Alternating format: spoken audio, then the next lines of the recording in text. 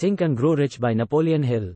Author's preface. In every chapter of this book, mention has been made of the money-making secret which has made fortunes for more than 500 exceedingly wealthy men whom I have carefully analyzed over a long period of years. The secret was brought to my attention by Andrew Carnegie, more than a quarter of a century ago. The canny, lovable old Scotsman carelessly tossed it into my mind, when I was but a boy. Then he sat back in his chair, with a merry twinkle in his eyes, and watched carefully to see if I had brains enough to understand the full significance of what he had said to me. When he saw that I had grasped the idea, he asked if I would be willing to spend 20 years or more, preparing myself to take it to the world, to men and women who, without the secret, might go through life as failures. I said I would, and with Mr. Carnegie's cooperation, I have kept my promise. This book contains the secret, after having been put to a practical test by thousands of people, in almost every walk of life. It was Mr. Carnegie's idea that the magic formula, which gave him a stupendous fortune, ought to be placed within reach of people who do not have time to investigate how men make money, and it was his hope that I might test and demonstrate the soundness of the formula through the experience of men and women in every calling. He believed the formula should be taught in all public schools and colleges, and expressed the opinion that if it were properly taught it would so revolutionize the entire educational system that the time spent in school could be reduced to less than half. His experience with Charles M. Schwab, and other young men of Mount Schwab's type, convinced Mr. Carnegie that much of that which is taught in the schools is of no value whatsoever in connection with the business of earning a living or accumulating riches. He had arrived at this decision, because he had taken into his business one young man after another, many of them with but little schooling, and by coaching them in the use of this formula, developed in them rare leadership. Moreover, his coaching made fortunes for every one of them who followed his instructions. In the chapter on faith, you will read the astounding story of the organization of the giant United States Steel Corporation, as it was conceived and carried out by one of the young men through whom Mr. Carnegie proved that his formula will work for all who are ready for it. This single application of the secret, by that young man Charles M. Schwab, made him a huge fortune in both money and opportunity. Roughly speaking, this particular application of the formula was worth $600 million. These facts, and they are facts well known to almost everyone who knew Mr. Carnegie, give you a fair idea of what the reading of this book may bring to you, provided you know what it is that you want. Even before it had undergone 20 years of practical testing, the secret was passed on to more than 100,000 men and women who have used it for their personal benefit, as Mr. Carnegie planned that they should.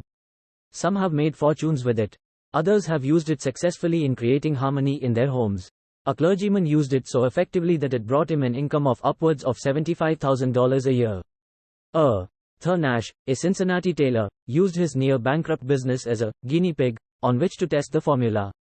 The business came to life and made a fortune for its owners. It is still thriving, although Mr. Nash has gone. The experiment was so unique that newspapers and magazines gave it more than $1 million worth of laudatory publicity. The secret was passed on to Stuart Austin Weir, of Dallas, Texas. He was ready for it, so ready that he gave up his profession and studied law. Did he succeed? That story is told too. I gave the secret to Jennings Randolph, the day he graduated from college, and he has used it so successfully that he is now serving his third term as a member of Congress, with an excellent opportunity to keep on using it until it carries him to the White House. While serving as advertising manager of the LaSalle Extension University, when it was little more than a name, I had the privilege of seeing J.G. Chaplin, president of the university, use the formula so effectively that he has since made the LaSalle one of the great extension schools of the country. The secret to which I refer has been mentioned no fewer than 100 times throughout this book. It has not been directly named, for it seems to work more successfully when it is merely uncovered and left in sight, where those who are ready, and searching for it, may pick it up. That is why Mr. Carnegie tossed it to me so quietly, without giving me its specific name. If you are ready to put it to use, you will recognize this secret at least once in every chapter. I wish I might feel privileged to tell you how you will know if you are ready, but that would deprive you of much of the benefit you will receive when you make the discovery in your own way.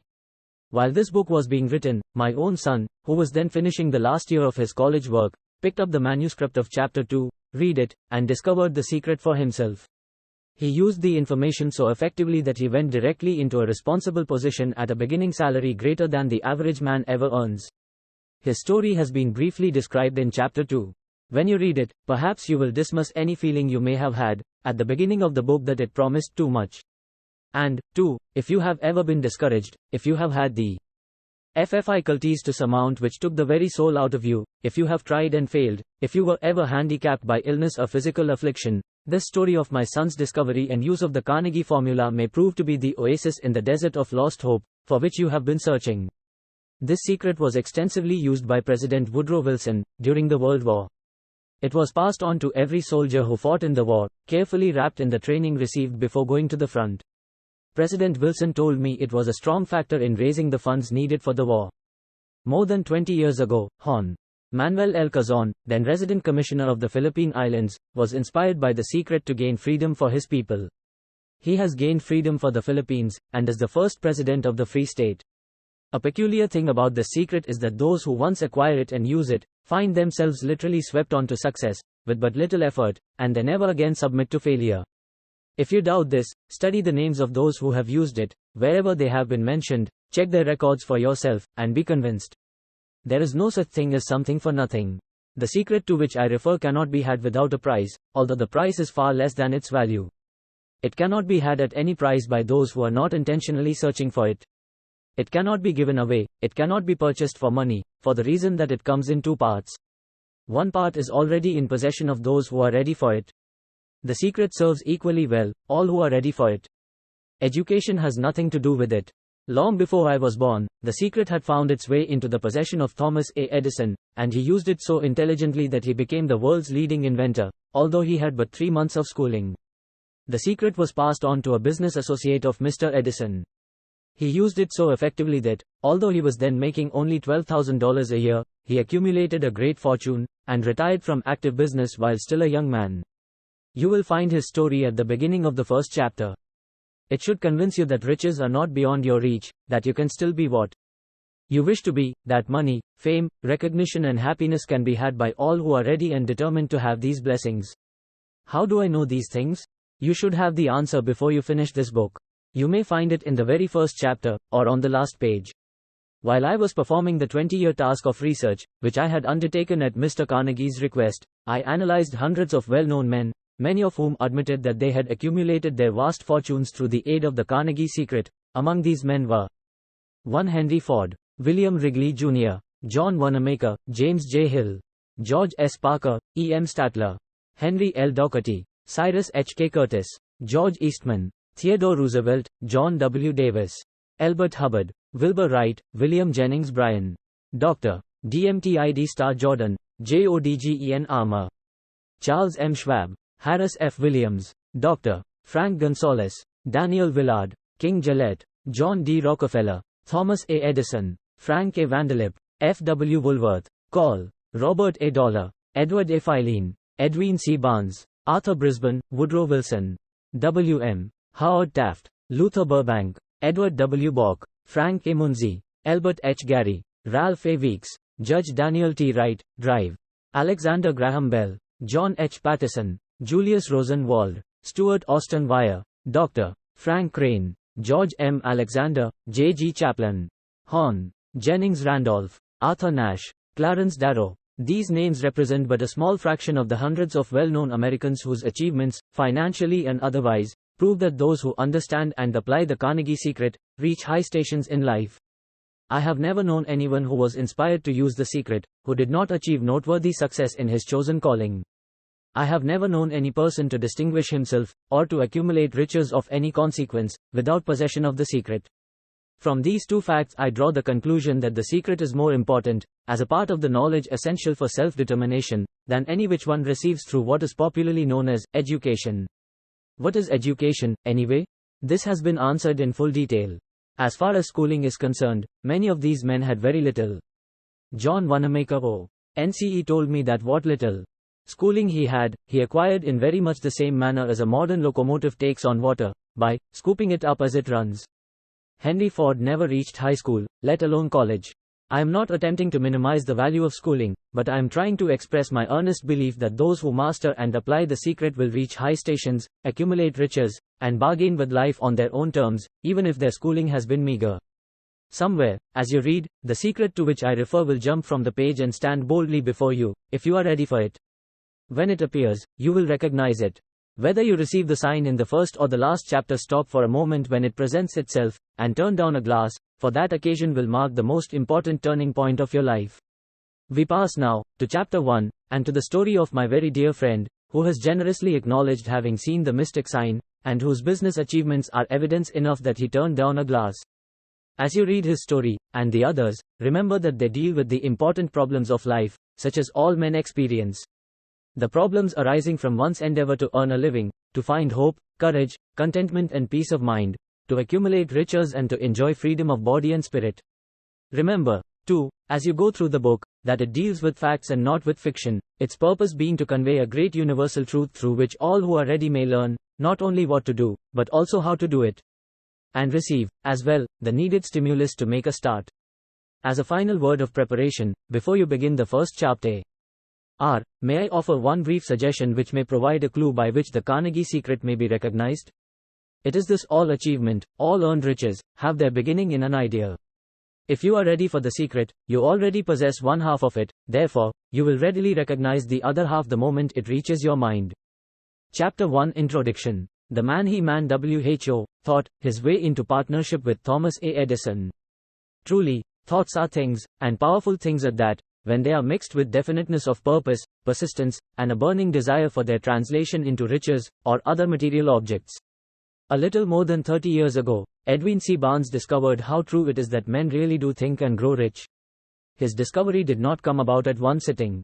It came little by little, beginning with a burning desire to become a business associate of the great Edison. One of the chief characteristics of Barnes' desire was that it was definite. He wanted to work with Edison, not for him. Observe carefully the description of how he went about translating his desire into reality, and you will have a better understanding of the 13 principles which lead to riches. When this desire, or impulse of thought, first flashed into his mind, he was in no position to act upon it. Two difficulties stood in his way. He did not know Mr. Edison, and he did not have enough money to pay his railroad fare to Orange, New Jersey. These difficulties were sufficient to have discouraged the majority of men from making any attempt to carry out the desire. But his was no ordinary desire. He was so determined to find a way to carry out his desire that he finally decided to travel by blind baggage, rather than be defeated. To the uninitiated, this means that he went to East Orange on a freight train. He presented himself at Mr. Edison's laboratory, and announced he had come to go into business with the inventor. In speaking of the first meeting between Barnes and Edison, years later, Mr. Edison said, "He stood there before me, looking like an ordinary tramp, but there was something in the expression of his face which conveyed the impression that he was determined to get what he had come after." I had learned, from years of experience with men, that when a man really desires a thing so deeply that he is willing to stake his entire future on a single turn of the wheel in order to get it, he is sure to win. I gave him the opportunity he asked for, because I saw he had made up his mind to stand by until he succeeded. Subsequent events proved that no mistake was made. Just what young Barnes said to Mr. Edison on that occasion was far less important than that which he thought. Edison, himself, said so. It could not have been the young man's appearance which got him his start in the Edison office, for that was definitely against him. It was what he thought that counted. If the significance of this statement could be conveyed to every person who reads it, there would be no need for the remainder of this book. Barnes did not get his partnership with Edison on his first interview. He did get a chance to work in the Edison offices, at a very nominal wage, doing work that was unimportant to Edison, but most important to Barnes, because it gave him an opportunity to display his merchandise, where his intended partner could see it. Months went by. Apparently, nothing happened to bring the coveted goal which Barnes had set up in his mind as his definite major purpose. But something important was happening in Bam's mind. He was constantly intensifying his desire to become the business associate of Edison. Psychologists have correctly said that, when one is truly ready for a thing, it puts in its appearance. Barnes was ready for a business association with Edison. Moreover, he was determined to remain ready until he got that which he was seeking. He did not say to himself, well, what's the use? I guess I'll change my mind and try for a salesman's job. But, he did say, came here to go into business with Edison, and I'll accomplish this end if it takes the remainder of my life.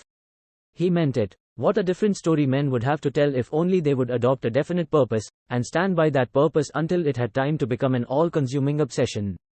Maybe young Barnes did not know it at the time, but his bulldog determination, his persistence in standing back of a single desire, was destined to mow down all opposition, and bring him the opportunity he was seeking. When the opportunity came, it appeared in a different form, and from a different direction than Barnes had expected. That is one of the tricks of opportunity. It has a sly habit of slipping in by the back door, and often it comes disguised in the form of misfortune, or temporary defeat. Perhaps this is why so many fail to recognize opportunity. Mr. Edison had just perfected a new office device, known at that time as the Edison dictating machine, now the Ediphone. His salesmen were not enthusiastic over the machine. They did not believe it could be sold without great effort. Barnes saw his opportunity. It had crawled in quietly, hidden in a queer-looking machine which interested no one but Barnes and the inventor. Barnes knew he could sell the Edison dictating machine. He suggested this to Edison, and promptly got his chance. He did sell the machine. In fact, he sold it so successfully that Edison gave him a contract to distribute and market it all over the nation. Out of that business association grew the slogan, made by Edison and installed by Barnes. The business alliance has been in operation for more than 30 years. Out of it Barnes has made himself rich in money, but he has done something infinitely greater. He has proved that one really may think and grow rich. How much actual cash that original desire of Barnes has been worth to him, I have no way of knowing. Perhaps it has brought him $2 or $3 million, but the amount, whatever it is, becomes insignificant when compared with the greater asset he acquired in the form of definite knowledge that an intangible impulse of thought can be transmuted into its physical counterpart by the application of known principles. Barnes literally thought himself into a partnership with the great Edison. He thought himself into a fortune. He had nothing to start with, except the capacity to know what he wanted, and the determination to stand by that desire until he realized it. He had no money to begin with. He had but little education. He had no influence, but he did have initiative, faith, and the will to win. With these intangible forces he made himself number one man with the greatest inventor who ever lived. Now, let us look at a different situation, and study a man who had plenty of tangible evidence of riches, but lost it, because he stopped 3 feet short of the goal he was seeking. 3 feet from gold. One of the most common causes of failure is the habit of quitting when one is overtaken by temporary defeat. Every person is guilty of this mistake at one time or another. An uncle of R.U. Darby was caught by the gold fever in the gold rush days, and went west to dig and grow rich. He had never heard that more gold has been mined from the brains of men than has ever been taken from the earth. He staked a claim and went to work with pick and shovel. The going was hard, but his lust for gold was definite. After weeks of labor, he was rewarded by the discovery of the shining ore.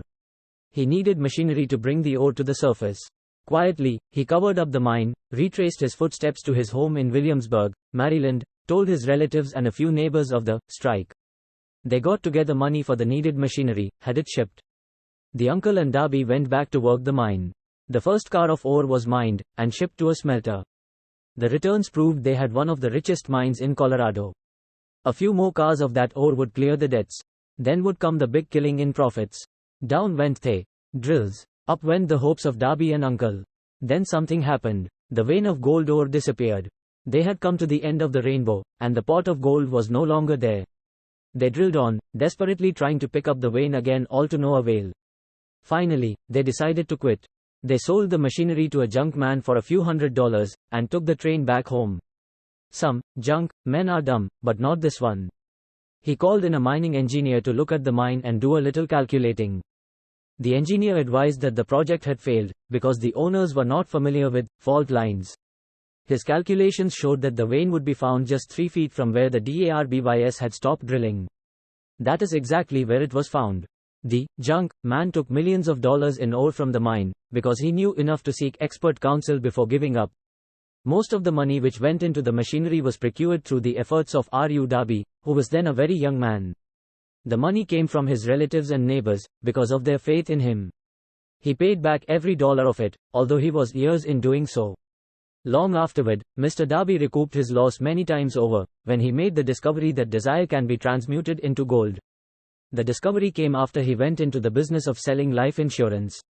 Remembering that he lost a huge fortune, because he stopped 3 feet from gold, Darby profited by the experience in his chosen work, by the simple method of saying to himself, I stopped 3 feet from gold, but I will never stop because men say no, when I ask them to buy insurance.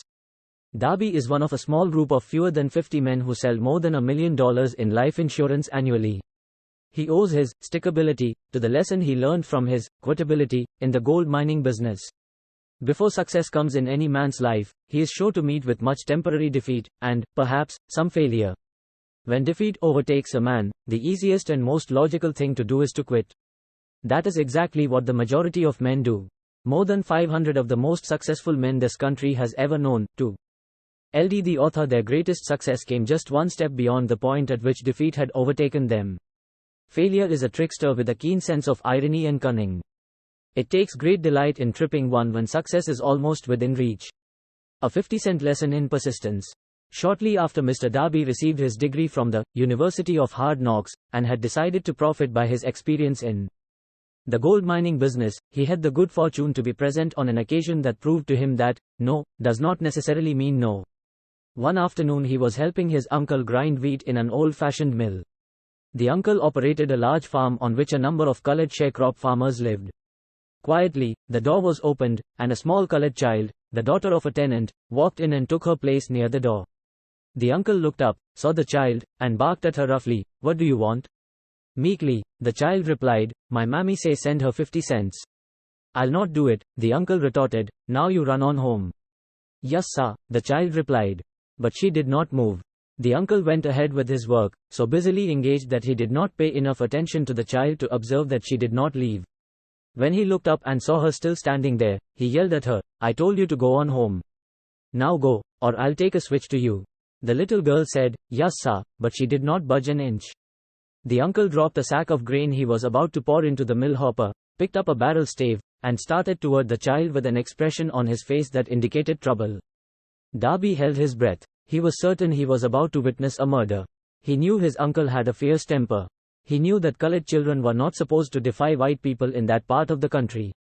When the uncle reached the spot where the child was standing, she quickly stepped forward one step, looked up into his eyes, and screamed at the top of her shrill voice, "My mammy's gotta have that 50 cents. The uncle stopped, looked at her for a minute, then slowly laid the barrel stave on the floor, put his hand in his pocket, took out $50, and gave it to her.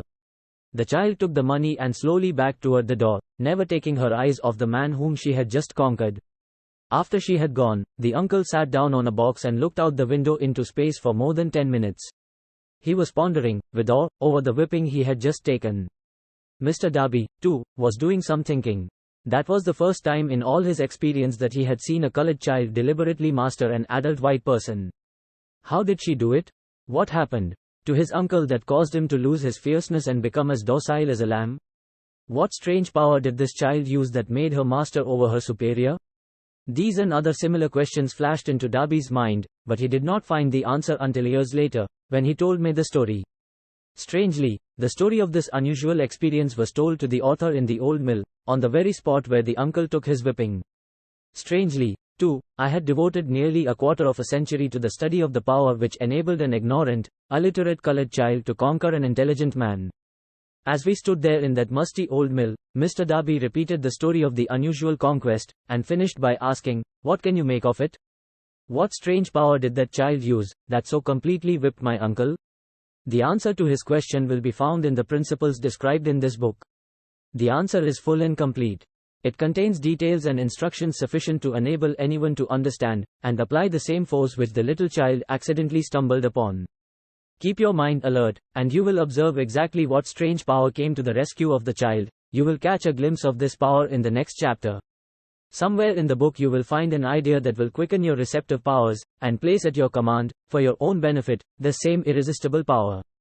The awareness of this power may come to you in the first chapter, or it may flash into your mind in some subsequent chapter. It may come in the form of a single idea. Or, it may come in the nature of a plan, or a purpose.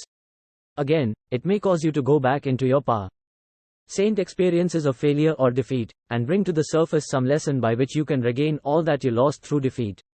After I had described to Mr. Darby the power unwittingly used by the little colored child, he quickly retraced his 30 years of experience as a life insurance salesman, and frankly acknowledged that his success in that field was due, in no small degree, to the lesson he had learned from the child. Mr. Darby pointed out, every time a prospect tried to bow me out, without buying, I saw that child standing there in the old mill, her big eyes glaring in defiance, and I said to myself, I've gotta make this sale. The better portion of all sales I have made, were made after people had said, no.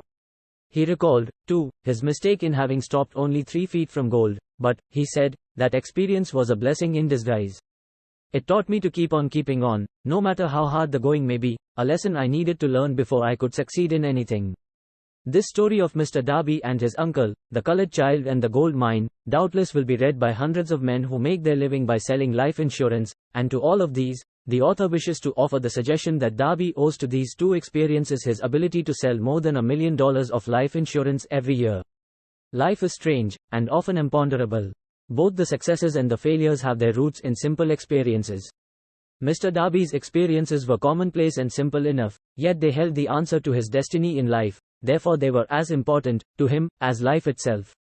He profited by these 2 dramatic experiences, because he analyzed them, and found the lesson they taught. But what of the man who has neither the time, nor the inclination to study failure in search of knowledge that may lead to success? Where and how is he to learn the art of converting defeat into stepping stones to opportunity? In answer to these questions, this book was written. The answer called for a description of 13 principles, but remember, as you read, the answer you may be seeking to the questions which have caused you to ponder over the strangeness of life, may be found in your own mind, through some idea, plan, or purpose which may spring into your mind as you read. One sound idea is all that one needs to achieve success. The principles described in this book contain the best, and the most practical of all that is known, concerning ways and means of creating useful ideas. Before we go any further in our approach to the description of these principles, we believe you are entitled to receive this important suggestion. When riches begin to come, they come so quickly, in such great abundance, that one wonders where they have been hiding during all those lean years. This is an astounding statement, and all the more so, when we take into consideration the popular belief, that riches come only to those who work hard and long. When you begin to think and grow rich, you will observe that riches begin with a state of mind, with definiteness of purpose, with little or no hard work. You, and every other person, ought to be interested in knowing how to acquire that state of mind which will attract riches. I spent 25 years in research, analyzing more than 25,000 people, because I, too, wanted to know how wealthy men become that way. Without that research, this book could not have been written. Here take notice of a very significant truth, viz. The business depression started in 1929, and continued on to an all-time record of destruction, until sometime after President Roosevelt entered office. Then the depression began to fade into nothingness. Just as an electrician in a theater raises the lights so gradually that darkness is transmuted into light before you realize it, so did the spell of fear in the minds of the people gradually fade away and become faith. Observe very closely, as soon as you master the principles of this philosophy, and begin to follow the instructions for applying those principles, your financial status will begin to improve, and everything you touch will begin to transmute itself into an asset for your benefit. Impossible? Not at all. One of the main weaknesses of mankind is the average man's familiarity with the word impossible. He knows all the rules which will not work. He knows all the things which cannot be done. This book was written for those who seek the rules which have made others successful, and are willing to stake everything on those rules. A great many years ago I purchased a fine dictionary. The first thing I did with it was to turn to the word impossible, and neatly clip it out of the book. That would not be an unwise thing for you to do. Success comes to those who become success conscious. Failure comes to those who indifferently allow themselves to become failure conscious. The object of this book is to help all who seek it, to learn the art of changing their minds from failure consciousness to success consciousness. Another weakness found in altogether too many people, is the habit of measuring everything, and everyone, by their own impressions and beliefs. Some who will read this, will believe that no one can think and grow rich. They cannot think in terms of riches, because their thought habits have been steeped in poverty, want, misery, failure, and defeat. These unfortunate people remind me of a prominent Chinese, who came to America to be educated in American ways. He attended the University of Chicago. One day President Harper met this young Oriental on the campus, stopped to chat with him for a few minutes, and asked what had impressed him as being the most noticeable characteristic of the American people. "Why," the Chinaman exclaimed, "the queer slant of your eyes. Your eyes are off slant." What do we say about the Chinese? We refuse to believe that which we do not understand. We foolishly believe that our own limitations are the proper measure of limitations. Sure, the other fellow's eyes are off slant, because they are not the same as our own. Millions of people look at the achievements of Henry Ford, after he has arrived, and envy him, because of his good fortune, or luck, or genius, or whatever it is that they credit for Ford's fortune. Perhaps one person in every 100,000 knows the secret of Ford's success, and those who do know are too modest, or too reluctant, to speak of it, because of its simplicity. A single transaction will illustrate the secret perfectly. A few years back, Ford decided to produce his now famous V8 motor. He chose to build an engine with the entire 8 cylinders cast in one block, and instructed his engineers to produce a design for the engine. The design was placed on paper, but the engineers agreed, to a man, that it was simply impossible to cast an 8-cylinder gas engine block in one piece. Ford said, "Produce it anyway." But, they replied, "It's impossible." "Go ahead," Ford commanded, "and stay on the job until you succeed, no matter how much time is required." The engineers went ahead. There was nothing else for them to do, if they were to remain on the Ford staff. 6 months went by, nothing happened. Another 6 months passed, and still nothing happened. The engineers tried every conceivable plan to carry out the orders, but the thing seemed out of the question, impossible. At the end of the year, Ford checked with his engineers, and again they informed him they had found no way to carry out his orders. "Go right ahead," said Ford, "I want it, and I'll have it." They went ahead, and then, as if by a stroke of magic, the secret was discovered. The Ford determination had won once more. This story may not be described with minute accuracy, but the sum and substance of it is correct. Deduce from it, you who wish to think and grow rich, the secret of the Ford millions, if you can. You'll not have to look very far. Henry Ford is a success, because he understands, and applies the principles of success. One of these is desire, knowing what one wants. Remember this Ford story as you read, and pick out the lines in which the secret of his stupendous achievement have been described. If you can do this, if you can lay your finger on the particular group of principles which made Henry Ford rich, you can equal his achievements in almost any calling for which you are suited. You are the master of your fate, the captain of your soul, because when Henry wrote the prophetic lines, "I am the master of my fate, I am the captain of my soul," he should have informed us that we are the masters of our fate, the captains of our souls, because we have the power to control our thoughts. He should have told us that the ether in which this little earth floats, in which we move and have our being, is a form of energy moving at an inconceivably high rate of vibration, and that the ether is filled with a form of universal power which adapts itself to the nature of the thoughts we hold in our minds, and influences us, in natural ways, to transmute our thoughts into our physical equivalent. If the poet had told us of this great truth, we would know why it is that we are the masters of our fate, the captains of our souls. He should have told us, with great emphasis, that this power makes no attempt to discriminate between destructive thoughts and constructive thoughts, that it will urge us to translate into physical reality thoughts of poverty, just as quickly as it will influence us to act upon thoughts of riches. He should have told us, too, that our brains become magnetized with the dominating thoughts which we hold in our minds, and, by means with which no man is familiar, these magnets attract to us the forces, the people, the circumstances of life which harmonize with the nature of our dominating thoughts. He should have told us that before we can accumulate riches in great abundance, we must magnetize our minds with intense desire for riches, that we must become money conscious until the desire for money drives us to create definite plans for acquiring it. But, being a poet, and not a philosopher, Henry contented himself by stating a great truth in poetic form, leaving those who followed him to interpret the philosophical meaning of his lines. Little by little, the truth has unfolded itself, until it now appears certain that the principles described in this book hold the secret of mastery over our economic fate. We are now ready to examine the first of these principles. Maintain a spirit of open-mindedness, and remember as you read, they are the invention of no one man. The principles were gathered from the life experiences of more than 500 men who actually accumulated riches in huge amounts, men who began in poverty, with but little education, without influence. The principles worked for these men. You can put them to work for your own enduring benefit. You will find it easy, not hard, to do. Before you read the next chapter, I want you to know that it conveys factual information which might easily change your entire financial destiny, as it has so definitely brought changes of stupendous proportions to two people described. I want you to know, also, that the relations IP between these two men and myself is such that I could have taken no liberties with the facts, even if I had wished to do so. One of them has been my closest personal friend for almost 25 years, the other is my own son. The unusual success of these two men, success which they generously accredit to the principle described in the next chapter, more than justifies this personal reference as a means of emphasizing the far-flung power of this principle. Almost 15 years ago, I delivered the commencement address at Salem College, Salem, West Virginia. I emphasized the principle described in the next chapter, with so much intensity. that one of the members of the graduating class definitely appropriated it, and made it a part of his own philosophy. The young man is now a member of Congress, and an important factor in the present administration. Just before this book went to the publisher, he wrote me a letter in which he so clearly stated his opinion of the principle outlined in the next chapter, that I have chosen to publish his letter as an introduction to that chapter. It gives you an idea of the rewards to come. My dear Napoleon, my service as a member of Congress having given me an insight into the problems of men and women, I am writing to offer a suggestion which may become helpful to thousands of worthy people. With apologies, I must state that the suggestion, if acted upon, will mean several years of labor and responsibility for you, but I am enheartened to make the suggestion, because I know your great love for rendering useful service.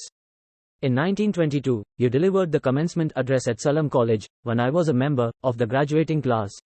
In that address, you planted in my mind an idea which has been responsible for the opportunity I now have to serve the people of my state, and will be responsible, in a very large measure, for whatever success I may have in the future.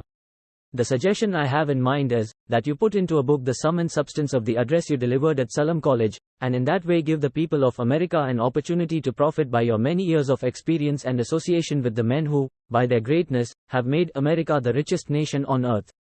I recall, as though it were yesterday, the marvelous description you gave of the a thought by which Henry Ford, with but little schooling, without a dollar, with no influential friends, rose to great heights.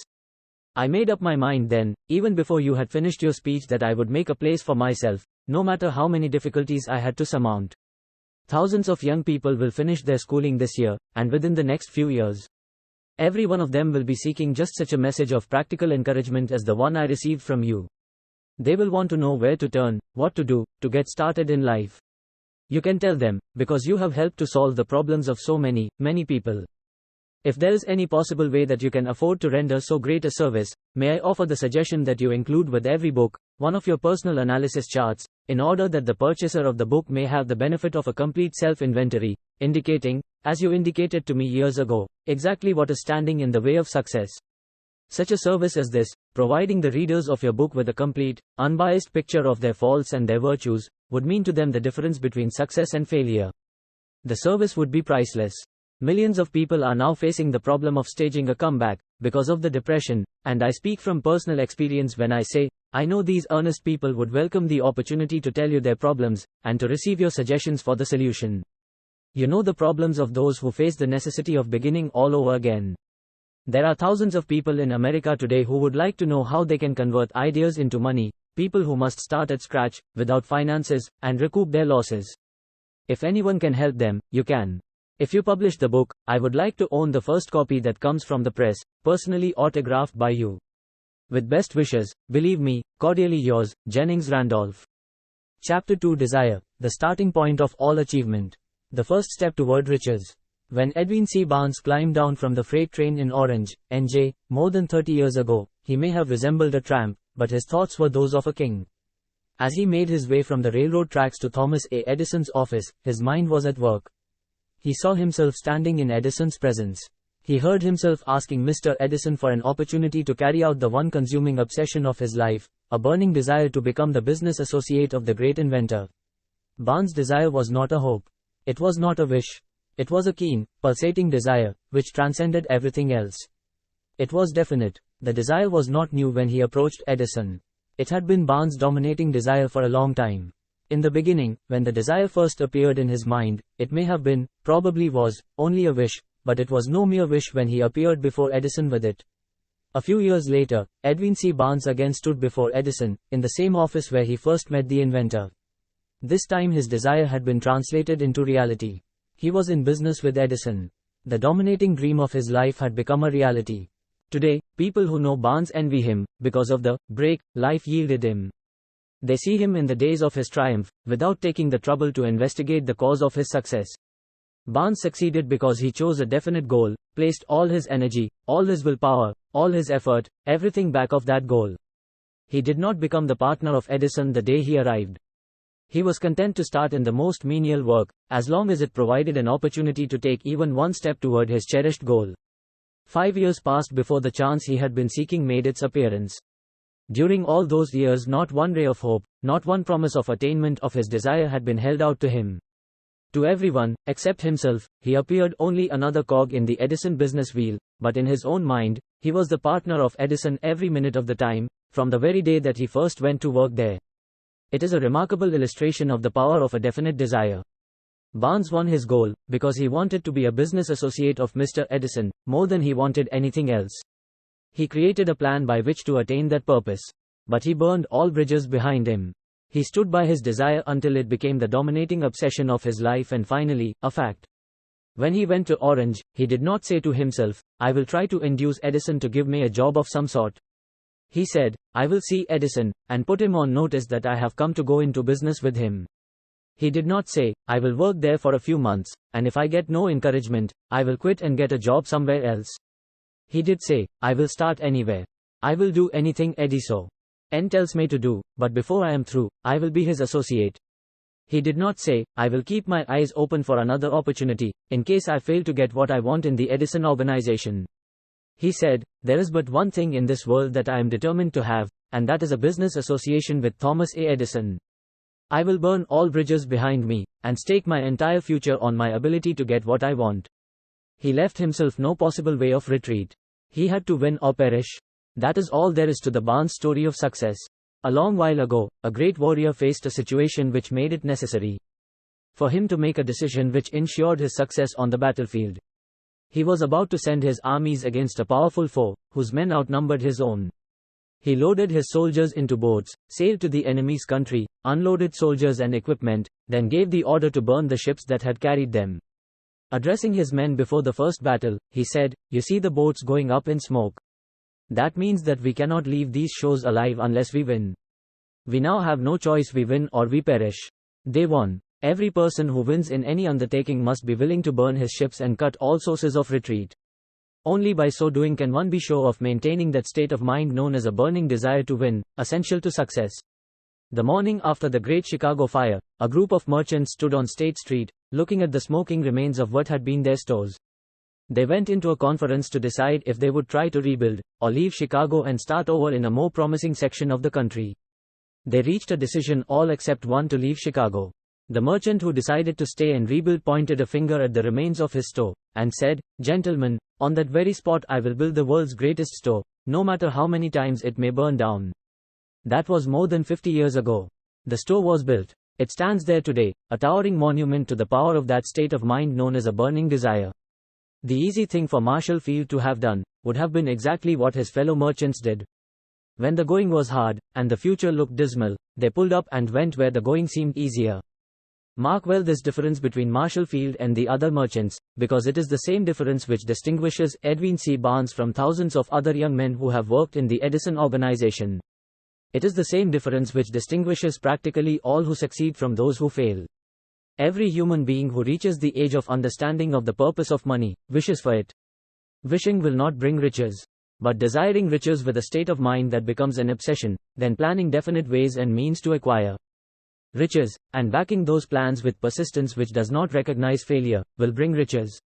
The method by which desire for riches can be transmuted into its financial equivalent consists of 6 definite, practical steps, viz. First, fix in your mind the exact amount of money you desire. It is not sufficient merely to say, I want plenty of money. 1. Be definite as to the amount. There is a psychological reason for definiteness which will be described in a subsequent chapter. 2. Determine exactly what you intend to give in return for the money you desire. There is no such reality as something for nothing. 3. Establish a definite date when you intend to possess the money you desire. 4. Create a definite plan for carrying out your desire, and begin at once, whether you are ready or not, to put this plan into action. 5. Write out a clear, concise statement of the amount of money you intend to acquire, name the time limit for its acquisition, state what you intend to give in return for the money, and describe clearly the plan through which you intend to accumulate it. 6. Read your written statement aloud, twice daily, once just before retiring at night, and once after arising in the morning. As you read, see and feel and believe yourself already in possession of the money. It is important that you follow the instructions described in these 6 steps. It is especially important that you observe and follow the instructions in the 6th paragraph. You may complain that it is impossible for you to see yourself in possession of money before you actually have it. Here is where a burning desire will come to your aid. If you truly desire money so keenly that your daisy Re is an obsession. You will have no difficulty in convincing yourself that you will acquire it. The object is to want money, and to become so determined to have it that you convince yourself you will have it. Only those who become money conscious ever accumulate great riches. Money consciousness means that the mind has become so thoroughly saturated with the desire for money that one can see oneself already in possession of it. To the uninitiated, who has not been schooled in the working principles of the human mind, these instructions may appear impractical. It may be helpful, to all who fail to recognize the soundness of the 6 steps, to know that the information they convey was received from Andrew Carnegie, who began as an ordinary laborer in the steel mills, but managed, despite his humble beginning, to make these principles yield him a fortune of considerably more than $100 million. It may be a further help to know that the 6 steps here recommended were carefully scrutinized by the late Thomas A. Edison, who placed his stamp of approval upon them as being not only the steps essential for the accumulation of money, but necessary for the attainment of any definite goal. The steps call for no hard labor. They call for no sacrifice. They do not require one to become ridiculous or credulous. To apply them calls for no great amount of education. But the successful application of these 6 steps does call for sufficient imagination to enable one to see, and to understand, that accumulation of money cannot be left to chance, good fortune, and luck. One must realize that all who have accumulated great fortunes, first did a certain amount of dreaming, hoping, wishing, desiring, and planning before they acquired money. You may as well know, right here, that you can never have riches in great quantities, unless you can work yourself into a white heat of desire for money, and actually believe you will possess it. You may as well know, also, that every great leader, Rome, the dawn of civilization down to the present, was a dreamer.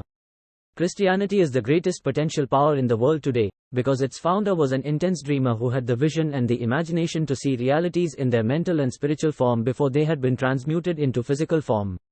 If you do not see great riches in your imagination, you will never see them in your bank balance. Never, in the history of America, has there been so great an opportunity for practical dreamers as now exists. The 6-year economic collapse has reduced all men, substantially, to the same level. A new race is about to be run. The stakes represent huge fortunes which will be accumulated within the next 10 years. The rules of the race have changed, because we now live in a changed world that definitely favors the masses, those who had but little or no opportunity to win under the conditions existing during the Depression, when fear paralyzed growth and development. We who are in this race for riches, should be encouraged to know that this changed world in which we live is demanding new ideas, new ways of doing things, new leaders, new inventions, new methods of teaching, new methods of marketing, new books, new literature, new features for the radio, new ideas for moving pictures. Back of all this demand for new and better things, there is one quality which one must possess to win, and that is definiteness of purpose, the knowledge of what one wants, and a burning desire to possess it. The business depression marked the death of one age, and the birth of another. This changed world requires practical dreamers who can, and will put their dreams into action. The practical dreamers have always been, and always will be, the pattern makers of civilization. We who desire to accumulate riches, should remember the real leaders of the world always have been men who harnessed, and put into practical use, the intangible, unseen forces of unborn opportunity, and have converted those forces, or impulses of thought, into skyscrapers, cities, factories, airplanes, automobiles, and every form of convenience that makes life more pleasant. Tolerance and an open mind are practical necessities of the dreamer of today. Those who are afraid of new ideas are doomed before they start. Never has there been a time more favorable to pioneers than the present. True, there is no wild and woolly west to be conquered, as in the days of the covered wagon, but there is a vast business, financial, and industrial world to be remolded and redirected along new and better lines. In planning to acquire your share of the riches, let no one influence you to scorn the dreamer. To win the big stakes in this changed world, you must catch the spirit of the great pioneers of the past, whose dreams have given to civilization all that it has of value, the spirit which serves as the lifeblood of our own country, your opportunity and mine, to develop and market our talents. Let us not forget, Columbus dreamed of an unknown world, staked his life on the existence of such a world, and discovered it. Copernicus, the great astronomer, dreamed of a multiplicity of worlds, and revealed them. No one denounced him as impractical after he had triumphed. Instead, the world worshipped at his shrine, thus proving once more that success requires no apologies, failure permits no alibis. If the thing you wish to do is right, and you believe in it, go ahead and do it. Put your dream across, and never mind what they say if you meet with temporary defeat, for they, perhaps, do not know that every failure brings with it the seed of an equivalent success.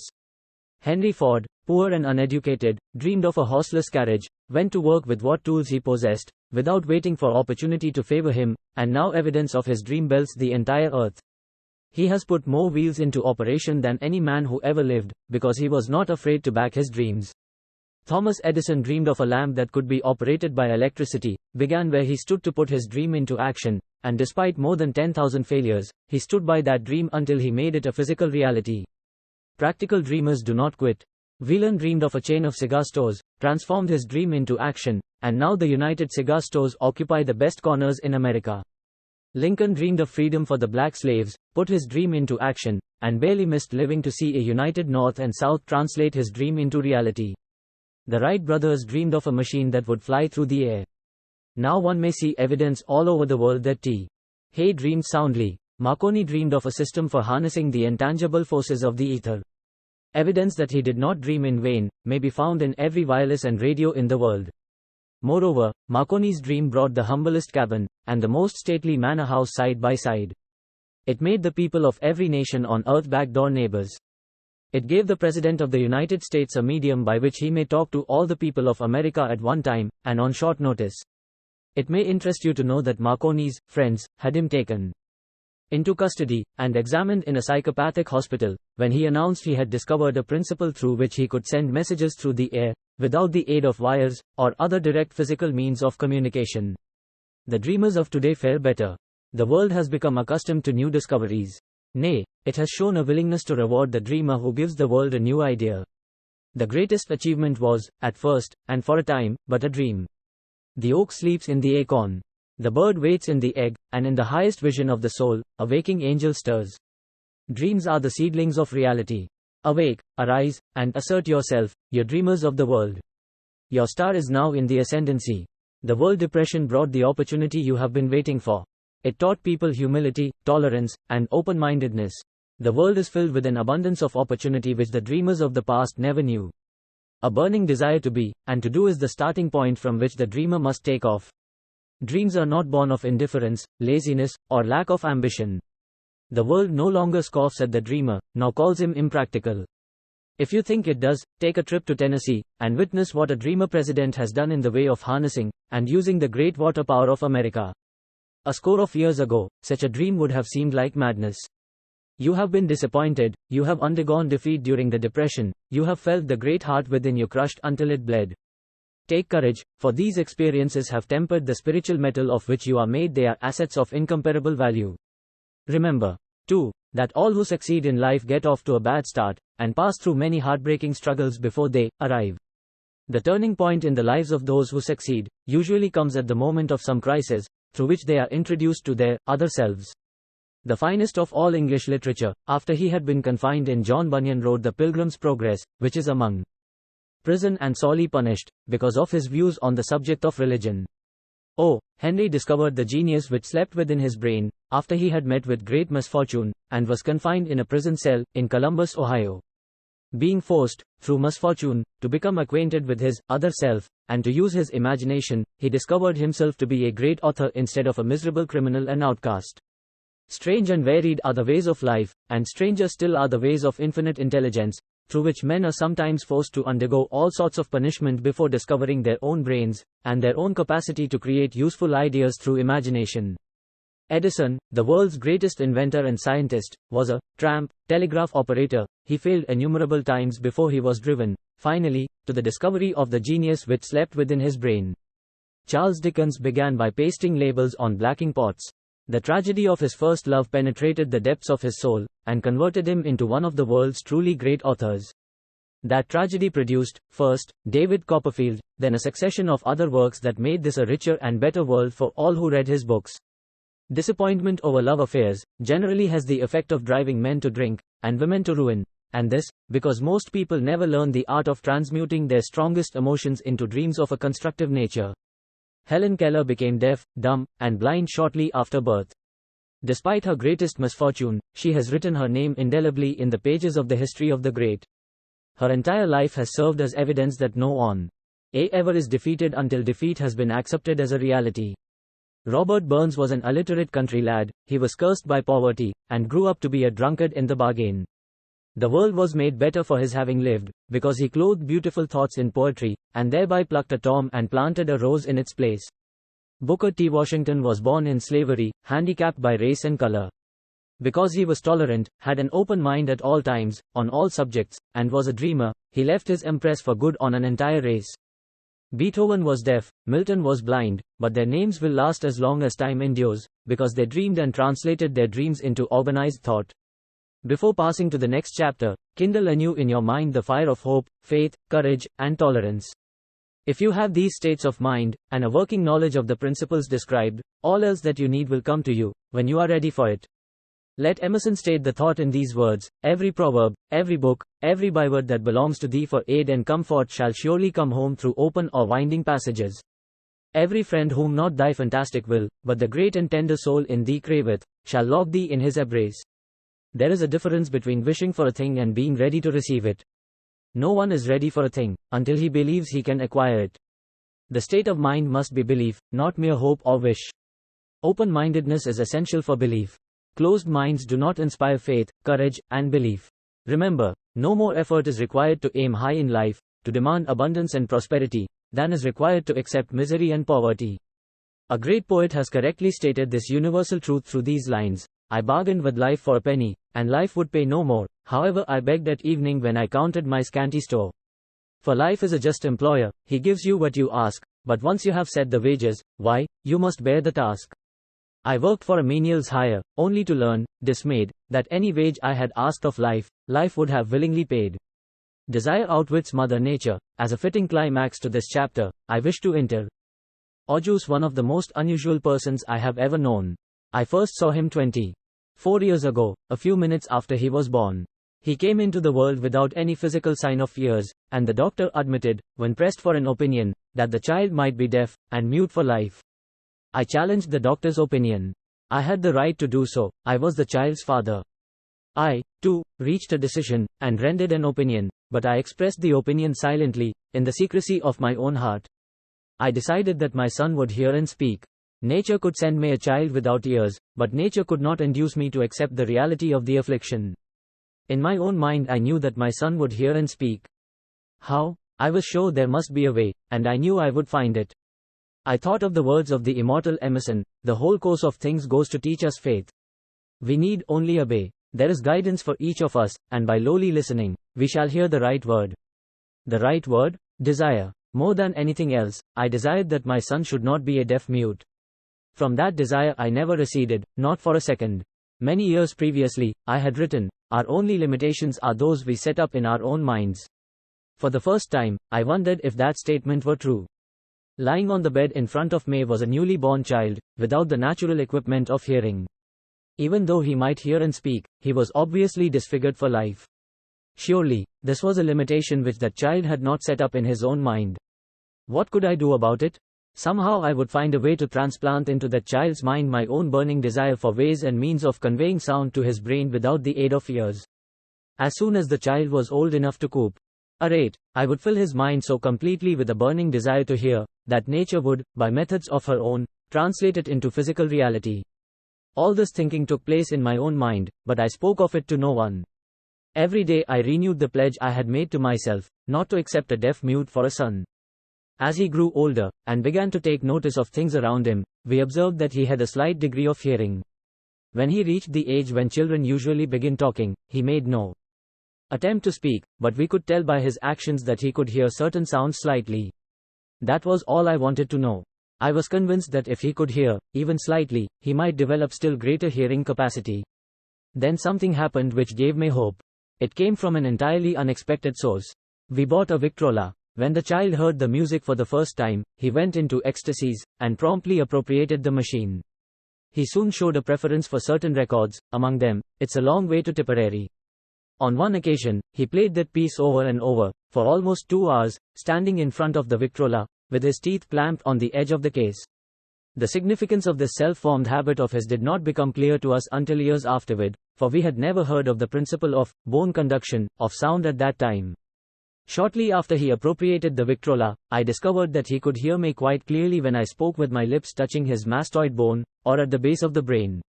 These discoveries placed in my possession the necessary media by which I began to translate into reality my burning desire to help my son develop hearing and speech. By that time he was making stabs at speaking certain words. The outlook was far from encouraging, but desire backed by faith knows no such word as impossible. Having determined that he could hear the sound of my voice plainly, I began, immediately, to transfer to his mind the desire to hear and speak. I soon discovered that the child enjoyed bedtime stories, so I went to work, creating stories designed to develop in him self-reliance, imagination, and a keen desire to hear and to be normal. There was one story in particular, which I emphasized by giving it some new and dramatic coloring each time it was told. It was designed to plant in his mind the thought that his affliction was not a liability, but an asset of great value. Despite the fact that all the philosophy I had examined clearly indicated that every adversity brings with it the seed of an equivalent advantage, I must confess that I had not the slightest idea how this affliction could ever become an asset. However, I continued my practice of wrapping that philosophy in bedtime stories, hoping the time would come when he would find some plan by which his handicap could be made to serve some useful purpose. Reason told me plainly that there was no adequate compensation for the lack of ears and natural hearing equipment. Desire backed by faith pushed reason aside and inspired me to carry on. As I analyze the experience in retrospect, I can see now that my son's faith in me had much to do with the astounding results. He did not question anything I told him. I sold him the idea that he had a distinct advantage over his older brother, and that this advantage would reflect itself in many ways.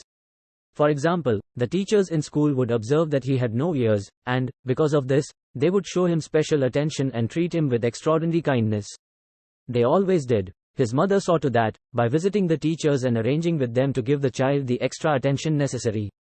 I sold him the idea, too, that when he became old enough to sell newspapers, his older brother had already become a newspaper merchant. He would have a big advantage over his brother, for the reason that people would pay him extra money for his wares, because they could see that he was a bright, industrious boy, despite the fact he had no ears. We could notice that, gradually, the child's hearing was improving. Moreover, he had not the slightest tendency to be self-conscious, because of his affliction. When he was about 7, he showed the first evidence that our method of servicing his mind was bearing fruit. For several months he begged for the privilege of selling newspapers, but his mother would not give her consent. She was afraid that his deafness made it unsafe for him to go on the street alone. Finally, he took matters in his own hands. One afternoon, when he was left at home with the servants, he climbed through the kitchen window, shinnied to the ground, and set out on his own. He borrowed 6 cents in capital from the neighborhood shoemaker, invested it in papers, sold out, reinvested, and kept repeating until late in the evening. After balancing his accounts, and paying back the 6 cents he had borrowed from his banker, he had a net profit of 42 cents. When we got home that night, we found him in bed asleep, with the money tightly clenched in his hand.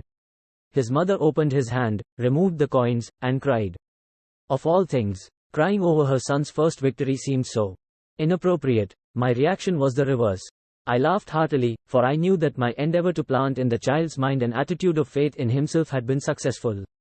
His mother saw, in his first business venture, a little deaf boy who had gone out in the streets and risked his life to earn money. I saw a brave, ambitious, self-reliant little businessman whose stock in himself had been increased 100%, because he had gone into business on his own initiative, and had won. The transaction pleased me, because I knew that he had given evidence of a trait of resourcefulness that would go with him all through life. Later events proved this to be true. When his older brother wanted something, he would lie down on the floor, kick his feet in the air, cry for it and get it. When the little deaf boy wanted something, he would plan a way to earn the money, then buy it for himself. He still follows that plan. Truly, my own son has taught me that handicaps can be converted into stepping stones on which one may climb towards some worthy goal, unless they are accepted as obstacles, and used as alibis. The little deaf boy went through the grades, high school, and college without being able to hear his teachers, excepting when they shouted loudly, at close range.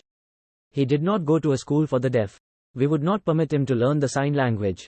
We were determined that he should live a normal life, and associate with normal children, and we stood by that decision, although it cost us many heated debates with school officials.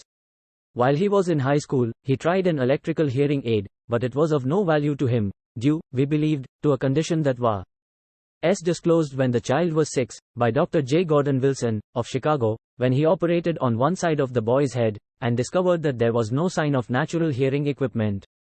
During his last week in college, 18 years after the operation, something happened which marked the most important turning point of his life. Through what seemed to be mere chance, he came into possession of another electrical hearing device, which was sent to him on trial. He was slow about testing it, due to his disappointment with a similar device. Finally he picked the instrument up, and more or less carelessly, placed it on his head. Hooked up the battery, and lo! As if by a stroke of magic, his lifelong desire for normal hearing became a reality. For the first time in his life he heard practically as well as any person with normal hearing. God moves in mysterious ways, his wonders to perform. Overjoyed because of the changed world which had been brought to him through his hearing device, he rushed to the telephone, called his mother, and heard her voice perfectly. The next day he plainly heard the voices of his professors in class, for the first time in his life. Previously he could hear them only when they shouted, at short range. He heard the radio. He heard the talking pictures.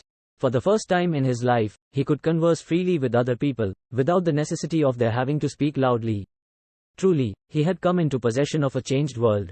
We had refused to accept nature's error, and, by persistent desire, we had induced nature to correct that error, through the only practical means available.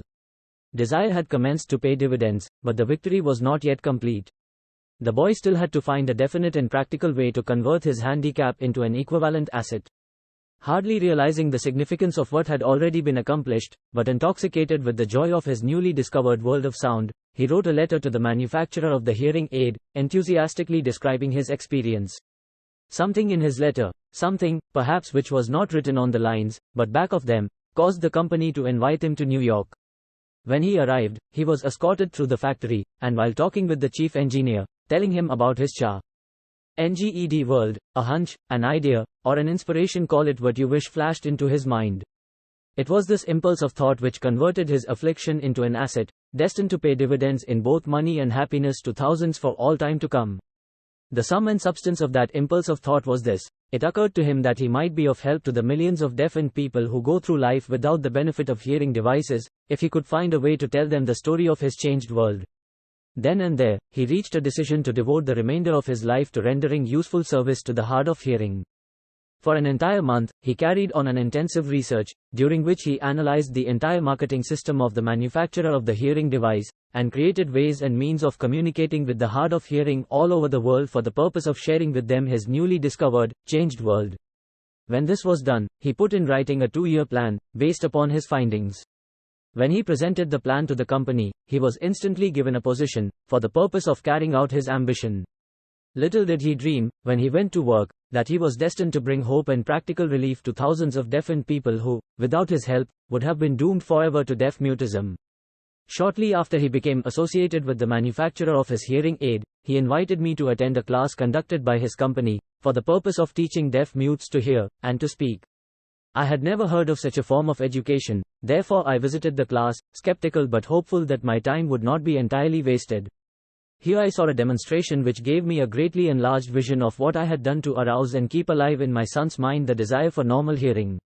I saw deaf mutes actually being taught to hear and to speak, through application of the self-same principle I had used, more than 20 years previously, in saving my son from deaf mutism. Thus, through some strange turn of the wheel of fate, my son, Blair, and I have been destined to aid in correcting deaf mutism for those as yet unborn, because we are the only living human beings, as far as I know, who have established definitely the fact that deaf mutism can be corrected.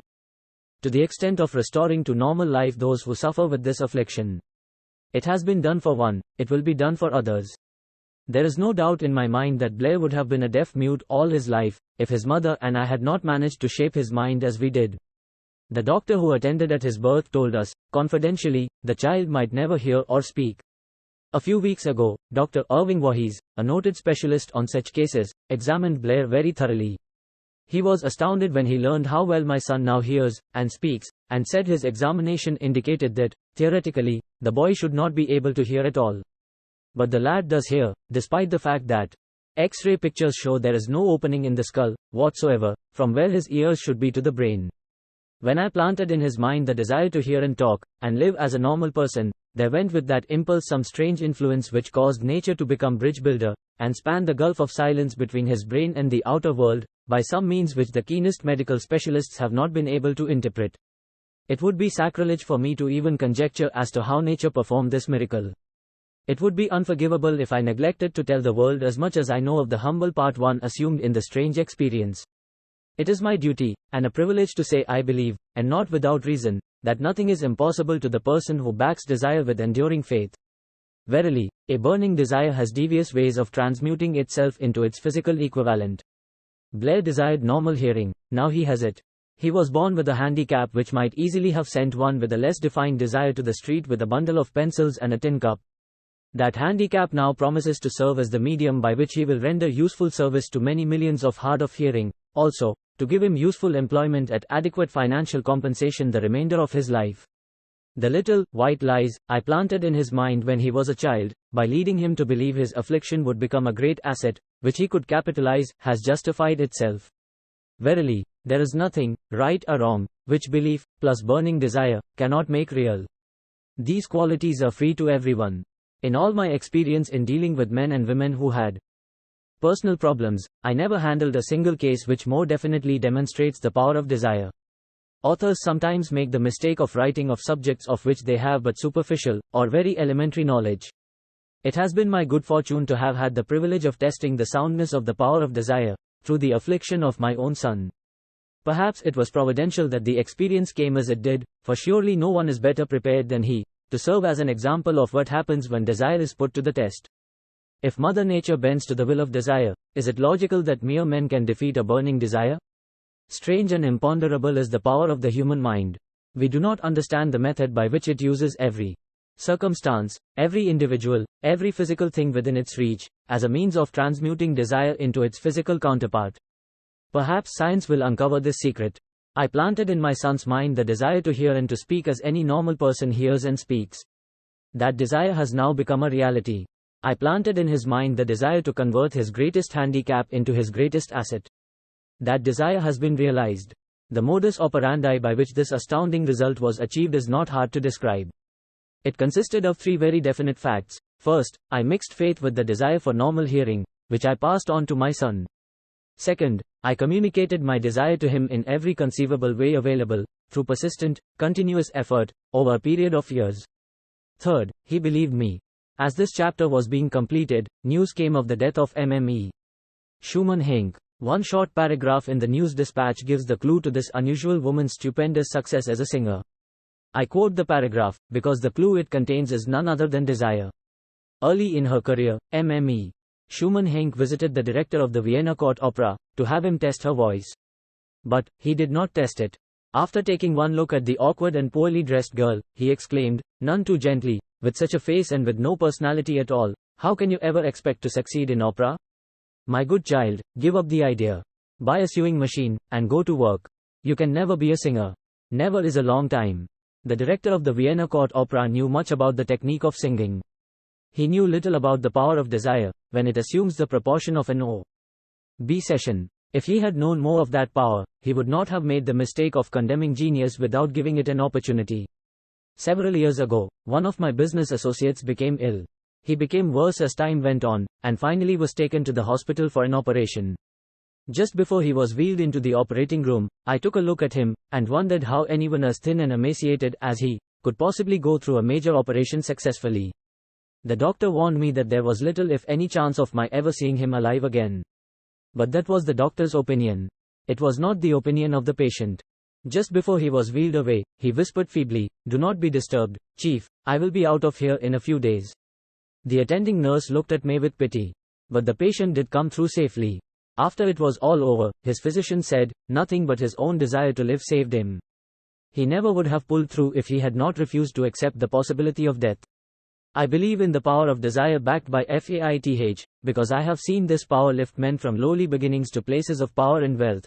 I have seen it rob the grave of its victims. I have seen it serve as the medium by which men staged a comeback after having been defeated in 100 different ways. I have seen it provide my own son with a normal, happy, successful life, despite nature's having sent him into the world without ears. How can one harness and use the power of desire? This has been answered through this, and the subsequent chapters of this book. This message is going out to the world at the end of the longest, and perhaps, the most devastating depression America has ever known. It is reasonable to presume that the message may come to the attention of many who have been wounded by the depression, those who have lost their fortunes, others who have lost their positions, and great numbers who must reorganize their plans and stage a comeback. To all these I wish to convey the thought that all achievement, no matter what may be its nature, or its purpose, must begin with an intense, burning desire for something definite. Through some strange and powerful principle of mental chemistry, which she has never divulged, nature wraps up in the impulse of strong desire, that's omit. Being, which recognizes no such word as impossible, and accepts no such reality as failure. Chapter 3 Faith Visualization of, and Belief in Attainment of Desire. The second step toward riches. Faith is the head chemist of the mind. When faith is blended with the vibration of thought, the subconscious mind instantly picks up the vibration, translates it into its spiritual equivalent, and transmits it to infinite intelligence, as in the case of prayer. The emotions of faith, love, and sex are the most powerful of all the major positive emotions. When the three are blended, they have the effect of coloring the vibration of thought in such a way that it instantly reaches the subconscious mind, where it is changed into its spiritual equivalent, the only form that induces a response from infinite intelligence. Love and faith are psychic, related to the spiritual side of man. Sex is purely biological and related only to the physical. The mixing, or blending, of these three emotions has the effect of opening a direct line of communication between the finite, thinking mind of man, and infinite intelligence. How to develop faith? There comes, now, a statement which will give a better understanding of the importance the principle of autosuggestion assumes in the transmutation of desire into its physical, or monetary equivalent, namely, faith is a state of mind which may be induced, or created, by affirmation or repeated instructions to the subconscious mind, through the principle of autosuggestion. As an illustration, consider the purpose for which you are, presumably, reading this book. The object is, naturally, to acquire the ability to transmute the intangible thought impulse of desire into its physical counterpart, money.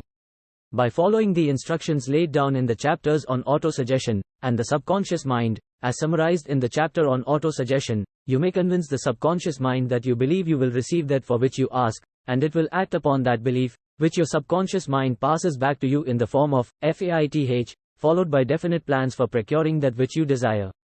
The method by which one develops faith, where it does not already exist, is extremely difficult to describe, almost as difficult, in fact, as it would be to describe the color of red to a blind man who has never seen color, and has nothing with which to compare what you describe to him. Faith is a state of mind which you may develop at will, after you have mastered the 13 principles, because it is a state of mind which develops voluntarily, through application and use of these principles. Repetition of affirmation of orders to your subconscious mind is the only known method of voluntary development of the emotion of faith. Perhaps the meaning may be made clearer through the following explanation as to the way men sometimes become criminals. Stated in the words of a famous criminologist, when men first come into contact with crime, they abhor it. If they remain in contact with crime for a time, become accustomed to it, and endure it. If they remain in contact with it long enough, they finally embrace it, and become influenced by it. This is the equivalent of saying that any impulse of thought which is repeatedly passed on to the subconscious mind is, finally, accepted and acted upon by the subconscious mind, which proceeds to translate that impulse into its physical equivalent, by the most practical procedure available.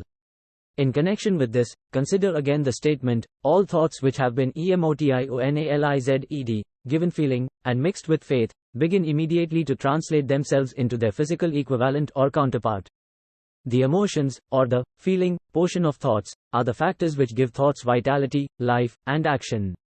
The emotions of faith, love, and sex, when mixed with any thought impulse, give it greater action than any of these emotions can do singly. Not only thought impulses which have been mixed with faith, but those which have been mixed with any of the positive emotions, or any of the negative emotions, may reach, and influence the subconscious mind. From this statement, you will understand that the subconscious mind will translate into its physical equivalent, a thought impulse of a negative or destructive nature, just as readily as it will act upon thought impulses of a positive or constructive nature.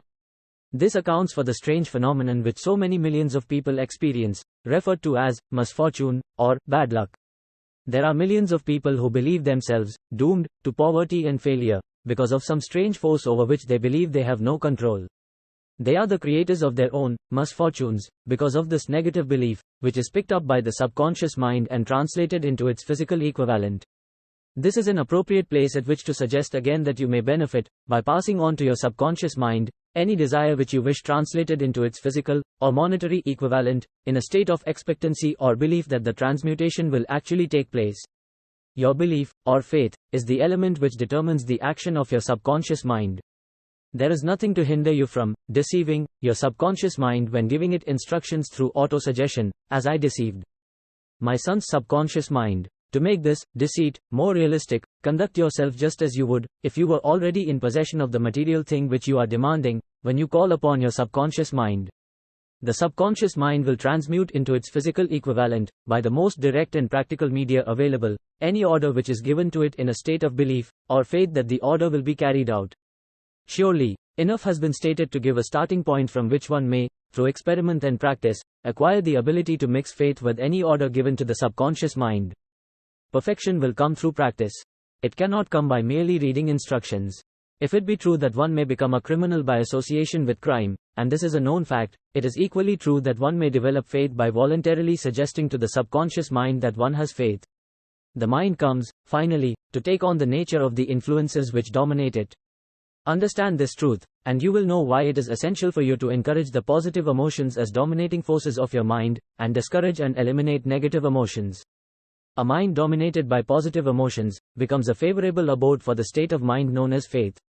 A mind so dominated may, at will, give the subconscious mind instructions, which it will accept and act upon immediately. Faith is a state of mind which may be induced by autosuggestion. All down the ages, the religionists have admonished struggling humanity to have faith in this, that, and the other dogma or creed, but they have failed to tell people how to have faith. They have not stated that faith is a state of mind, and that it may be induced by self-suggestion. In language which any normal human being can understand, we will describe all that is known about the principle through which faith may be developed, where it does not already exist. Have faith in yourself, faith in the infinite. Before we begin, you should be reminded again that faith is the eternal elixir, which gives life, power, and action to the impulse of thought. The foregoing sentence is worth reading a second time, and a third, and a fourth. It is worth reading aloud. Faith is the starting point of all accumulation of riches. Phi. Th is the basis of all miracles, and all mysteries which cannot be analyzed by the rules of science. Faith is the only known antidote for failure. Faith is the element, the chemical, which, when mixed with prayer, gives one direct communication with infinite intelligence. Faith is the element which transforms the ordinary vibration of thought, created by the finite mind of man, into the spiritual equivalent. Faith is the only agency through which the cosmic force of infinite intelligence can be harnessed and used by man. Every one of the foregoing statements is capable of proof. The proof is simple and easily demonstrated. It is wrapped up in the principle of autosuggestion. Let us center our attention, therefore, upon the subject of self-suggestion, and find out what it is, and what it is capable of achieving. It is a well-known fact that one comes, finally, to believe whatever one repeats to oneself, whether the statement be true or false. If a man repeats a lie over and over, he will eventually accept the lie as truth. Moreover, he will believe it to be the truth. Every man is what he is, because of the dominating thoughts which he permits to occupy his mind. Thoughts which a man deliberately places in his own mind, and encourages with sympathy, and with which he mixes any one or more of the emotions, constitute the motivating forces, which direct and control his every movement, act, and deed. Comes, now, a very significant statement of truth. Thoughts which are mixed with any of the feelings of emotions, constitute a magnetic force which attracts, from the vibrations of the ether, other similar, or related thoughts. A thought thus magnetized with emotion may be compared to a seed which, when planted in fertile soil, germinates, grows, and multiplies itself over and over again, until that which was originally one small seed becomes countless millions of seeds of the same brand. The ether is a great cosmic mass of eternal forces of vibration. It is made up of both destructive vibrations and constructive vibrations. It carries, at all times, vibrations of fear, poverty, disease, failure, misery, and vibrations of prosperity, health, success, and happiness, just as surely as it carries the sound of hundreds of orchestrations of music, and hundreds of human voices, all of which maintain their own individuality, and means of identification, through the medium of radio. From the great storehouse of the ether, the human mind is constantly attracting vibrations which harmonize with that which dominates the human mind. Any thought, idea, plan, or purpose which one holds in one's mind attracts, from the vibrations of the ether, a host of its relatives, adds these relatives to its own force, and grows until it becomes the dominating, motivating master of the individual in whose mind it has been housed. Now, let us go back to the starting point, and become informed as to how the original seed of an idea, plan, or purpose may be planted in the mind. The information is easily conveyed. Any idea, plan, or purpose may be placed in the mind through repetition of thought. This is why you are asked to write out a statement of your major purpose, or definite chief aim, commit it to memory, and repeat it, in audible words, day after day, until these vibrations of sound have reached your subconscious mind. We are what we are, because of the vibrations of thought which we pick up and register, through the stimuli of our daily environment. Resolve to throw off the influences of any unfortunate environment, and to build your own life to order. Taking inventory of mental assets and liabilities, you will discover that your greatest weakness is lack of self-confidence. This handicap can be surmounted, and timidity translated into courage, through the aid of the principle of autosuggestion. The application of this principle may be made through a simple arrangement of positive thought impulses stated in writing, memorized, and repeated, until they become a part of the working equipment of the subconscious faculty of your mind. Self-confidence formula. 1. I know that I have the ability to achieve the object of my definite purpose in life, therefore, I demand of myself persistent, continuous action toward its attainment, and I here and now promise to render such action. 2. I realize the dominating thoughts of my mind will eventually reproduce themselves in outward, physical action, and gradually transform themselves into physical reality. Therefore, I will concentrate my thoughts for 30 minutes daily, upon the task of thinking of the person I intend to become, thereby creating in my mind a clear mental picture of that person. 3. I know through the principle of autosuggestion, any desire that I persistently hold in my mind will eventually seek expression through some practical means of attaining the object back of it. Therefore, I will devote 10 minutes daily to demanding of myself the development of self-confidence. I have clearly written down a description of my definite chief aim in life, and I will never stop trying, until I shall have developed sufficient self-confidence for its attainment. 5. I fully realize that no wealth or position can long endure, unless built upon truth and justice. Therefore, I will engage in no transaction which does not benefit all whom it affects. I will succeed by attracting to myself the forces I wish to use, and the cooperation of other people. I will induce others to serve me, because of my willingness to serve others. I will eliminate hatred, envy, jealousy, selfishness, and cynicism, by developing love for all humanity, because I know that a negative attitude toward others can never bring me success. I will cause others to believe in me, because I will believe in them, and in myself. I will sign my name to this formula, commit it to memory, and repeat it aloud once a day, with full faith that it will gradually influence my thoughts and actions so that I will become a self-reliant and successful person. Back of this formula is a law of nature which no man has yet been able to explain. It has baffled the scientists of all ages. The psychologists have named this law autosuggestion, and let it go at that.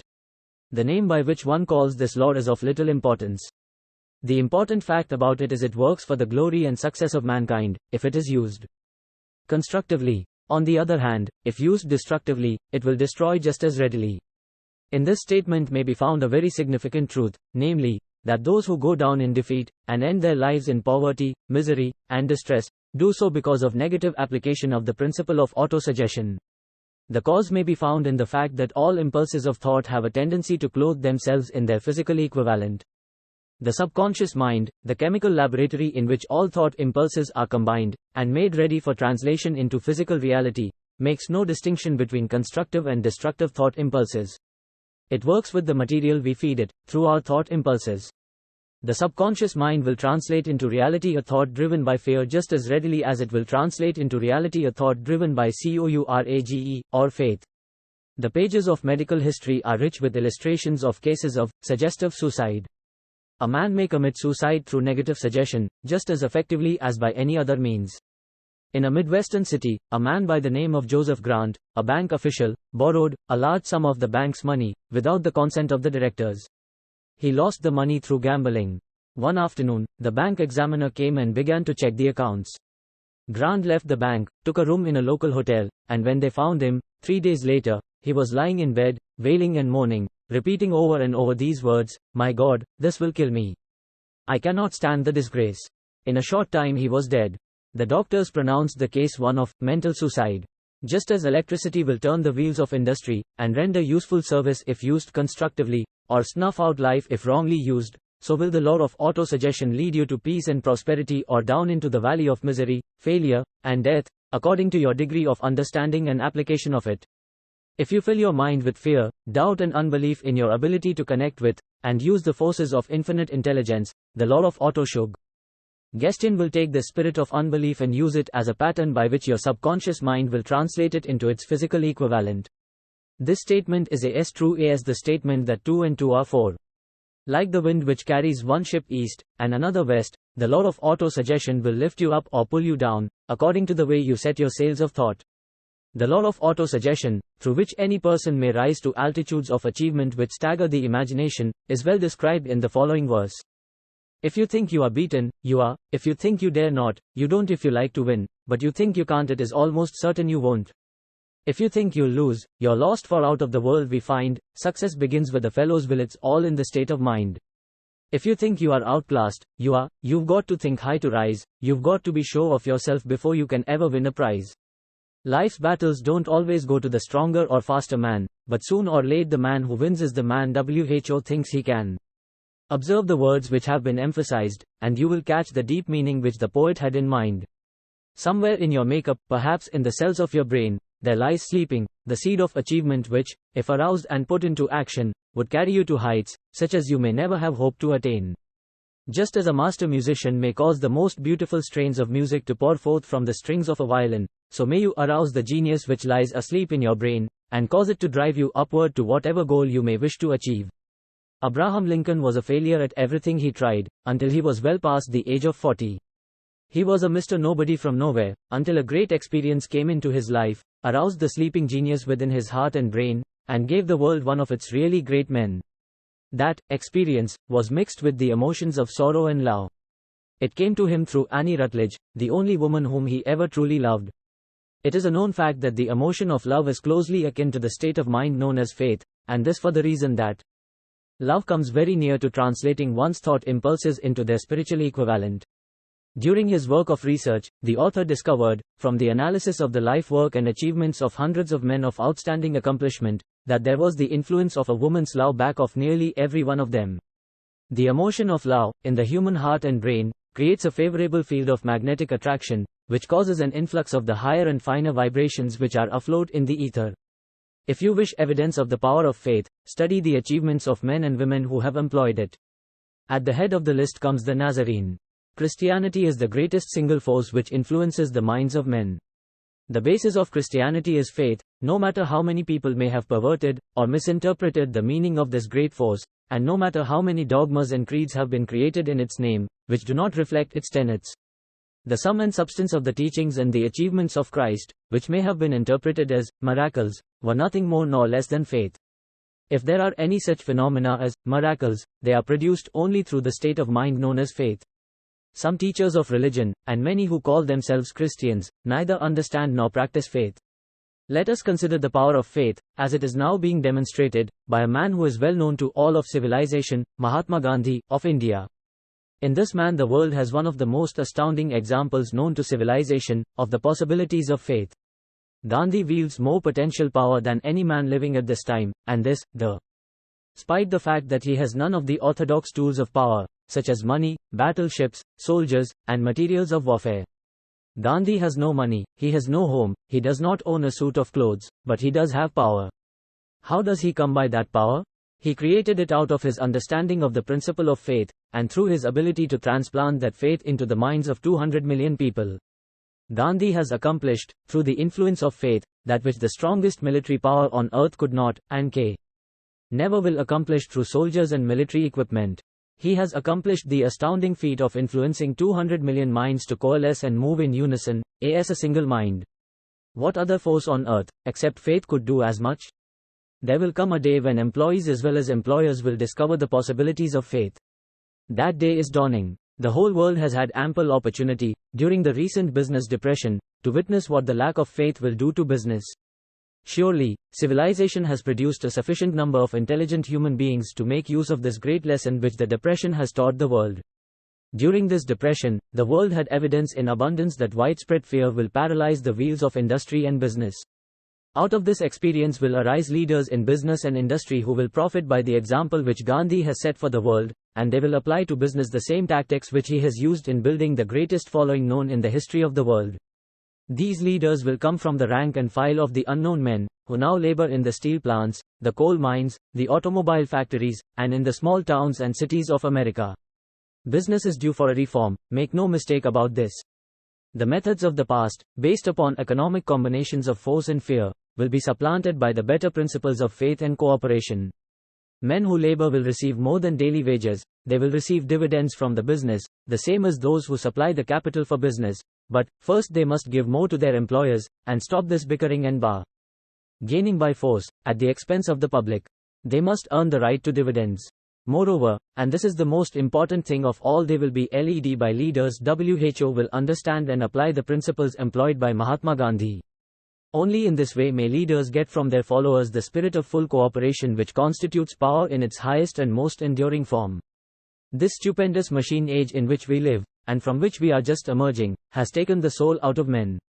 Its leaders have driven men as though they were pieces of cold machinery. They were forced to do so by the employees who have bargained, at the expense of all concerned, to get and not to give.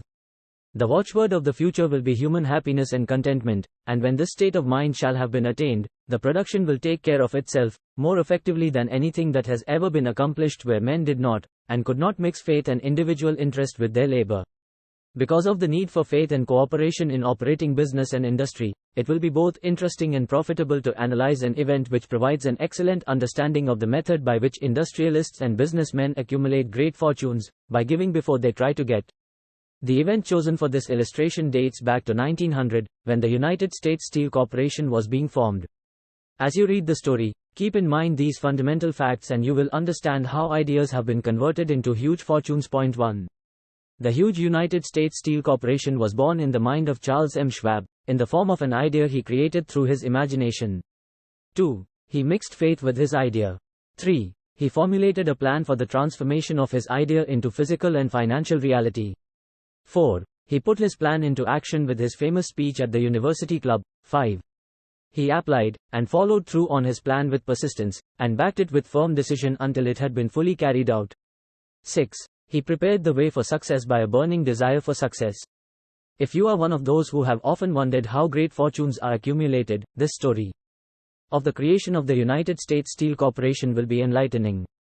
If you have any doubt that men can think and grow rich, this story should dispel that doubt, because you can plainly see in the story of the United States Steel, the application of a major portion of the 13 principles described in this book. This astounding description of the power of an idea was dramatically told by John Lowell, in the New York World Telegram, with whose courtesy it is here reprinted. A pretty after-dinner speech for $1 billion. 1. On the evening of December 12, 1900, some 80 of the nation's financial nobility gathered in the banquet hall of the University Club on Fifth Avenue to do honor to a young man from out of the West. Not half a dozen of the guests realized they were to witness the most significant episode in American industrial history. J. Edward Simmons and Charles Stewart Smith, their hearts full of gratitude for the lavish hospitality bestowed on them by Charles M. Schwab during a recent visit to Pittsburgh, had arranged the dinner to introduce the 38-year-old steel man to Eastern banking society. But they didn't expect him to stampede the convention. They warned him, in fact, that the bosoms within New York's stuffed shirts would not be responsive to oratory, and that, if he didn't want to bother Stillmans and Harrimans and Vanderbilts, he had better limit himself to 15 or 20 minutes of polite vaporings and let it go at that. Even John Pierpont Morgan, sitting on the right hand of Schwab as became his imperial dignity, intended to grace the banquet table with his presence only briefly. And so far as the press and public were concerned, the whole affair was of so little moment that no mention of it found its way into print the next day. So the two hosts and their distinguished guest ate their way through the usual 7 or 8 courses. There was little conversation, and what there was of it was restrained. Few of the bankers and brokers met Schwab, whose career had flowered along the banks of the Monongahela, and none knew him well. But before the evening was over, they and with them Money Master Morgan were to be swept off their feet, and $1 billion baby, the United States Steel Corporation, was to be conceived. It is perhaps unfortunate, for the sake of history, that no record of Charlie Schwab's speech at the dinner ever was made. He repeated some parts of it at a later date during a similar meeting of Chicago bankers. And still later, when the government brought suit to dissolve the Steel Trust, he gave his own version, from the witness stand, of the remarks that stimulated Morgan into a frenzy of financial activity.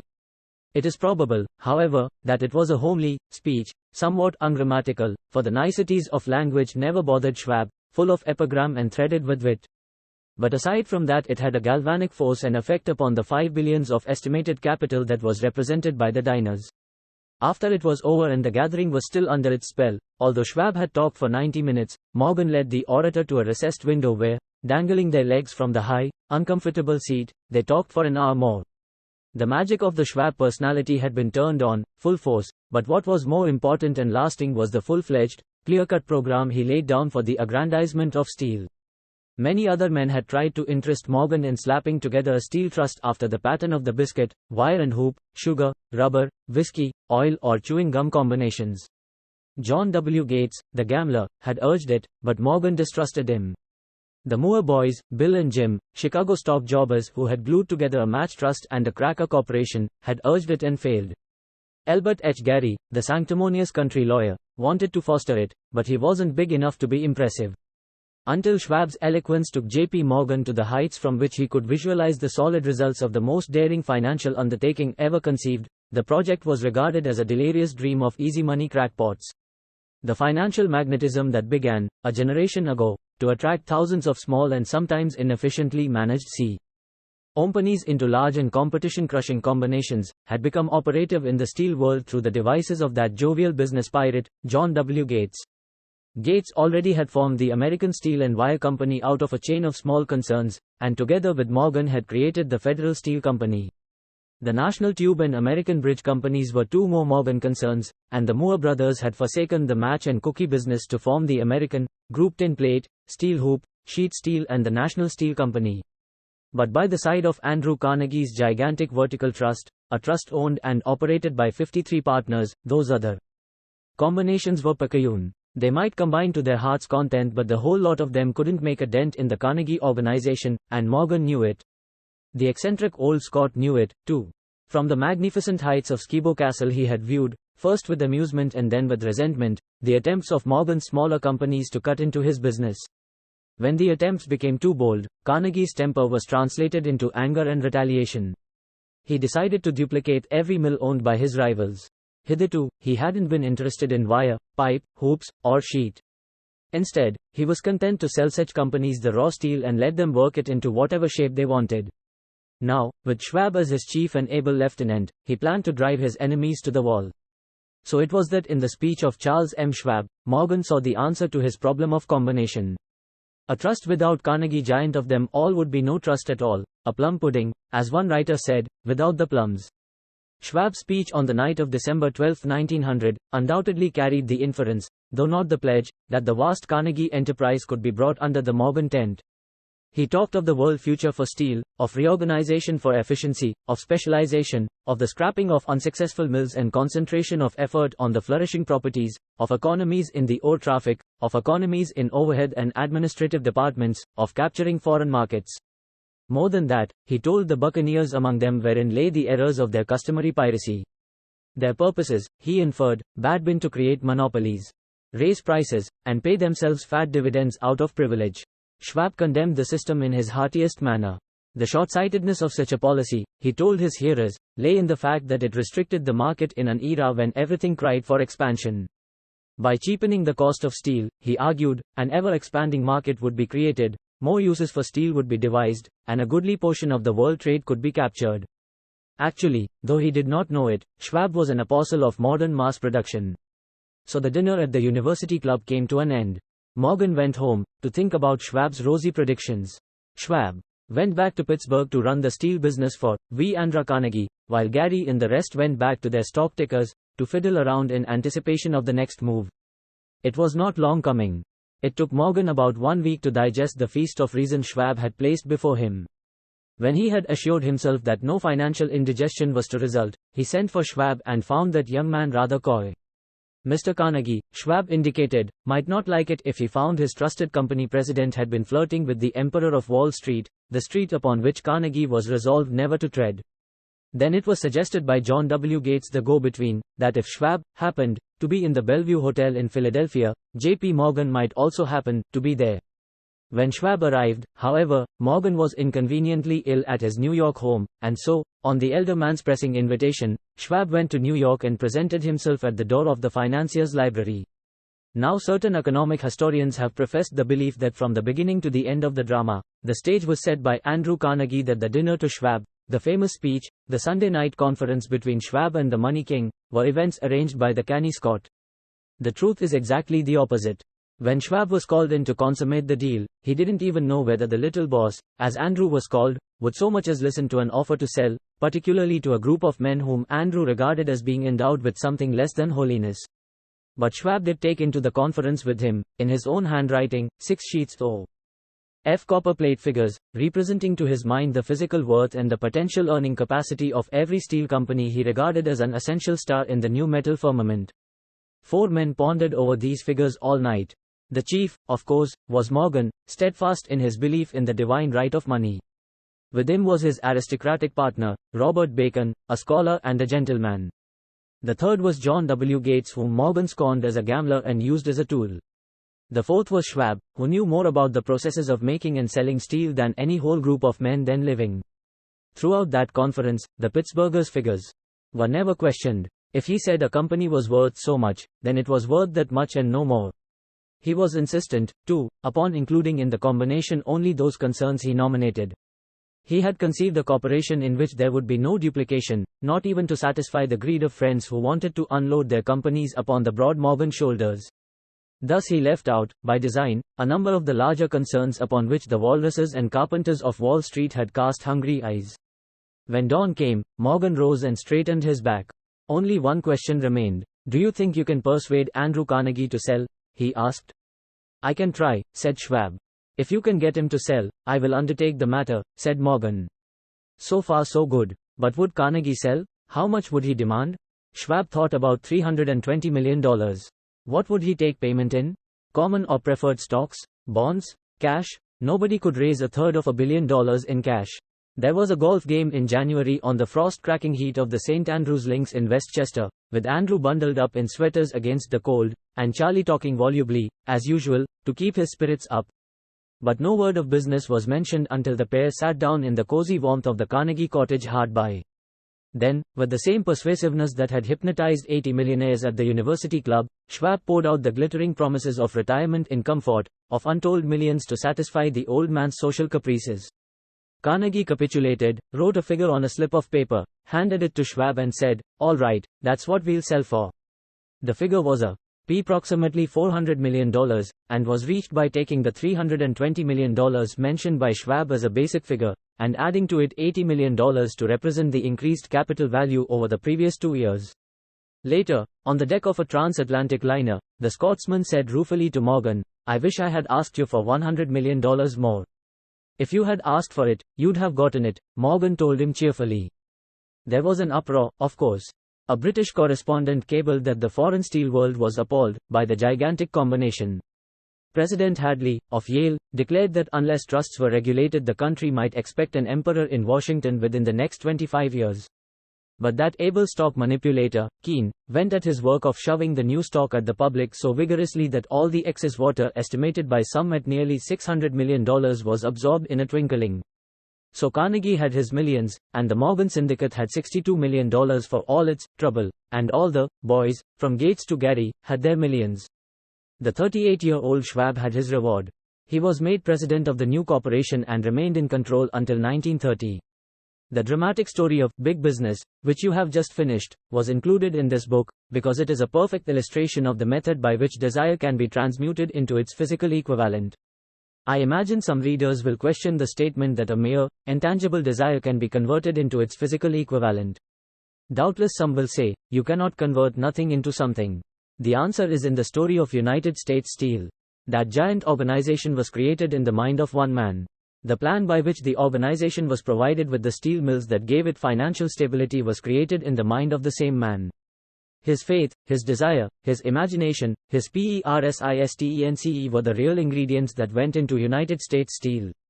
The steel mills and mechanical equipment acquired by the corporation, after it had been brought into legal existence, were incidental, but careful analysis will disclose the fact that the appraised value of the properties acquired by the corporation increased in value by an estimated $600 million, by the mere transaction which consolidated them under one management. In other words, Charles M. Schwab's idea, plus the faith with which he conveyed it to the minds of J.P. Morgan and the others, was marketed for a profit of approximately $600 million. Not an insignificant sum for a single idea. What happened to some of the men who took their share of the millions of dollars of profit made by this transaction, is a matter with which we are not now concerned. The important feature of the astounding achievement is that it serves as unquestionable evidence of the soundness of the philosophy described in this book, because this philosophy was the warp and the woof of the entire transaction. Moreover, the practicability of the philosophy has been established by the fact that the United States Steel Corporation prospered, and became one of the richest and most powerful corporations in America, employing thousands of people, developing new uses for steel, and opening new markets, thus proving that the $600 million in profit which the Schwab idea produced was earned. Riches begin in the form of thought. The amount is limited only by the person in whose mind the thought is put into motion.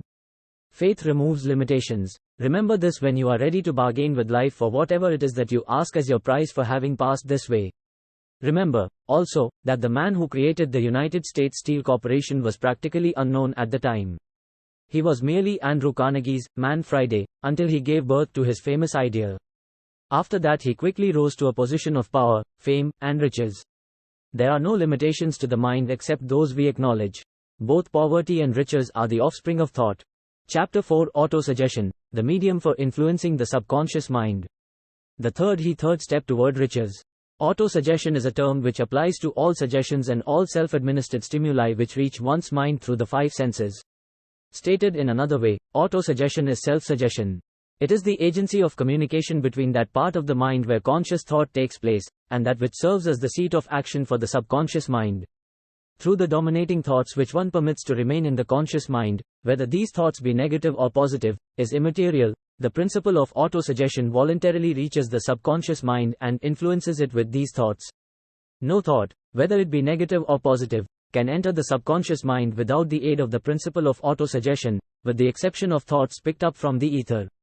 Stated differently, all sense impressions which are perceived through the five senses, are stopped by the conscious thinking mind, and may be either passed on to the subconscious mind, or rejected, at will.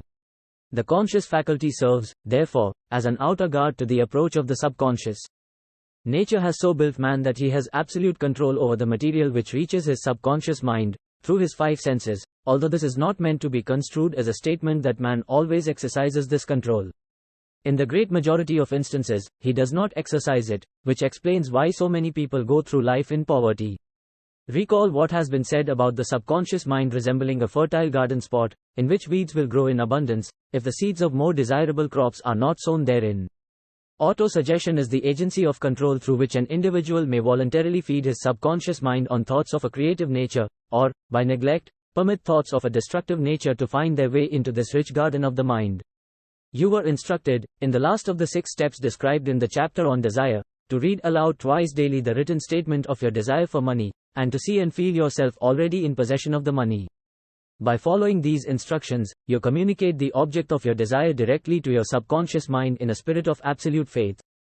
Through repetition of this procedure, you voluntarily create thought habits which are favorable to your efforts to transmute desire into its monetary equivalent. Go back to these 6 steps described in Chapter 2, and read them again, very carefully, before you proceed further. Then, when you come to it, read very carefully the 4 instructions for the organization of your mastermind group, described in the chapter on organized planning. By comparing these 2 sets of instructions with that which has been stated on autosuggest, you, of course, will see that the instructions involve the application of the principle of autosuggestion. Remember, therefore, when reading aloud the statement of your desire, through which you are endeavoring to develop a money consciousness, that the mere reading of the words is of no consequence unless you mix emotion or feeling with your words. If you repeat 1,000,000 times the famous Emile Coué formula, day by day, in every way, I am getting better and better, without mixing emotion and faith with your words, you will experience no desirable results. Your subconscious mind recognizes and acts upon only thoughts which have been well mixed with emotion or feeling. This is a fact of such importance as to warrant repetition in practically every chapter, because the lack of understanding of this is the main reason the majority of people who try to apply the principle of autosuggestion get no desirable results. Plain, unemotional words do not influence the subconscious mind. You will get no appreciable results until you learn to reach your subconscious mind with thoughts, or spoken words which have been well emotionalized with belief. Do not become discouraged if you cannot control and direct your emotions the first time you try to do so. Remember, there is no such possibility as something for nothing. Ability to reach and influence your subconscious mind has its price, and you must pay that price. You cannot cheat, even if you desire to do so. The price of ability to influence your subconscious mind is everlasting persistence in applying the principles described here. You cannot develop the desired ability for a lower price. You, and you alone, must decide whether or not the reward for which you are striving, the money consciousness, is worth the price you must pay for it in effort. Wisdom and cleverness alone will not attract and retain money except in a few very rare instances, where the law of averages favors the attraction of money through these sources. The method of attracting money described here does not depend upon the law of averages. Moreover, the method plays no favorites. It will work for one person as effectively as it will for another. Where failure is experienced, it is the individual, not the method, which has failed. If you try and fail, make another effort, and still another, until you succeed. Your ability to use the principle of auto-suggestion will depend, very largely, upon your capacity to concentrate upon a given desire until that desire becomes a burning obsession. When you begin to carry out the instructions in connection with the 6 steps described in the second chapter, it will be necessary for you to make use of the principle of concentration. Let us here offer suggestions for the effective use of concentration.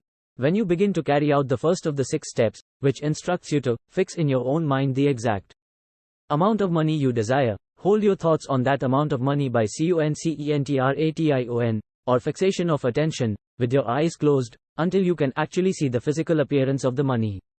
Do this at least once each day. As you go through these exercises, follow the instructions given in the chapter on faith, and see yourself actually in possession of the money. Here is a most significant fact: the subconscious mind takes any orders given it in a spirit of absolute faith, and acts upon those orders, although the orders often have to be presented over and over again, through repetition, before they are interpreted by the subconscious mind. Following the preceding statement, consider the possibility of playing a perfectly legitimate trick on your subconscious mind, by making it believe, because you believe it, that you must have the amount of money you are visualizing, that this money is already awaiting your claim, that the subconscious mind must hand over to you practical plans for acquiring the money which is yours. Hand over the thought suggested in the preceding paragraph to your imagination, and see what your imagination can, or will do, to create practical plans for the accumulation of money through transmutation of your desire. Do not wait for a definite plan, through which you intend to exchange services or merchandise in return for the money you are visualizing, but begin at once to see yourself in possession of the money, demanding and expecting meanwhile, that your subconscious mind will hand over the plan, or plans you need. Be on the alert for these plans, and when they appear, put them into action immediately. When the plans appear, they will probably flash into your mind through the 6th sense, in the form of an inspiration. This inspiration may be considered a direct telegram or message from infinite intelligence. Treat it with respect, and act upon it as soon as you receive it. Failure to do this will be fatal to your success. In the 4th of the 6 steps, you were instructed to create a definite plan for carrying out your desire, and begin at once to put this plan into action. You should follow this instruction into your reason when creating your plan for accumulating the manner described in the preceding paragraph. Do not trust money through the transmutation of desire. Your reason is faulty. Moreover, your reasoning faculty may be lazy, and, if you depend entirely upon it to serve you, it may disappoint you. When visualizing the money you intend to accumulate, with closed eyes, see yourself rendering the service, or delivering the merchandise you intend to give in return for this money. This is important. Summary of instructions. The fact that you are reading this book is an indication that you honestly seek knowledge. It is also an indication that you are a student of this subject. If you are only a student, there is a chance that you may learn much that you did not know, but you will learn only by assuming an attitude of humility. If you choose to follow some of the instructions but neglect, or refuse to follow others, you will fail. To get satisfactory results, you must follow all instructions in a spirit of faith. The instructions given in connection with the 6 steps in the 2nd chapter will now be summarized, and blended with the principles covered by this chapter, as follows. First, go into some quiet spot, preferably in bed at night, where you will not be disturbed or interrupted. Close your eyes, and repeat aloud, so you may hear your own words, the written statement of the amount of money you intend to accumulate, the time limit for its accumulation, and a description of the service or merchandise you intend to give in return for the money. As you carry out these instructions, see yourself already in possession of the money. For example, suppose that you intend to accumulate $50,000 by the 1st of January, 5 years hence. that you intend to give personal services in return for are the money, in the capacity of a salesman. Your written statement of your purpose should be similar to the following. By the first day of January, 19, I will have in my possession $50,000, which will come to me in various amounts from time to time during the interim. In return for this money I will give the most efficient service of which I am capable, rendering the fullest possible quantity, and the best possible quality of service in the capacity of salesman of. Describe the service or merchandise you intend to sell. I believe that I will have this money in my possession. My faith is so strong that I can now see this money before my eyes. I can touch it with my hands. It is now awaiting transfer to me at the time, and in the proportion that I deliver the service I intend to render in return for it. I am awaiting a plan by which to accumulate this money, and I will follow that plan when it is received. Second, repeat this program night and morning until you can see, in your imagination, the money you intend to accumulate. Third, place a written copy of your statement where you can see it night and morning, and read it just before retiring, and upon arising until it has been memorized. Remember, as you carry out these instructions, that you are applying the principle of auto-suggestion, for the purpose of giving orders to your subconscious mind. Remember, also, that your subconscious mind will act only upon instructions which are emotionalized, and handed over to it with feeling. Faith is the strongest, and most productive of the emotions. Follow the instructions given in the chapter on faith. These instructions may, at first, seem abstract. Do not let this disturb you. Follow the instructions, no matter how abstract or impractical they may, at first, appear to be. The time will soon come, if you do as you have been instructed, in spirit as well as in act, when a whole new universe of power will unfold to you. Skepticism, in connection with all new ideas, is characteristic of all human beings. But if you follow the instructions outlined, your skepticism will soon be replaced by belief, and this, in turn, will soon become crystallized into absolute faith. Then you will have arrived at the point where you may truly say, I am the master of my fate, I am the captain of my soul. Many philosophers have made the statement, that man is the master of his own earthly destiny, but most of them have failed to say why he is the master.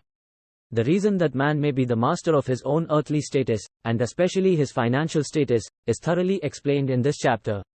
Man may become the master of himself, and of his environment, because he has the power to influence his own subconscious mind, and through it, gain the cooperation of infinite intelligence. You are now reading the chapter which represents the keystone to the arch of this philosophy. The instructions contained in this chapter must be understood and applied with persistence, if you succeed in transmuting desire into money. The actual performance of transmuting desire into money involves the use of auto-suggestion as an agency by which one may reach and influence the subconscious mind. The other principles are simply tools with which to apply auto-suggestion. Keep this thought in mind, and you will, at all times, be conscious of the important part the principle of auto-suggestion is to play in your efforts to accumulate money through the methods described in this book. Carry out these instructions as though you were a small child. Inject into your efforts something of the faith of a child. The author has been most careful to see that no impractical instructions were included, because of his sincere desire to be helpful. After you have read the entire book, come back to this chapter, and follow in spirit, and in action, this instruction. Read the entire chapter aloud once every night, until you become thoroughly convinced that the principle of auto-suggestion is sound, that it will accomplish for you all that has been claimed for it. As you read, underscore with a pencil every sentence which impresses you favorably. Follow the foregoing instruction to the letter, and it will open the way for a complete understanding and mastery of the principles of success. Chapter 5, Specialized Knowledge, Personal Experience or Observations. The fourth step toward riches. There are two kinds of knowledge. One is general, the other is specialized. General knowledge, no matter how great in quantity or variety it may be, is of but little use in the accumulation of money. The faculties of the great universities possess, in the aggregate, practically every form of general knowledge known to civilization. Most of the professors have but little or no money. They specialize on teaching knowledge, but they do not specialize on the organization or the use of knowledge. Knowledge will not attract money, unless it is organized and intelligently directed, through practical plans of action, to the definite end of accumulation of money. Lack of understanding of this fact has been the source of confusion to millions of people who falsely believe that knowledge is power. It is nothing of the sort. Knowledge is only potential power. It becomes power only when, and if, it is organized into definite plans of action, and directed to a definite end. Civilization today may be found in the failure of educational this missing link in all systems of education known to institutions to teach their students how to organize and use knowledge after they acquire it. Many people make the mistake of assuming that, because Henry Ford had but little schooling, he is not a man of education. Those who make this mistake do not know Henry Ford, nor do they understand the real meaning of the word educate. That word is derived from the Latin word educo, meaning to educe, to draw out, to develop from within. An educated man is not, necessarily, one who has an abundance of general or specialized knowledge. An educated man is one who has so developed the faculties of his mind that he may acquire anything he wants, or its equivalent, without violating the rights of others. Henry Ford comes well within the meaning of this definition. During the World War, a Chicago newspaper published certain editorials in which, among other statements, Henry Ford was called an ignorant pacifist. Mr. Ford objected to the statements, and brought suit against the paper for libeling him. When the suit was tried in the courts, the attorneys for the paper pleaded justification, and placed Mr. Ford, himself, on the witness stand, for the purpose of proving to the jury that he was ignorant. The attorneys asked Mr. Ford a great variety of questions, all of them intended to prove, by his own evidence, that, while he might possess considerable specialized knowledge pertaining to the manufacture of automobiles, he was, in the main, ignorant. Mr. Ford was plied with such questions as the following: who was Benedict Arnold, and how many soldiers did the British send over to America to put down the rebellion of 1776? In answer to the last question, Mr. Ford replied, I do not know the exact number of soldiers the British sent over, but I have heard that it was a considerably larger number than ever went back. Finally, Mr. Ford became tired of this line of questioning, and in reply to a particularly offensive question, he leaned over, pointed his finger at the lawyer who had asked the question, and said, if I should really want to answer the foolish question you have just asked, or any of the other questions you have been asking me, let me remind you that I have a row of electric push buttons on my desk, and by pushing the right button, I can summon to my aid men who can answer any question I desire to ask concerning the business to which I am devoting most of my efforts. Now, will you kindly tell me, why I should clutter up my mind with general knowledge, for the purpose of being able to answer questions, when I have men around me who can supply any knowledge I require? There certainly was good logic to that reply. That answer floored the lawyer. Every person in the courtroom realized it was the answer, not of an ignorant man, but of a man of education. Any man is educated who knows where to get knowledge when he needs it, and how to organize that knowledge into definite plans of action. Through the assistance of his mastermind group, Henry Ford had at his command all the specialized knowledge he needed to enable him to become one of the wealthiest men in America. It was not essential that he have this knowledge in his own mind. Surely no person who has sufficient inclination and intelligence to read a book of this nature can possibly miss the significance of this illustration. Before you can be sure of your ability to transmute desire into its monetary equivalent, you will require specialized knowledge of the service, merchandise, or profession which you intend to offer in return for fortune. Perhaps you may need much more specialized knowledge than you have the ability or the inclination to acquire, and if this should be true, you may bridge your weakness through the aid of your mastermind group. Andrew Carnegie stated that he, personally, knew nothing about the technical end of the steel business. Moreover, he did not particularly care to know anything about it. The specialized knowledge which he required for the manufacture and marketing of steel, he found available through the individual units of his mastermind group.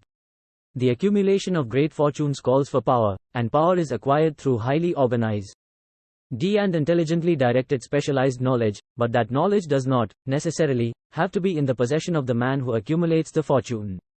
The preceding paragraph should give hope and encouragement to the man with ambition to accumulate a fortune, who has not possessed himself of the necessary education to supply such specialized knowledge as he may require. Men sometimes go through life suffering from inferiority complexes, because they are not men of education.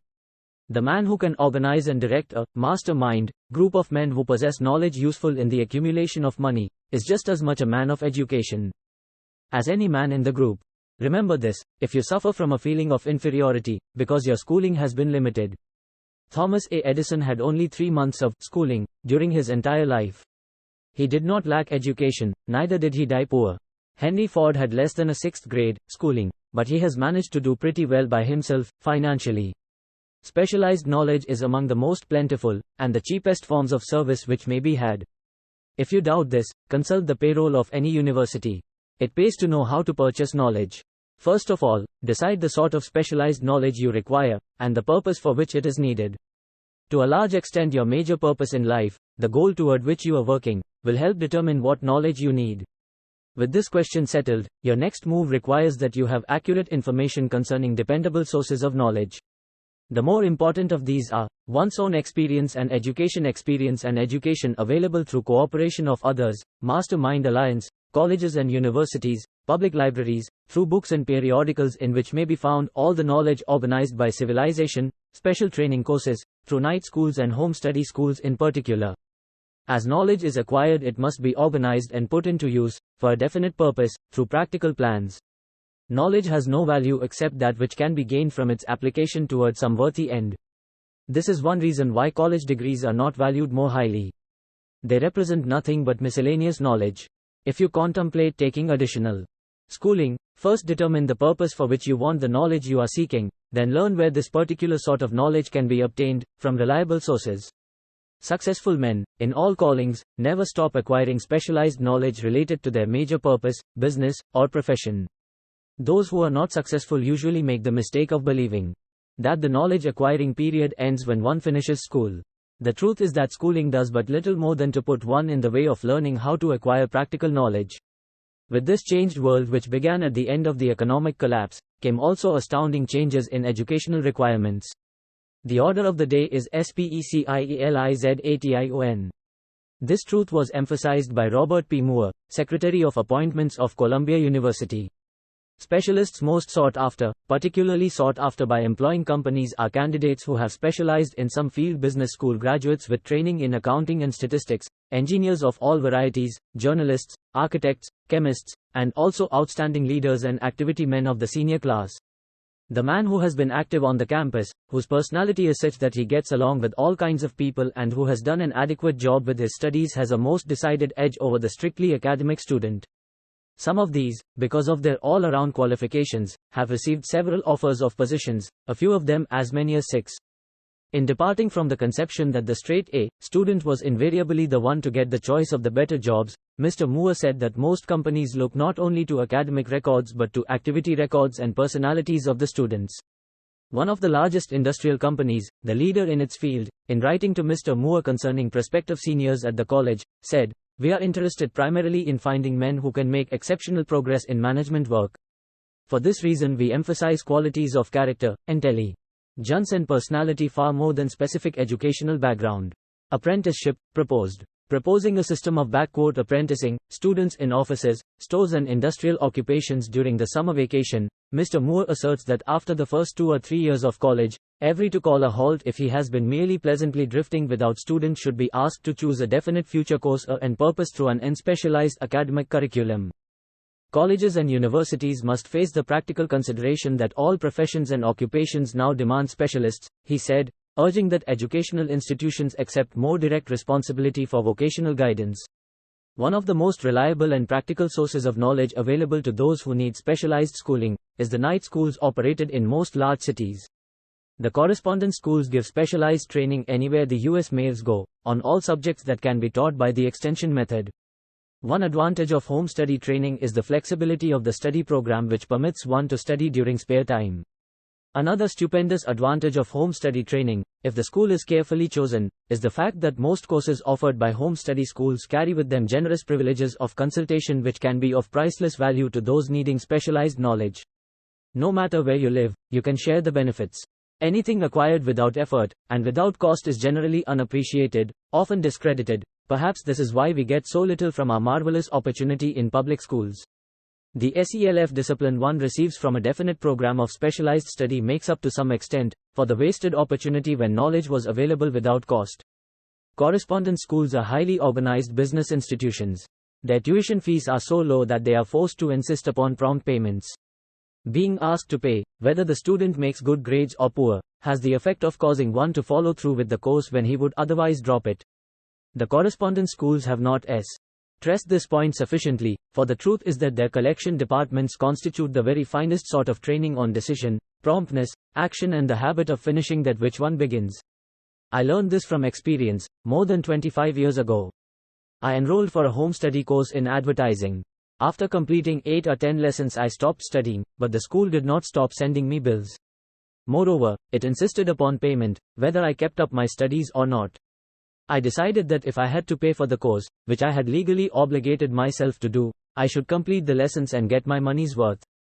I felt, at the time, that the collection system of the school was somewhat too well organized, but I learned later in life that it was a valuable part of my training for which no charge had been made. Being forced to pay, I went ahead and completed the course. Later in life I discovered that the efficient collection system of that school had been worth much in the form of money earned, because of the training in advertising I had so reluctantly taken. We have in this country what is said to be the greatest public school system in the world. We have invested fabulous sums for fine buildings, we have provided convenient transportation for children living in the rural districts, so they may attend the best schools, but there is one astounding weakness to this marvelous system: it is free. One of the strange things about human beings is that they value only that which has a price. The free schools of America, and the free public libraries, do not impress people because they are free. This is the major reason why so many people find it necessary to acquire additional training after they quit school and go to work. It is also one of the major reasons why employers give greater consideration to employees' WHO take-home study courses. They have learned, from experience, that any person who has the ambition to give up a part of his spare time to studying at home has in him those qualities which make for leadership. This recognition is not a charitable gesture, it is sound business judgment upon the part of the employers. There is one weakness in people for which there is no remedy. It is the universal weakness of lack of ambition. Persons, especially salaried people, who schedule their spare time to provide for home study, seldom remain at the bottom very long. Their action opens the way for the upward climb, removes many obstacles from their path, and gains the friendly interest of those who have the power to put them in the way of opportunity.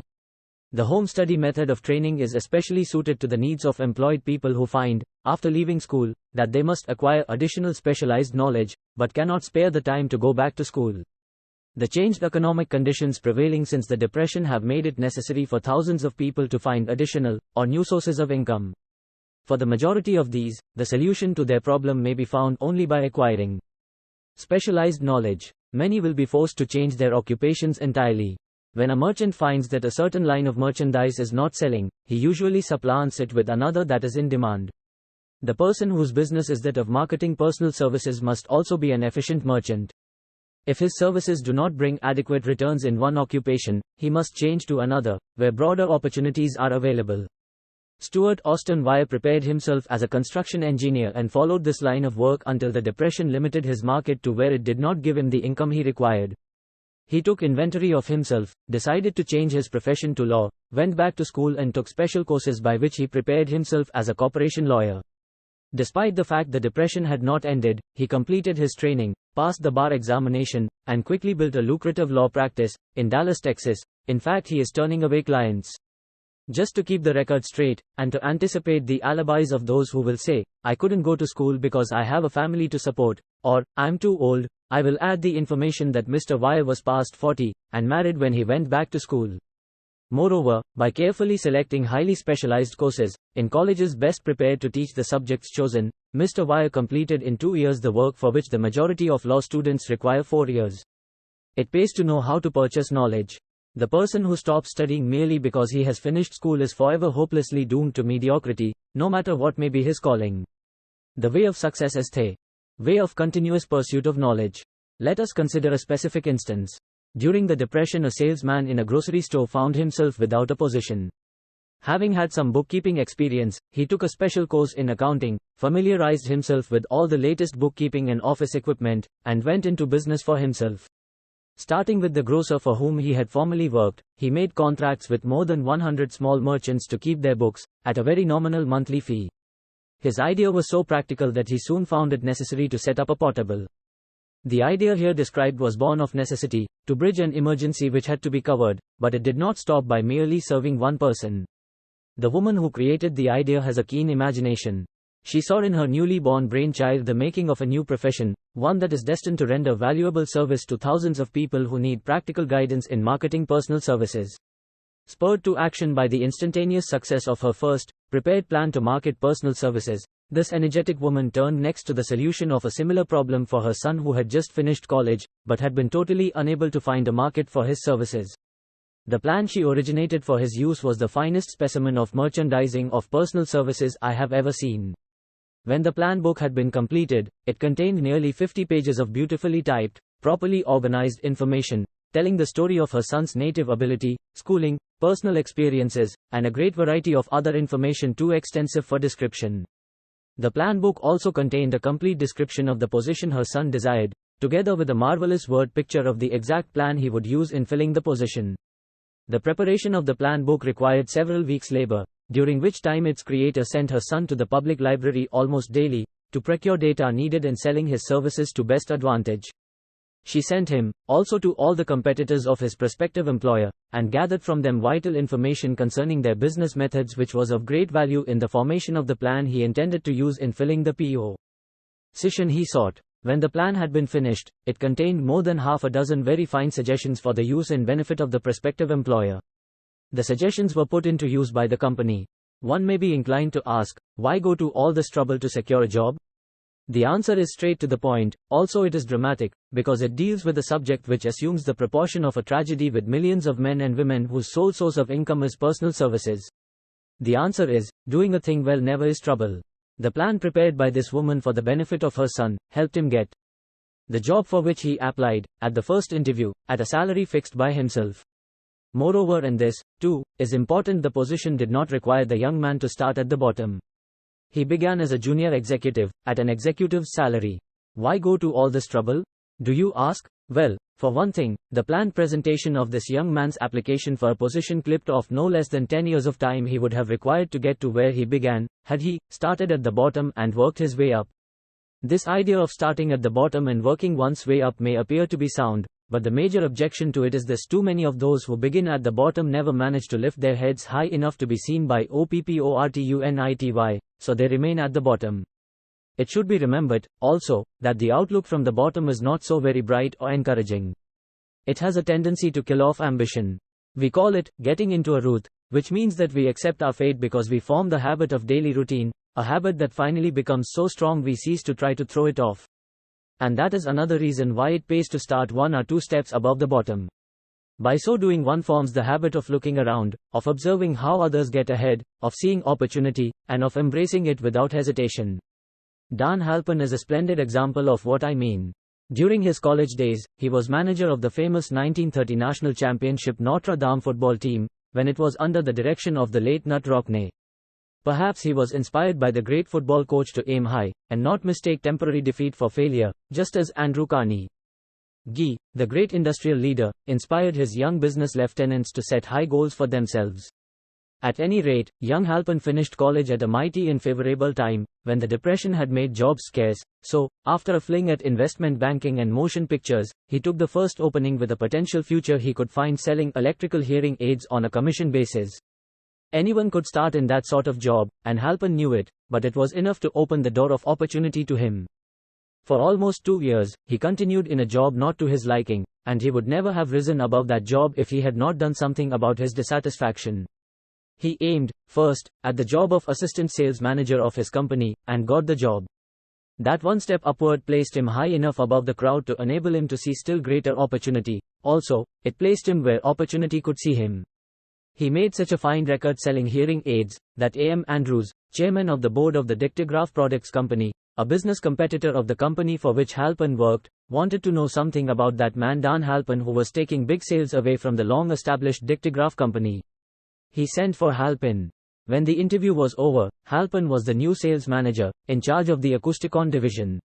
Then, to test young Halpern's mettle, Mr. Andrews went away to Florida for 3 months, leaving him to sink or swim in his new job. He did not sink. Nut Rockne's spirit of, all the world loves a winner, and has no time for a loser, inspired him to put so much into his job that he was recently elected vice president of the company, and general manager of the Acousticon and Silent Radio division, a job which most men would be proud to earn through 10 years of loyal effort. Halpern turned the trick in little more than 6 months. It is difficult to say whether Mr. Andrews or Mr. Halpern is more deserving of eulogy, for the reason that both showed evidence of having an abundance of that very rare quality known as imagination. Mr. Andrews deserves credit for seeing, in young Halpern, a go-getter of the highest order. Halpern deserves credit for are refusing to compromise with life by accepting and keeping a job he did not want, and that is one of the major points I am trying to emphasize through this entire philosophy, that we rise to high positions or remain at the bottom because of conditions we can control if we desire to control them. I am also trying to emphasize another point, namely, that both success and failure are largely the results of habit. I have not the slightest doubt that Dan Halpern's close association with the greatest football coach America ever knew, planted in his mind the same brand of desire to excel which made the Notre Dame football team world famous. Truly, there is something to the idea that hero worship is helpful, provided one worships a winner. Halpern tells me that Rockne was one of the world's greatest leaders of men in all history. My belief in the theory that business associations are vital factors, both in failure and in success, was recently demonstrated when my son Blair was negotiating with Dan Halpern for a position. Mr. Halpern offered him a beginning salary of about one-half what he could have gotten from a rival company. I brought parental pressure to bear, and induced him to accept the place with Mr. Halpern, because I believe that close association with one who refuses to compromise with circumstances he does not like, is an asset that can never be measured in terms of money. The bottom is a monotonous, dreary, unprofitable place for any person. That is why I have taken the time to describe how slowly beginnings may be circumvented by proper planning. Also, that is why so much space has been devoted to a description of this new profession, created by a woman who was inspired to do a fine job of planning because she wanted her son to have a favorable break. With the changed conditions ushered in by the world economic collapse, came also the need for newer and better ways of marketing personal services. It is hard to determine why someone had not previously discovered this stupendous need, in view of the fact that more money changes hands in return for personal services than for any other purpose. The sum paid out monthly, to people who work for wages and salaries, is so huge that it runs into hundreds of millions, and the annual distribution amounts to billions.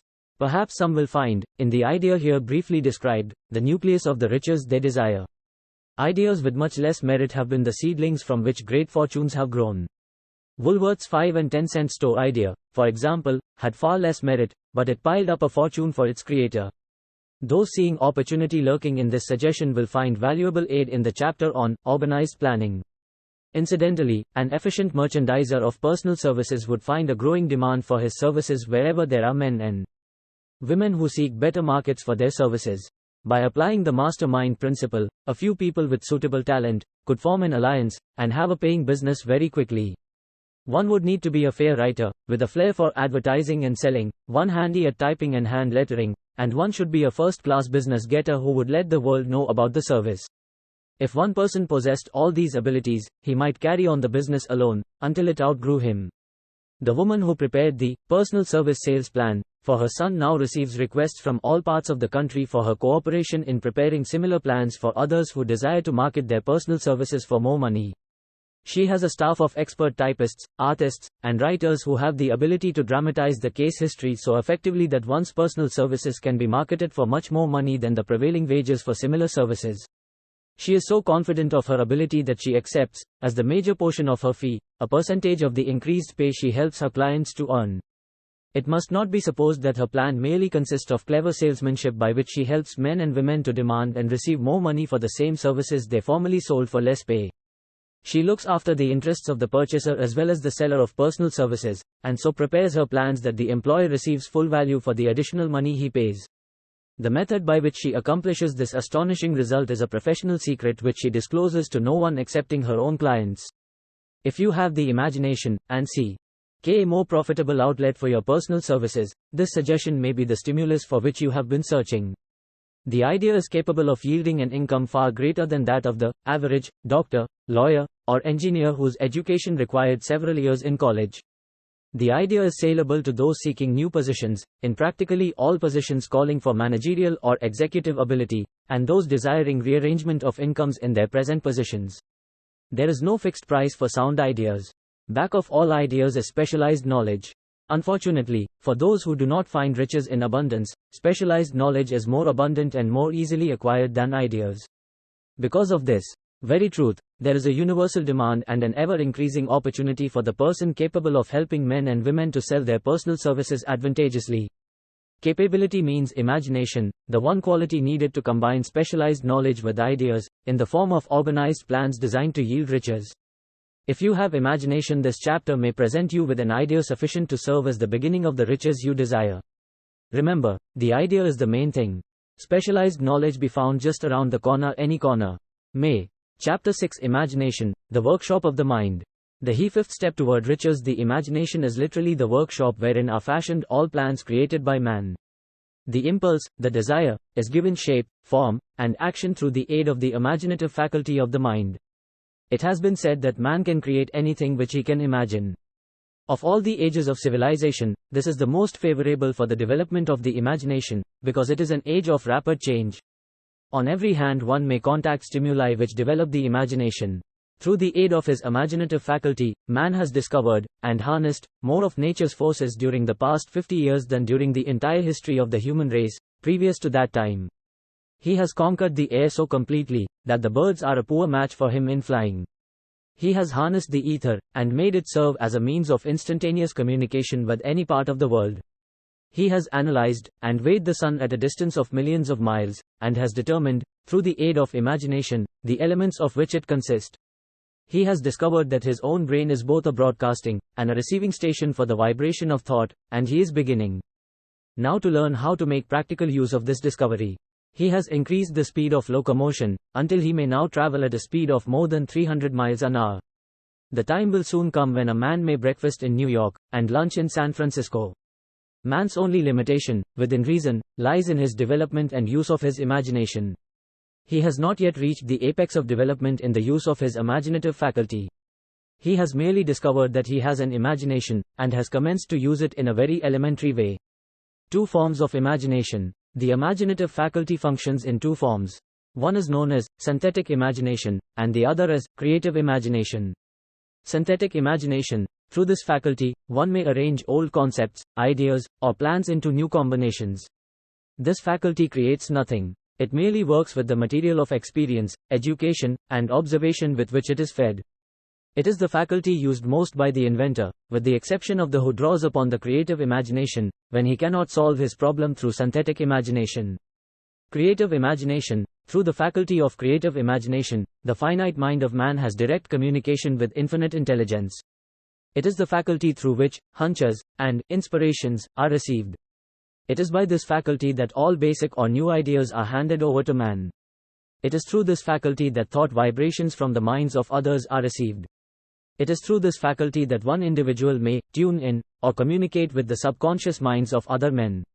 The creative imagination works automatically, in the manner described in subsequent pages. This faculty functions only when the conscious mind is vibrating at an exceedingly rapid rate, as for example, when the conscious mind is stimulated through the emotion of a strong desire. The creative faculty becomes more alert, more receptive to vibrations from the sources mentioned, in proportion to its development through use. This statement is significant. Ponder over it before passing on. Keep in mind as you follow these principles, that the entire story of how one may convert desire into money cannot be told in one statement.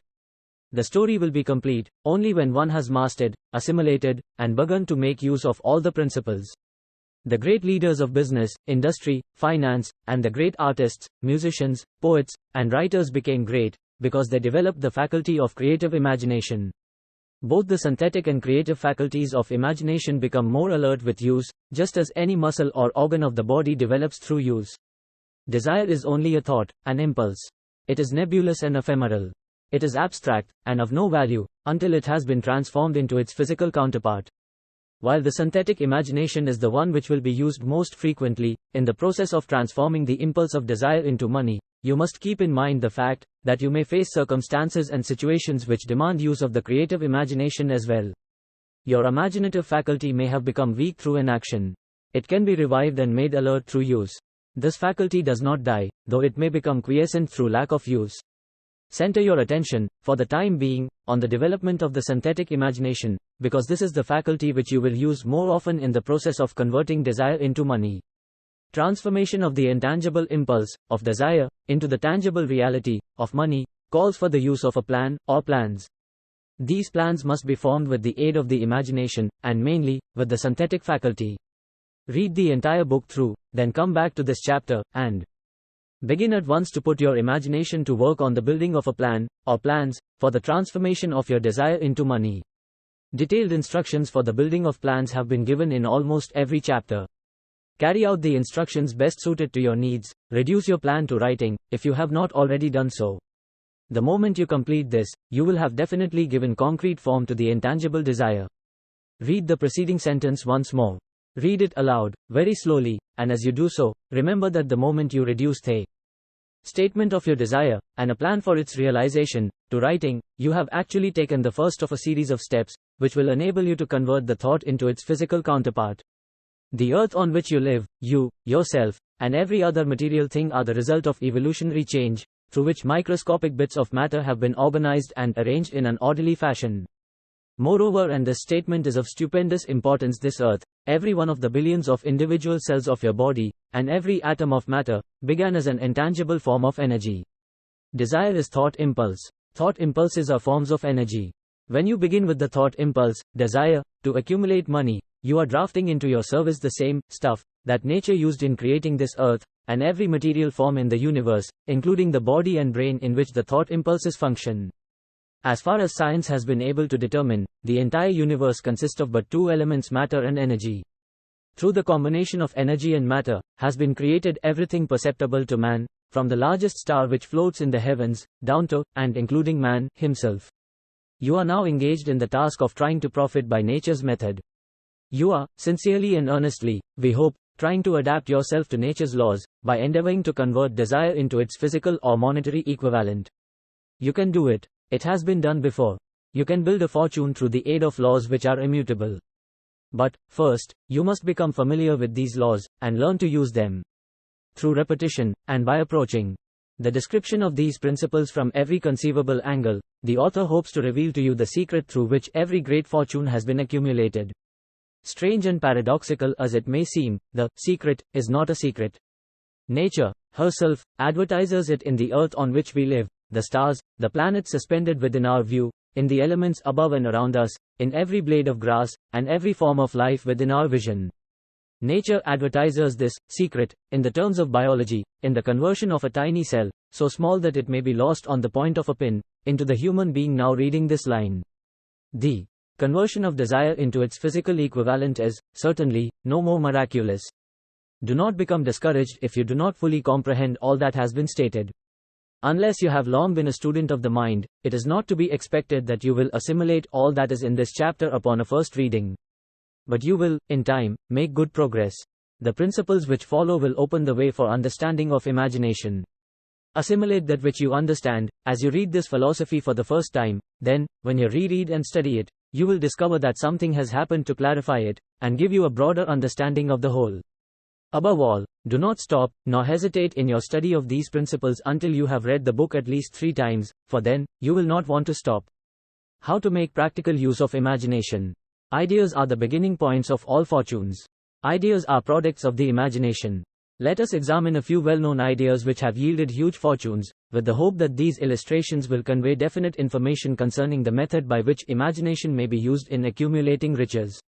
The enchanted kettle. 50 years ago, an old country doctor drove to town, hitched his horse, quietly slipped into a drugstore by the back door, and began dickering with the young drug clerk. His mission was destined to yield great wealth to many people. It was destined to bring to the South the most far-flung benefit since the Civil War.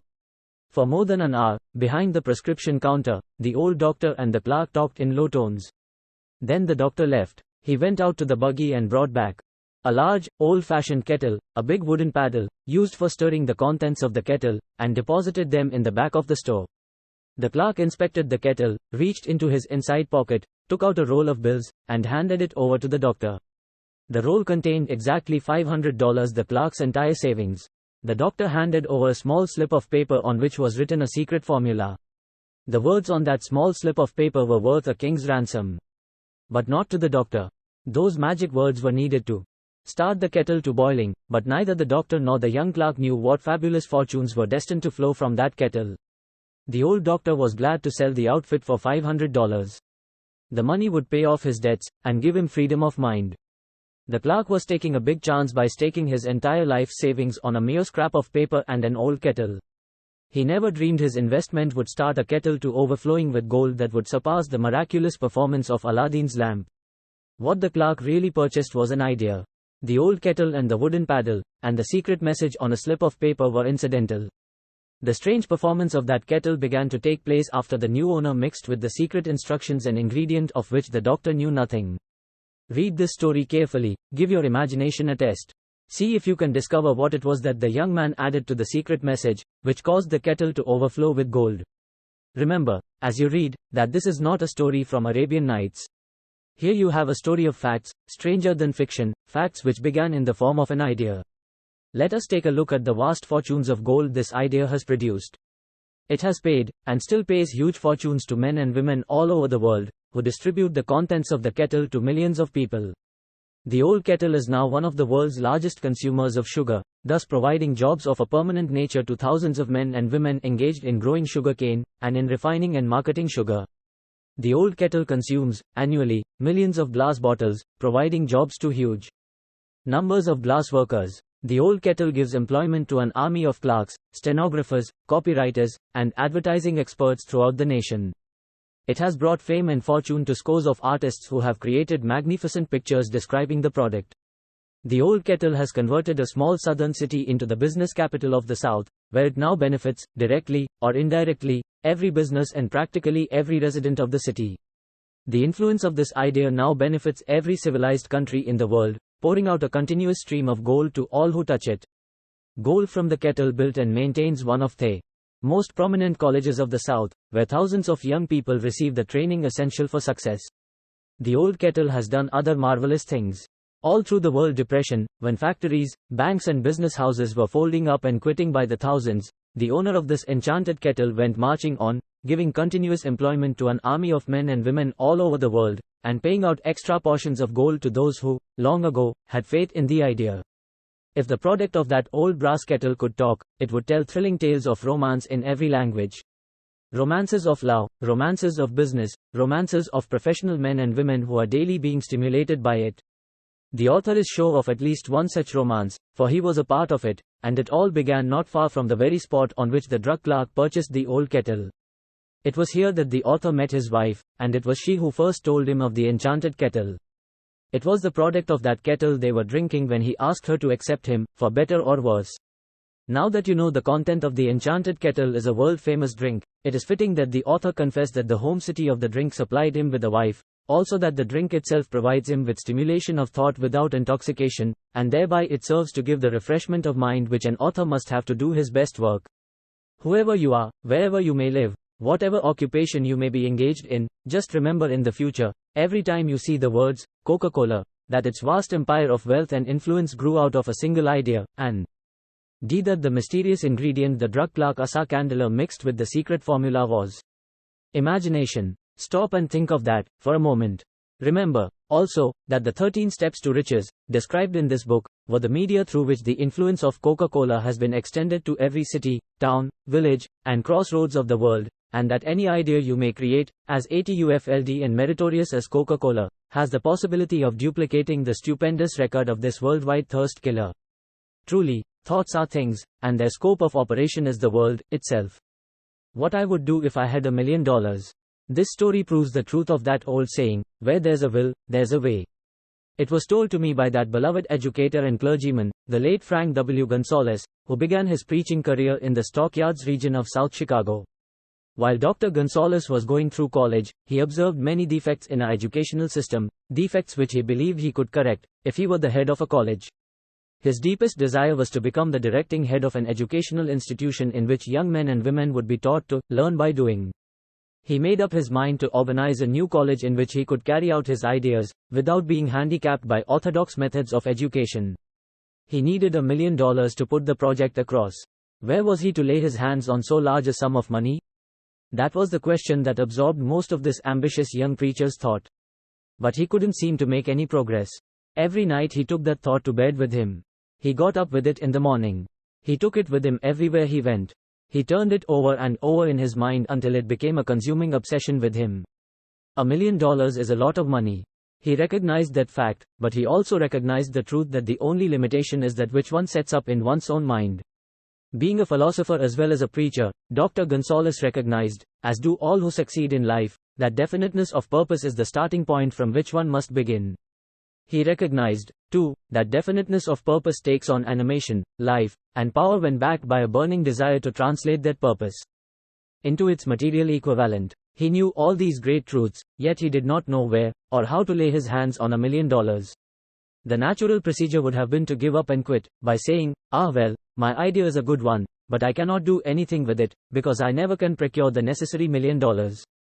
That is exactly what the majority of people would have said, but it is not what Dr. Gonzalez said. What he said, and what he did are so important that I now introduce him, and let him speak for himself. One Saturday afternoon I sat in my room thinking of ways and means of raising the money to carry out my plans. For nearly 2 years, I had been thinking, but I had done nothing but think. The time had come for action.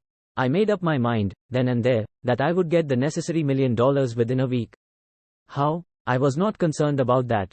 The main thing of importance was the decision to get the money within a specified time, and I want to tell you that the moment I reached a definite decision to get the money within a specified time, a strange feeling of assurance came over me, such as I had never before experienced.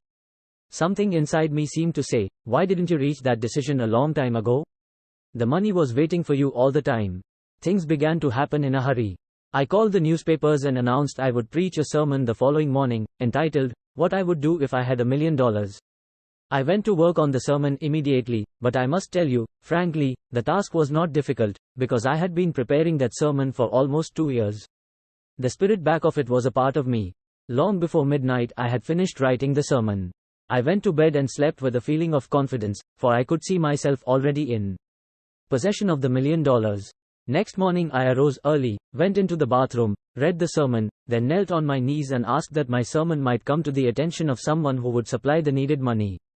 While I was praying, I again had that feeling of assurance that the money would be forthcoming. In my excitement, I walked out without my sermon, and did not discover the oversight until I was in my pulpit and about ready to begin delivering it. It was too late to go back for my notes, and what a blessing that I couldn't go back. Instead, my own subconscious mind yielded the material I needed. When I arose to begin my sermon, I closed my eyes, and spoke with all my heart and soul of my dreams. I not only talked to my audience, but I fancy I talked also to God. I told what I would do with $1 million if that amount were placed in my hands. I described the plan I had in mind for organizing a great educational institution, where young people would learn to do practical things, and at the same time develop their minds. When I had finished and sat down, a man slowly arose from his seat, about 3 rows from the rear, and made his way toward the pulpit. I wondered what he was going to do. He came into the pulpit, extended his hand, and said, Reverend, I liked your sermon. I believe you can do everything you said you would, if you had $1 million. To prove that I believe in you and your sermon, if you will come to my office tomorrow morning, I will give you the $1 million. My name is Philip D. Armour. Young Gonzalez went to Mr. Armour's office and the $1 million was presented to him. With the money, he founded the Armour Institute of Technology. That is more money than the majority of preachers ever see in an entire lifetime, yet the thought impulse back of the money was created in the young preacher's mind in a fraction of a minute. The necessary $1 million came as a result of an idea. Back of the idea was a desire which young Gonzalez had been nursing in his mind for almost 2 years. Observe this important fact. He got the money within 36 hours after he reached a definite decision in his own mind to get it, and decided upon a definite plan for getting it. There was nothing new or unique about young Gonzalez' vague thinking about $1 million, and weakly hoping for it. Others before him, and many since his time, have had similar thoughts. But there was something very unique and different about the decision he reached on that memorable Saturday, when he put vagueness into the background, and definitely said, I will get that money within a week. God seems to throw himself on the side of the man who knows exactly what he wants, if he is determined to get just that. Moreover, the principle through which Dr. Gonzalez got his $1 million is still alive. It is available to you. This universal law is as workable today as it was when the young preacher made use of it so successfully. This book describes, step by step, the 13 elements of this great law, and suggests how they may be put to use. Observe that Asa Candler and Dr. Frank Gonzalez had one characteristic in common. Both knew the astounding truth that ideas can be transmuted into cash through the power of definite purpose, plus definite plans. If you are one of those who believe that hard work and honesty, alone, will bring riches, perish the thought. It is not true. Riches, when they come in huge quantities, are never the result of hard work. Riches come, if they come at all, in response to definite demands, based upon the application of definite principles, and not by chance or luck. Generally speaking, an idea is an impulse of thought that impels action, by an appeal to the imagination. All master salesmen know that ideas can be sold where merchandise cannot. Ordinary salesmen do not know this, that is why they are ordinary. A publisher of books, which sell for a nickel, made a discovery that should be worth much to publishers generally. He learned that many people buy titles, and not contents of books. By merely changing the name of one book that was not moving, his sales on that book jumped upward more than 1 million copies. The inside of the book was not changed in any way. He merely ripped off the cover bearing the title that did not sell, and put on a new cover with a title that had box office value. That, as simple as it may seem, was an idea. It was imagination. There is no standard price on ideas. The creator of ideas makes his own price, and, if he is smart, gets it. The moving picture industry created a whole flock of millionaires. Most of them were men who couldn't create ideas, but they had the imagination to recognize ideas when they saw them. The next flock of millionaires will grow out of the radio business, which is new and not overburdened with men of keen imagination. The money will be made by those who discover or create new and more meritorious radio programs and have the imagination to recognize merit, and to give the radio listeners a chance to profit by it. The sponsor, that unfortunate victim who now pays the cost of all radio entertainment, soon will become idea conscious, and demand something for his money. The man who beats the service, is the man who will become rich in this new industry. Sponsor to the draw, and supplies programs that render useful crooners and light chatter artists who now pollute the air with wisecracks and silly giggles, will go the way of all light timbers, and their places will be taken by real artists who interpret carefully planned programs which have been designed to service the minds of men, as well as provide entertainment. Here is a wide open field of opportunity screaming its protest at the way it is being butchered, because of lack of imagination, and begging for rescue at any price. Above all, the thing that radio needs is new ideas. If this new field of opportunity intrigues you, perhaps you might profit by the suggestion that the successful radio programs of the future will give more attention to creating buyer audiences, and less attention to listener audiences. Stated more plainly, the builder of radio programs who succeeds in the future must find practical ways to convert listeners into buyers. Moreover, the successful producer of radio programs in the future must key his features so that he can definitely show its effect upon the audience. Sponsors are becoming a bit wary of buying glib selling talks, based upon statements grabbed out of thin air. They want, and in the future will demand, indisputable proof that the Woosh It program not only gives millions of people the silliest giggle ever, but that the silly giggler can sell merchandise. Another thing that might as well be understood by those who contemplate entering this new field of opportunity, radio advertising is going to be handled by an entirely new group of advertising experts, separate and distinct from the old-time newspaper and magazine advertising agency men. The old-timers in the advertising game cannot read the modern radio scripts, because they have been schooled to see ideas. The new radio technique demands men who can interpret ideas from a written manuscript in terms of sound. It cost the author a year of hard labor, and many thousands of dollars to learn this. Radio, right now, is about where the moving pictures were, when Mary Pickford and her curls first appeared on the screen. There is plenty of room in radio for those who can produce or recognize ideas. If the foregoing comment on the opportunities of radio has not started your idea factory to work, you had better forget it. Your opportunity is in some other field. If the comment intrigued you in the slightest degree, then go further into it, and you may find the one idea you need to round out your career. Never let it discourage you if you have no experience in radio. Andrew Carnegie knew very little about making steel. I have Carnegie's own word for this, but he made practical use of two of the principles described in this book, and made the steel business yield him a fortune. The story of practically every great fortune starts with the day when a creator of ideas and a seller of ideas got together and worked in harmony. Carnegie surrounded himself with men who could do all that he could not do. Men who created ideas, and men who put ideas into operation, and made himself and the others fabulously rich. Millions of people go through life hoping for favorable breaks. Perhaps a favorable break can get one an opportunity, but the safest plan is not to depend upon luck. It was a favorable break that gave me the biggest opportunity of my life, but 25 years of determined effort had to be devoted to that opportunity before it became an asset. The break consisted of my good fortune in meeting and gaining the cooperation of Andrew Carnegie. On that occasion, Carnegie planted in my mind the idea of organizing the principles of achievement into a philosophy of success. Thousands of people have profited by the discoveries made in the 25 years of research, and several fortunes have been accumulated through the application of the philosophy. The beginning was simple. It was an idea which anyone might have developed. The favorable break came through Carnegie, but what about the determination, definiteness of purpose, and the desire to attain the goal, and the persistent effort of 25 years? It was no ordinary desire that survived disappointment, discouragement, temporary defeat, criticism, and the constant reminding of waste of time. It was a burning desire, an obsession. When the idea was first planted in my mind by Mr. Carnegie, it was coaxed, nursed, and enticed to remain alive. Gradually, the idea became a giant under its own power, and it coaxed, nursed, and drove me. Ideas are like that. First you give life and action and guidance to ideas, then they take on power of their own and sweep aside all opposition. Ideas are intangible forces, but they have more power than the physical brains that give birth to them. They have the power to live on, after the brain that creates them has returned to dust. For example, take the power of Christianity. That began with a simple idea, born in the brain of Christ.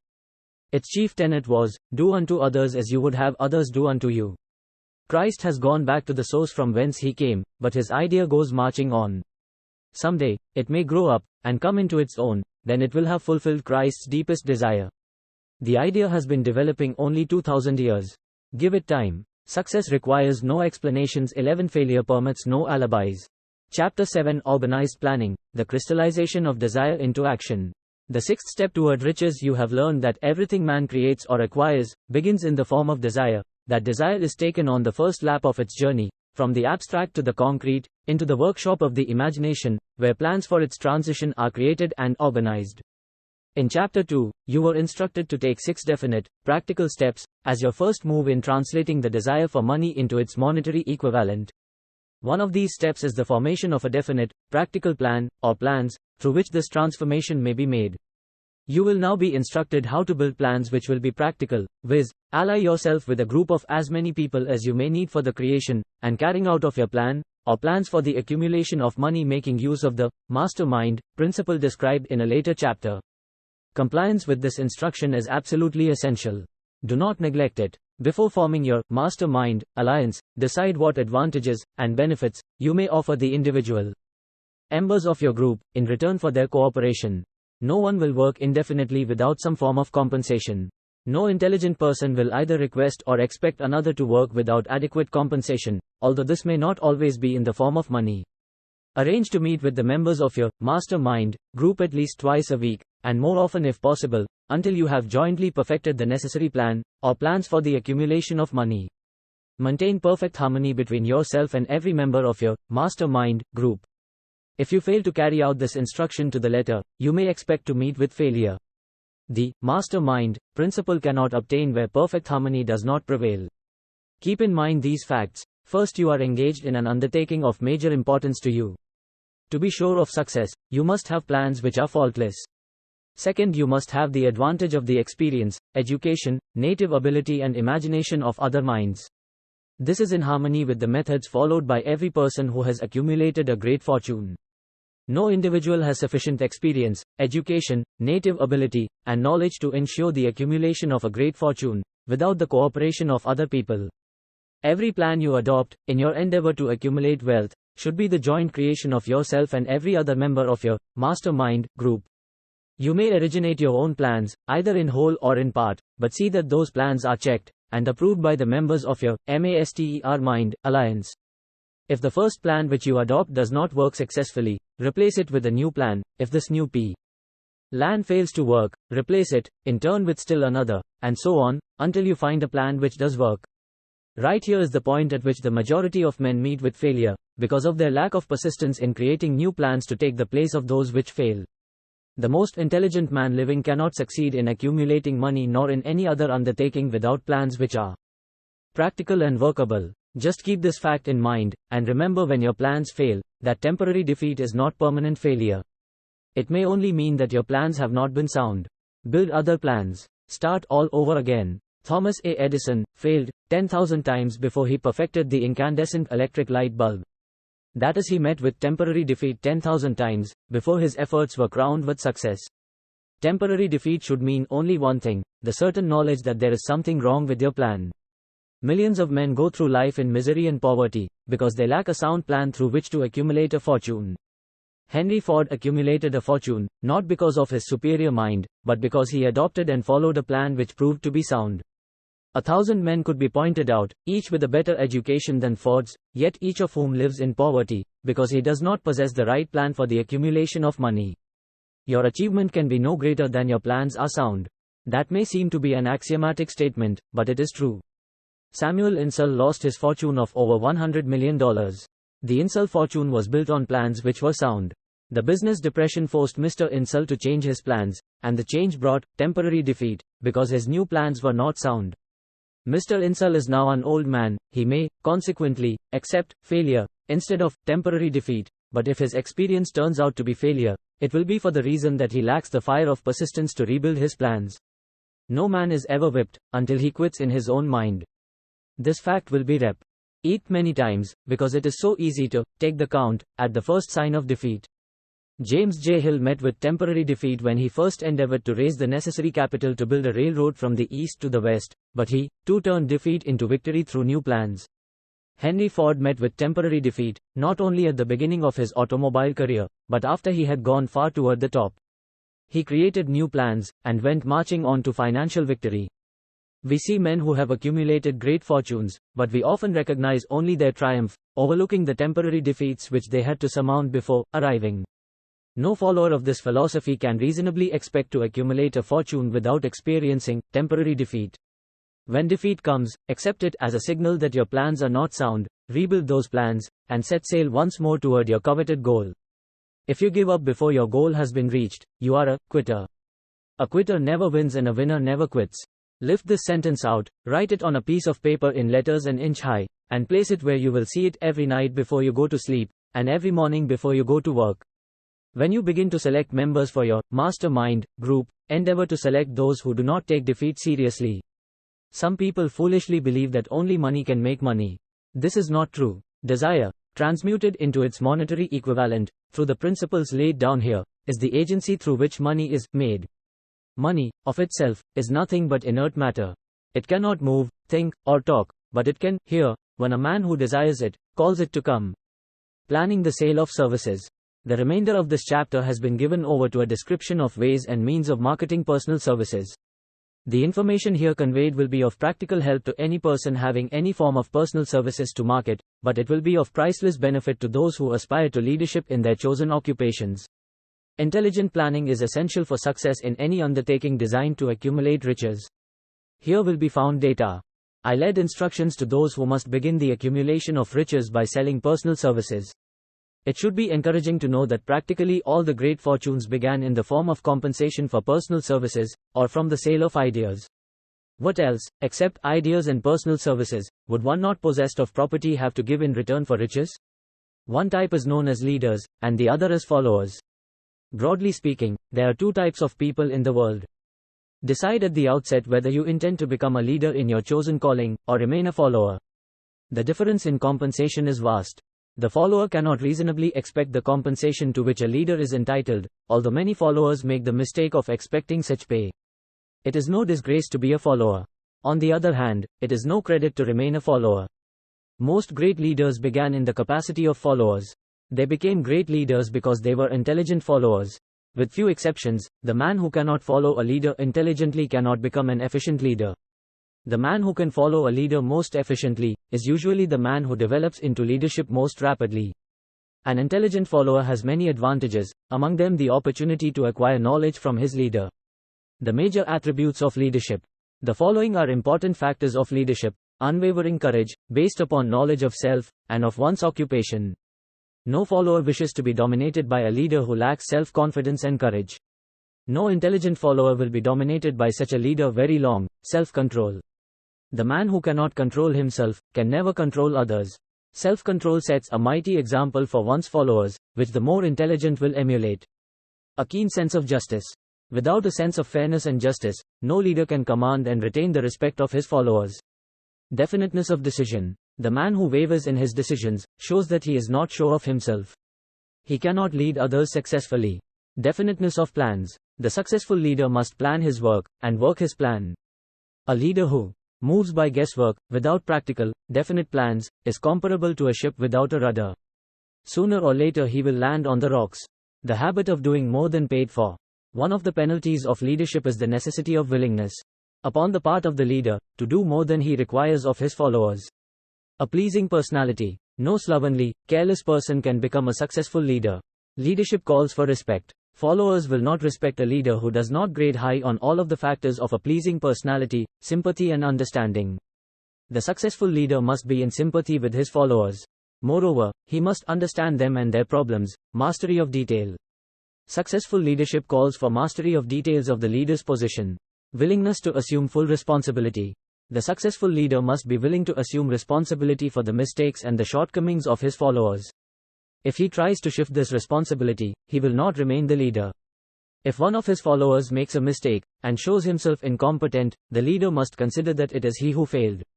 Cooperation. The successful leader must understand, and apply the principle of cooperative effort and be able to induce his followers to do the same. Leadership calls for power, and power calls for cooperation. There are two forms of leadership.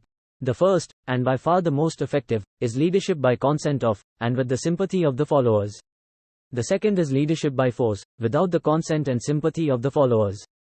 History is filled with evidences that leadership by force cannot endure. The downfall and disappearance of dictators and kings is significant. It means that people will not follow forced leadership indefinitely.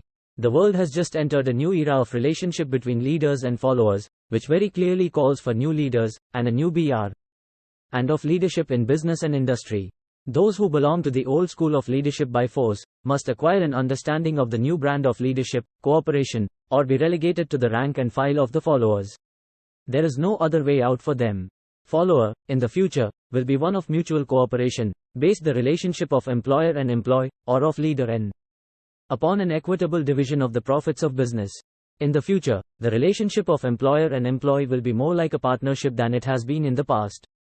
Napoleon, Kaiser Wilhelm of Germany, the Tsar of Russia, and the King of Spain were examples of leadership by force. Their leadership passed. Without much difficulty, one might point to the prototypes of these ex-leaders, among the business, financial, and labor leaders of America who have been dethroned or slated to go. Leadership by consent of the followers is the only brand which can endure. Men may follow the forced leadership temporarily, but they will not do so willingly. The new brand of leadership will embrace the 11 factors of leadership, described in this chapter, as well as some other factors. The man who makes these the basis of his leadership, will find abundant opportunity to lead in any walk of life. The Depression was prolonged, largely, because the world lacked leadership of the new brand. At the end of the Depression, the demand for leaders who are competent to apply the new methods of leadership has greatly exceeded the supply. Some of the old type of leaders will reform and adapt themselves to the new brand of leadership, but generally speaking, the world will have to look for new timber for its leadership. This necessity may be your opportunity. The 10 major causes of failure in leadership. We come now to the major faults of leaders who fail, because it is just as essential to know what not to do as it is to know what to do. 1. Inability to organize details. Efficient leadership calls for ability to organize and to master details. No genuine leader is ever too busy to do any thing which may be required of him in his capacity as leader. When a man, whether he is a leader or follower, admits that he is too busy to change his plans or to give attention to any emergency, he admits his inefficiency. The successful leader must be the master of all details connected with his position. That means, of course, that he must acquire the habit of relegating details to capable lieutenants. 2. Unwillingness to render humble service. Truly great leaders are willing, when occasion demands, to perform any sort of labor which they would ask another to perform. The greatest among ye shall be the servant of all, is a truth which all able leaders observe and respect. 3. Expectation of pay for what they know instead of what they do with that whicheftliey. No, the world does not pay men for that which they know. It pays them for what they do, or induce others to do. 4. Fear of competition from followers. The leader who fears that one of his followers may take his position is practically sure to realize that fear sooner or later. The able leader trains understudies to whom he may delegate, at will, any of the details of his position. Only in this way may a leader multiply himself and prepare himself to be at many places, and give attention to many things at one time. It is an eternal truth that men receive more pay for their ability to get others to perform, than they could possibly earn by their own efforts. An efficient leader may, through his knowledge of his job and the magnetism of his personality, greatly increase the efficiency of others, and induce them to render more service and better service than they could render without his aid. 5. Lack of imagination. Without imagination, the leader is incapable of meeting emergencies, and of creating plans by which to guide his followers efficiently. 6. Selfishness. The leader who claims all the honor for the work of his followers, is sure to be met by resentment. The really great leader claims none of the honors. He is contented to see the honors, when there are any, go to his followers, because he knows that most men will work harder for commendation and recognition than they will for money alone. 7. Intemperance. Followers do not respect an intemperate leader. Moreover, intemperance in any of its various forms, destroys the endurance and the vitality of all who indulge in it. 8. Disloyalty. Perhaps this should have come at the head of the list. The leader who is not loyal to his trust, and to his associates, those above him, and those below him, cannot long maintain his leadership. Disloyalty marks one as being less than the dust of the earth, and brings down on one's head the contempt he deserves. Lack of loyalty is one of the major causes of failure in every walk of life. 9. Emphasis of the authority of leadership. The efficient leader leads by encouraging, and not by trying to instill fear in the hearts of his followers. The leader who tries to impress his followers with his authority comes within the category of leadership through force.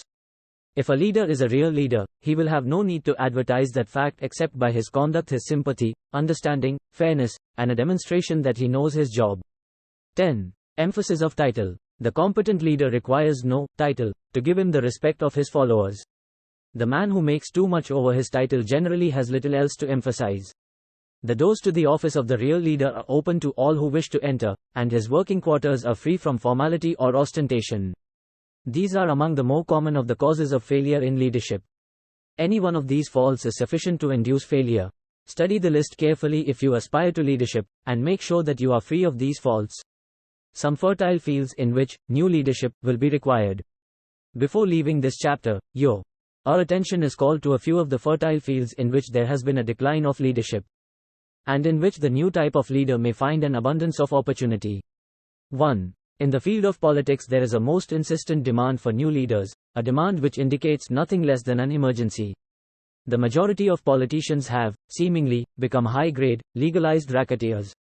They have increased taxes and debauched the machinery of industry and business until the people can no longer stand the burden. 2. The banking business is undergoing a reform. The leaders in this field have almost entirely lost the confidence of the public. Already the bankers have sensed the need of reform, and they have begun it. 3. Industry calls for new leaders. The old type of leaders thought and moved in terms of dividends instead of thinking and moving in terms of human equations. The future leader in industry, to endure, must regard himself as a quasi-public official whose duty it is to manage his trust in such a way that it will work hardship on no individual, or group of individuals. Exploitation of working men is a thing of the past. Let the man who aspires to leadership in the field of business, industry, and labor remember this. 4. The religious leader of the future will be forced to give more attention to the temporal needs of his followers, in the solution of their economic and personal problems of the present, and less attention to the dead past, and the yet unborn future. 5. In the professions of law, medicine, and education, a new brand of leadership, and to some extent, new leaders will become a necessity. This is especially true in the field of education. The leader in that field must, in the future, find ways and means of teaching people how to apply the knowledge they receive in school. He must deal more with practice and less with theory. 6. New leaders will be required in the field of journalism. Newspapers of the future, to be conducted successfully, must be divorced from special privilege and relieved from the subsidy of advertising. They must cease to be organs of propaganda for the interests which patronize their advertising columns. The type of newspaper which publishes scandal and lewd pictures will eventually go the way of all forces which debauch the human mind. These are but a few of the fields in which opportunities for new leaders and a new brand of leadership are now available. The world is undergoing a rapid change. This means that the media through which the changes in human habits are promoted, must be adapted to the changes. The media here described, are the ones which, more than any others, determine the trend of civilization. When and how to apply for a position. The information described here is the net result of many years of experience during which thousands of men and women were helped to market their services effectively. It can, therefore, be relied upon as sound and practical. Media through which services may be marketed. Experience has proved that the following media offer the most direct and effective methods of bringing the buyer and seller of personal services together. Employment bureaus. Care must be taken to select only reputable bureaus, the management of which can show adequate records of achievement of satisfactory results. There are comparatively few such bureaus. Advertising, in newspapers, trade journals, magazines, and radio. Classified advertising may usually be relied upon to produce satisfactory results in the case of those who apply for clerical or ordinary salaried positions. Display advertising is more desirable in the case of those who seek executive connections, the copy to appear in the section of the paper which is most apt to come to the attention of the class of employer being sought. The copy should be prepared by an expert, who understands how to inject sufficient selling qualities to produce replies. Personal letters of application. Personal letters of application directed to particular firms or individuals most apt to need such services as are being offered. Letters should be neatly typed, always, and signed by hand. With the letter, should be sent a complete, brief, or outline of the applicant's qualifications. Both the letter of application and the brief of experience or qualifications should be prepared by an expert. See instructions as to information to be supplied. Application through personal acquaintances. When possible, the applicant should endeavor to approach prospective employers through some mutual acquaintance. This method of approach is particularly advantageous in the case of those who seek executive connections and do not wish to appear to be peddling themselves. Application in person. In some instances, it may be more effective if the applicant offers personally his services to prospective employers, in which event a complete written statement of qualifications for the position should be presented, for the reason that prospective employers often wish to discuss with associates one's record. Information to be supplied in a written brief. This brief should be prepared as carefully as a lawyer would prepare the brief of a case to be tried in court. Unless the applicant is experienced in the preparation of such briefs, an expert should be consulted, and his services enlisted for this purpose. Successful merchants employ men and women who understand the art and the psychology of advertising to present the merits of their merchandise. One who has personal services for sale should do the same. The following information should appear in the brief. Education. State briefly, but definitely, what schooling you have had, and in what subjects you specialized in Schule, giving the reasons for that specialization. Experience. If you have had experience in connection with positions similar to the one you seek, describe it fully, state names and addresses of former employers. Be sure to bring out clearly any special experience you may have had which would equip you to fill the position you seek.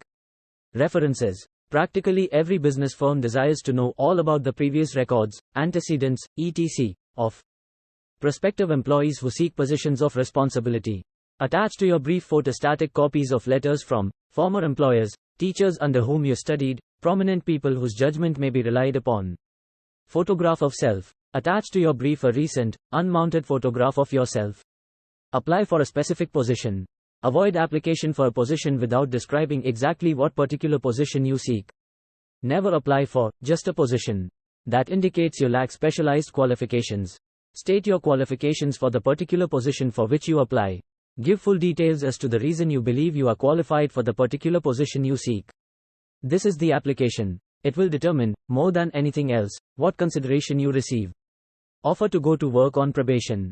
In the majority of instances, if you are determined to have the position for which you apply, it will be most effective if you offer to work for a week, or a month, or for a sufficient length of time to enable your prospective employer to judge your value without pay.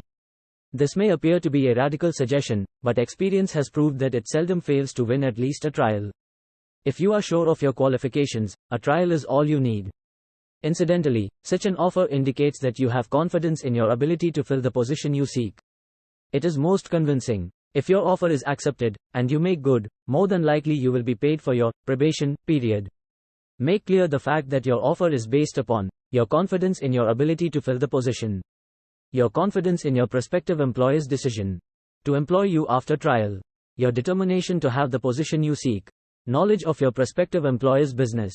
Before applying for a position, do sufficient research in connection with the business to familiarize yourself thoroughly with that business, and indicate in your brief the knowledge you have acquired in this field. This will be impressive, as it will indicate that you have imagination and a real interest in the position you seek. Remember that it is not the lawyer who knows the most law, but the one who best prepares his case, who wins.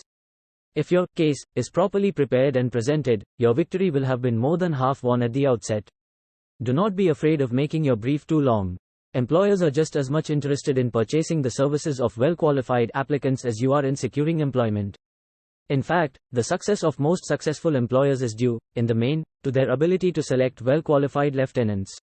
They want all the information available. Remember another thing: neatness in the preparation of your brief will indicate that you are a painstaking person.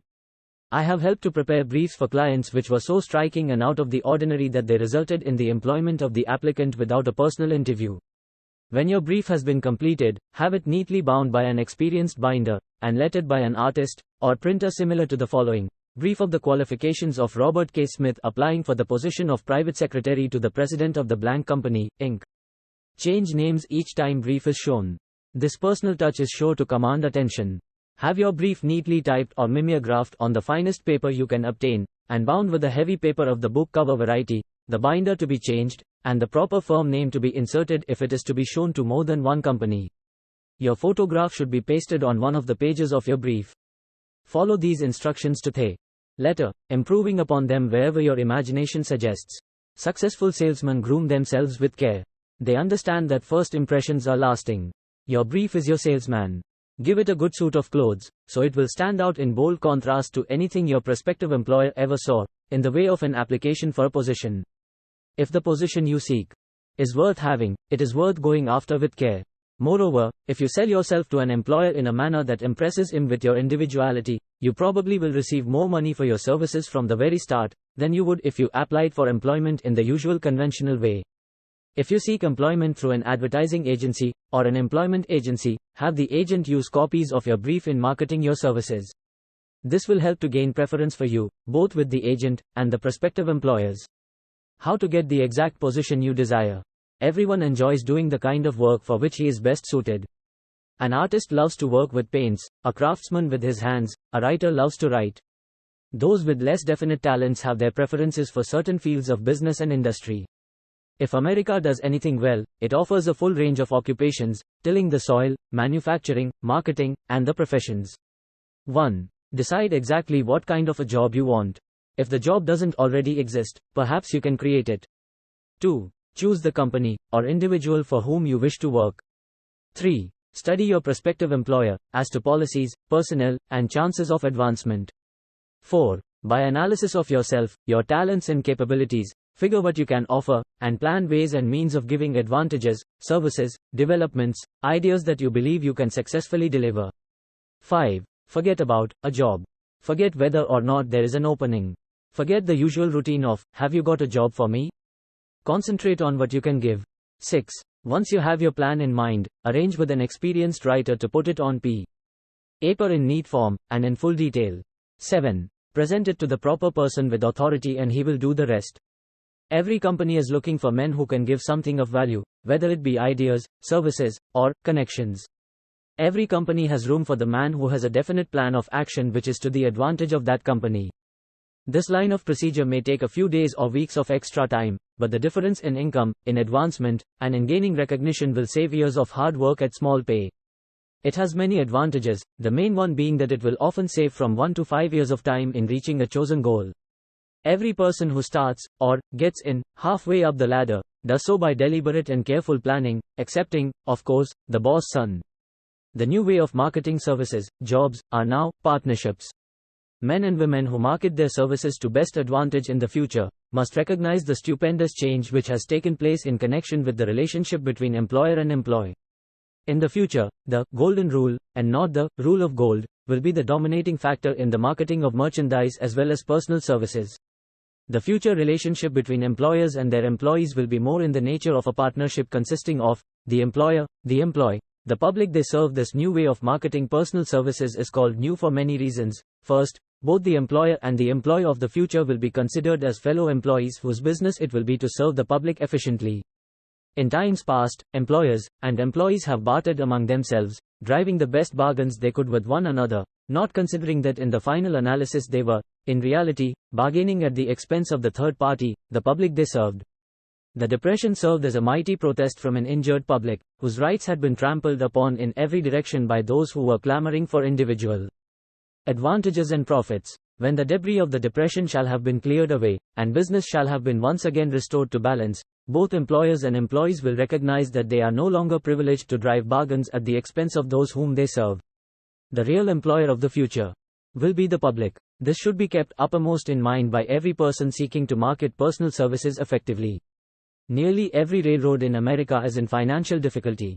Who does not remember the day when, if a citizen inquired at the ticket office the time of departure of a train, he was abruptly referred to the bulletin board instead of being politely given the information? The streetcar companies have experienced a change of times also. There was a time not so very long ago when streetcar conductors took pride in giving argument to passengers. Many of the streetcar tracks have been removed and passengers ride on a bus, whose driver is the last word in politeness. All over the country streetcar tracks are rusting from abandonment, or have been taken up. Wherever streetcars are still in operation, passengers may now ride without argument, and one may even hail the car in the middle of the block, and the motorman will obligingly pick him up. How times have changed. That is just the point I am trying to emphasize. Times have changed. Moreover, the change is reflected not merely in railroad offices and on streetcars, but in other walks of life as well. The public be damned policy is now passé. It has been supplanted by the we are obligingly at your service, sir, policy. The bankers have learned a thing or two during this rapid change which has taken place during the past few years. Impoliteness on the part of a bank official or bank employee today is as rare as it was conspicuous a dozen years ago. In the years past, some bankers, not all of them, of course, carried an atmosphere of austerity which gave every would-be borrower a chill when H.A. even thought of approaching his banker for a loan. The thousands of bank failures during the Depression had the effect of removing the mahogany doors behind which bankers formerly barricaded themselves. They now sit at desks in the open, where they may be seen and approached at will by any depositor, or by anyone who wishes to see them, and the whole atmosphere of the bank is one of courtesy and understanding. It used to be customary for customers to have to stand and wait at the corner grocery until the clerks were through passing the time of day with friends, and the proprietor had finished making up his bank deposit, before being waited upon. Chain stores, managed by courteous men who do everything in the way of service, short of shining the customer's shoes, have pushed the old-time merchants into the background. Time marches on. Courtesy and service are the watchwords of merchandising today, and apply to the person who is marketing personal services even more directly than to the employer whom he serves, because, in the final analysis, both the employer and his employee are employed by the public they serve. If they fail to serve well, they pay by the loss of their privilege of serving. We can all remember the time when the gas meter reader pounded on the door hard enough to break the panels. When the door was opened, he pushed his way in, uninvited, with a scowl on his face which plainly said, "What the hell did you keep me waiting for?" All that has undergone a change. The meter man now conducts himself as a gentleman who is delighted to be at your service, sir. Before the gas companies learned that their scowling meter men were accumulating liabilities never to be cleared away, the polite salesman of oil burners came along and did a land office business. During the Depression, I spent several months in the anthracite coal region of Pennsylvania, studying conditions which all but destroyed the coal industry. Among several very significant discoveries, was the fact that greed on the part of operators and their employees was the chief cause of the loss of business for the operators, and loss of jobs for the miners.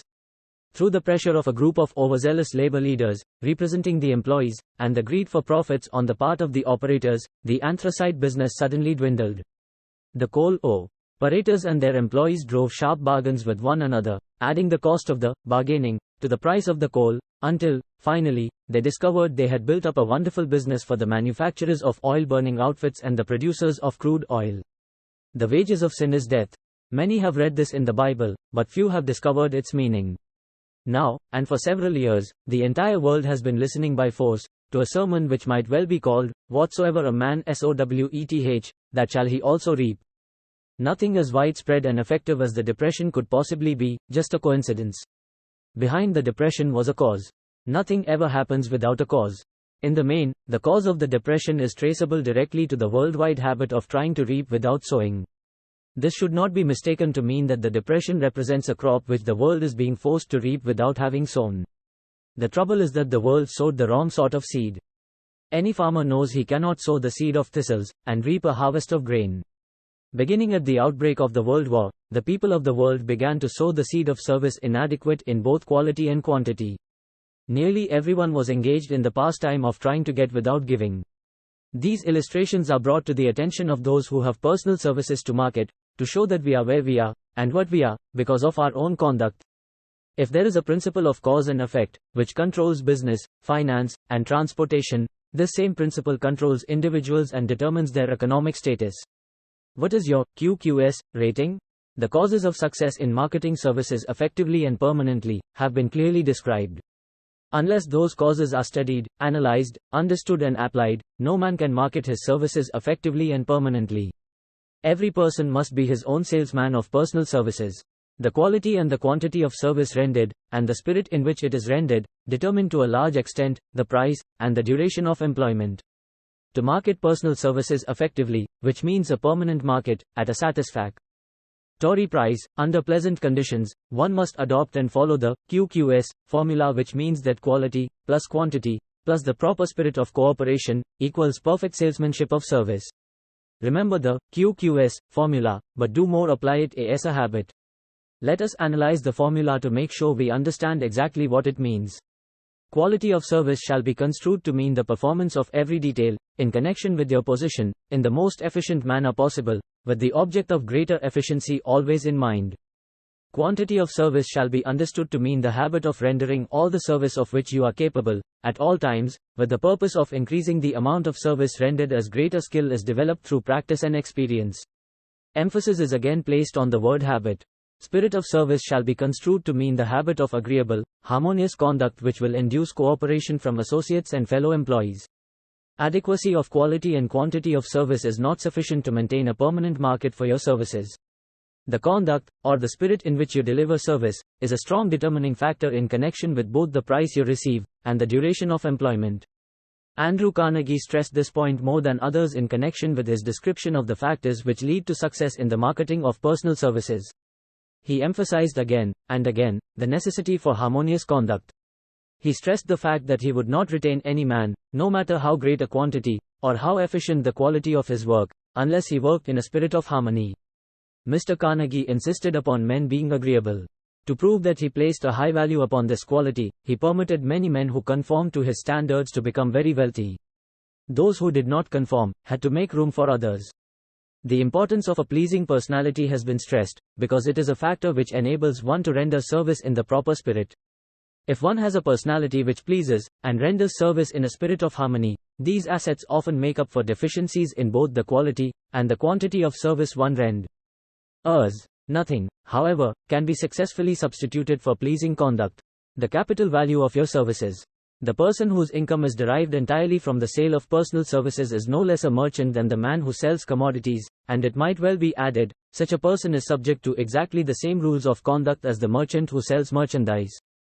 This has been emphasized, because the majority of people who live by the sale of personal services make the mistake of considering themselves free from the rules of conduct, and the responsibilities attached to those who are engaged in marketing commodities.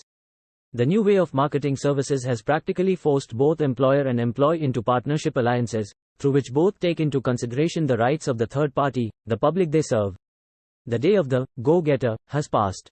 He has been supplanted by the go-giver. High-pressure methods in business finally blew the lid off. There will never be the need to put the lid back on, because, in the future, business will be conducted by methods that will require no pressure. The actual capital value of your brains may be determined by the amount of income you can produce by marketing your services. A fair estimate of the capital value of your services may be made by multiplying your annual income by 16 2/3, as it is reasonable to estimate that your annual income represents 6% of your capital value. Money rents for 6% per annum. Money is worth no more than brains. It is often worth much less. Competent brains, if effectively marketed, represent a much more desirable form of capital than that which is required to conduct a business dealing in commodities, because brains are a form of capital which cannot be permanently depreciated through depressions, nor can this form of capital be stolen or spent.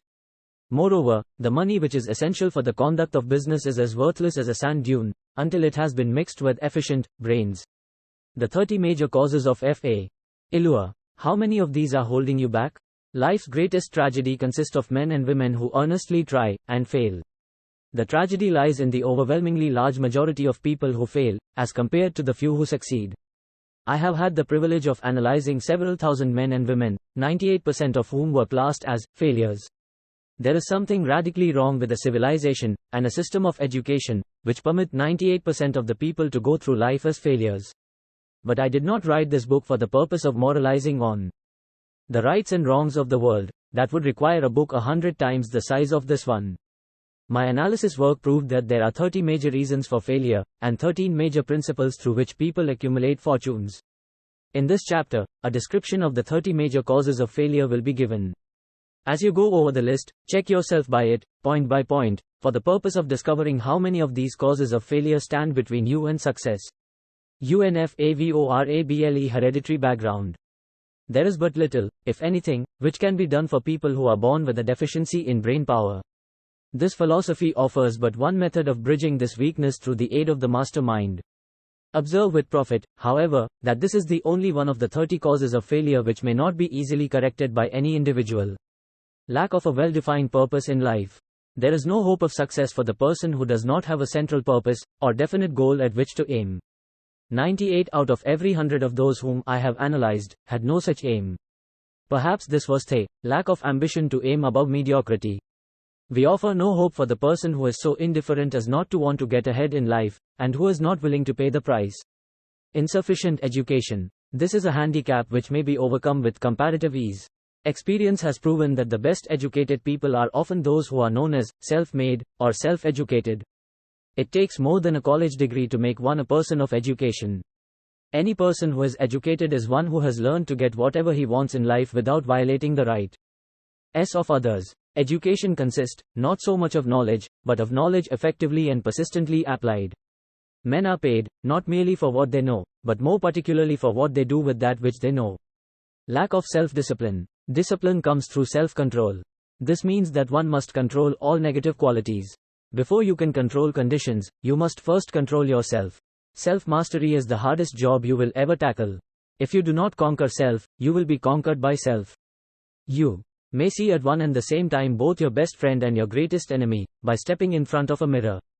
Ill health. No person may enjoy outstanding success without good health. Many of the causes of ill health are subject to mastery and control. These, in the main, are overeating of foods not conducive to health, wrong habits of thought, giving expression to negatives, wrong use of, and overindulgence in sex, lack of proper physical exercise and inadequate supply of fresh air, due to improper breathing. UNFAVORABLE Environmental influences during childhood. As the twig is bent, so shall the tree grow. Most people who have criminal tendencies acquire them as the result of bad environment, and improper associates during childhood.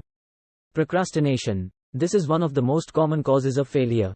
Old man procrastination stands within the shadow of every human being, waiting his opportunity to spoil one's chances of success. Most of us go through life as failures, because we are waiting for the time to be right, to start doing something worthwhile. Do not wait. The time will never be just right. Start where you stand, and work with whatever tools you may have at your command, and better tools will be found as you go along. Lack of persistence. Most of us are good starters, but poor finishers of everything we begin.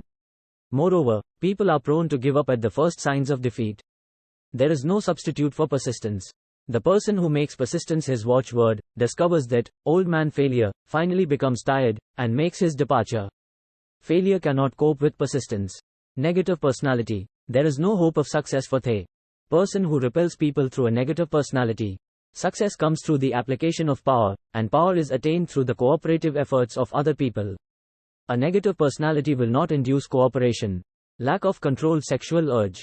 Sex energy is the most powerful of all the stimuli which move people into action. Because it is the most powerful of the emotions, it must be controlled, through transmutation, and converted into other channels. Uncontrolled desire for something for nothing. The gambling instinct drives millions of people to failure. Evidence of this may be found in a study of the Wall Street crash of 29, during which millions of people tried to make money by gambling on stock margins. Lack of a well-defined power of decision. Men who succeed reach decisions promptly, and change them, if at all, very slowly.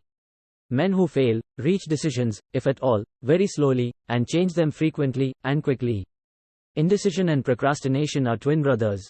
Where one is found, the other may usually be found also. Kill off this pair before they completely hog-tie you to the treadmill of failure. One or more of the 6 basic fears. These fears have been analyzed for you in a later chapter. They must be mastered before you can market your services effectively. Wrong selection of a mate in marriage. This is a most common cause of failure. The relationship of marriage brings people intimately into contact. Unless this relationship is harmonious, failure is likely to follow. Moreover, it will be a form of failure that is marked by misery and unhappiness, destroying all signs of ambition. Overcaution. The person who takes no chances generally has to take whatever is left when others are through choosing. Overcaution is as bad as undercaution. Both are extremes to be guarded against. Life itself is filled with the element of chance. Wrong selection of associates in business. This is one of the most common causes of failure in business. In marketing personnel S. Avasas, one should use great care to select an employer who will be an inspiration, and who is, himself, intelligent and successful. We emulate those with whom we associate most closely. Pick an employer who is worth emulating. Superstition and prejudice. Superstition is a form of fear. It is also a sign of ignorance. Men who succeed keep open minds and are afraid of nothing. Wrong selection of a vocation. No man can succeed in a line of endeavor which he does not like. The most essential step in the marketing of personal services is that of selecting an occupation into which you can throw yourself wholeheartedly. Lack of concentration of effort. The jack of all trades seldom is good at any. Concentrate all of your efforts on one definite chief aim. The habit of indiscriminate spending. The spendthrift cannot succeed, mainly because he stands eternally in fear of poverty. Form the habit of systematic saving by putting aside a definite percentage of your income. Money in the bank gives one a very safe foundation of courage when bargaining for the sale of personal services. Without money, one must take what one is offered, and be glad to get it. Lack of enthusiasm. Without enthusiasm one cannot be convincing.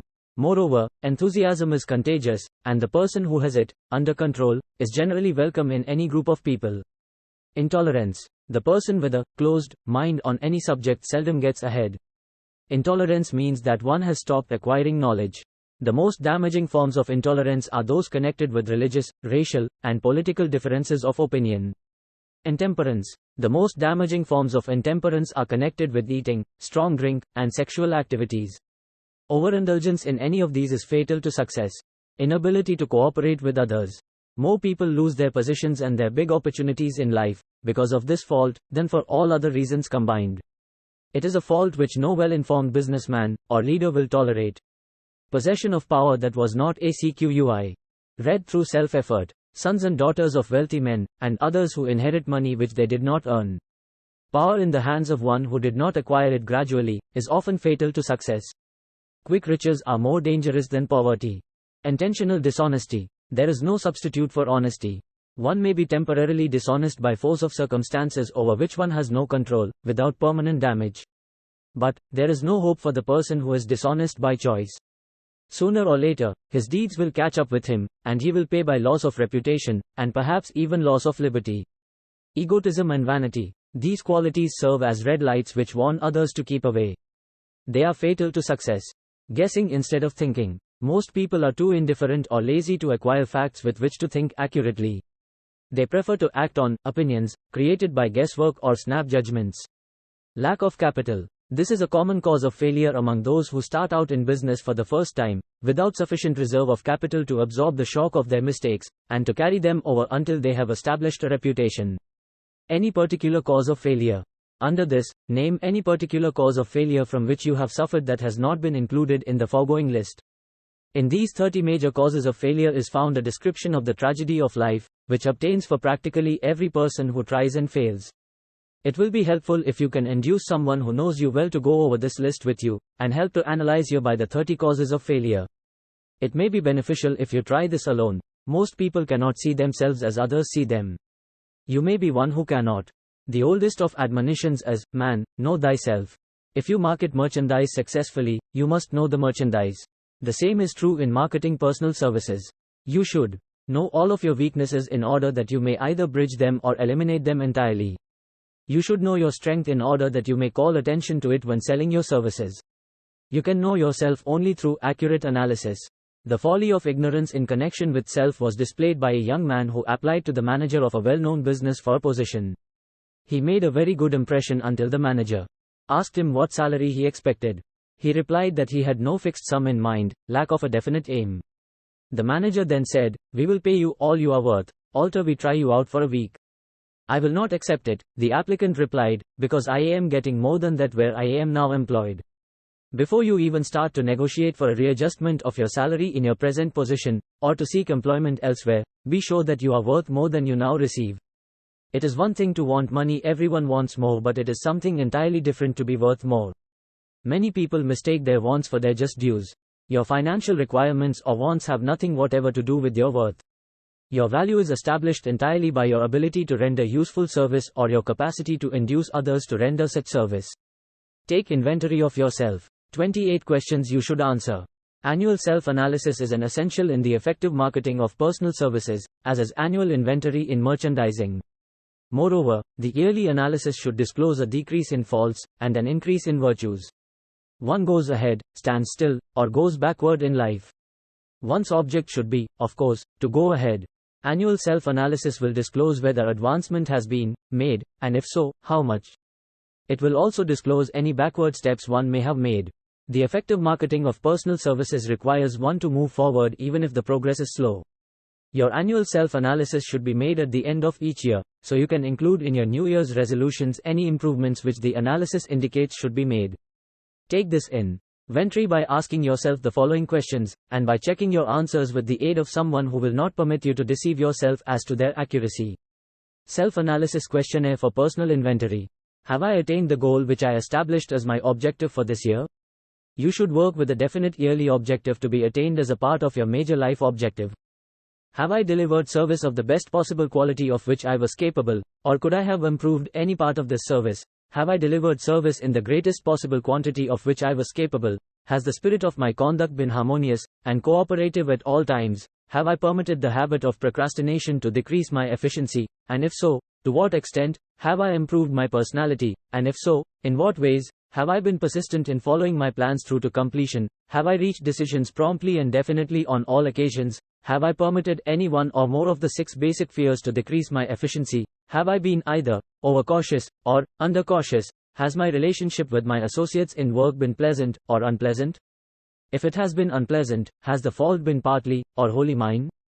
Have I dissipated any of my energy through lack of concentration of effort? Have I been open-minded and tolerant in connection with all subjects? In what way have I improved my ability to render service? Have I been intemperate in any of my habits? Have I expressed, either openly or secretly, any form of egotism? Has my conduct toward my associates been such that it has induced them to respect me? Have my opinions and decisions been based upon guesswork, or accuracy of analysis and thought?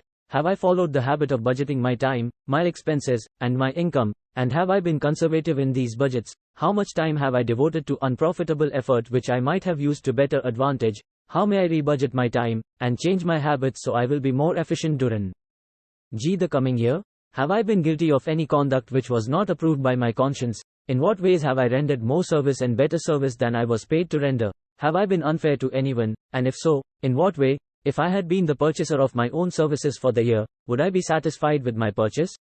Am I in the right vocation, and if not, why not? Has the purchaser of my services been satisfied with the service I have rendered, and if not, why not? What is my present rating on the fundamental principles of success? Make this rating fairly, and frankly, and have it checked by someone who is courageous enough to do it accurately.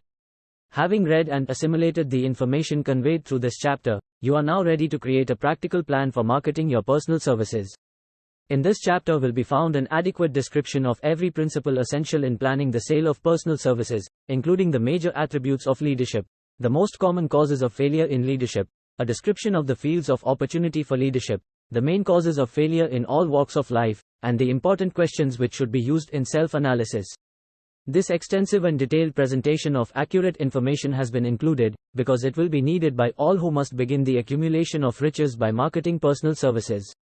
Those who have lost their fortunes, and those who are just beginning to earn money, have nothing but personal services to offer in return for riches. Therefore it is essential that they have available the practical information needed to market services to best advantage. The information contained in this chapter will be of great value to all who aspire to attain leadership in any calling.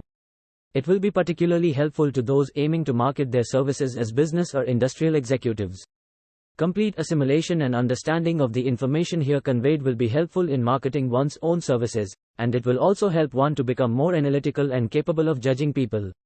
The information will be priceless to personnel directors, employment managers, and other executives charged with the selection of employees and the maintenance of efficient organizations. If you doubt this statement, test its soundness by answering in writing the 28 self-analysis questions. That might be both interesting and profitable, even though you do not doubt the soundness of the statement.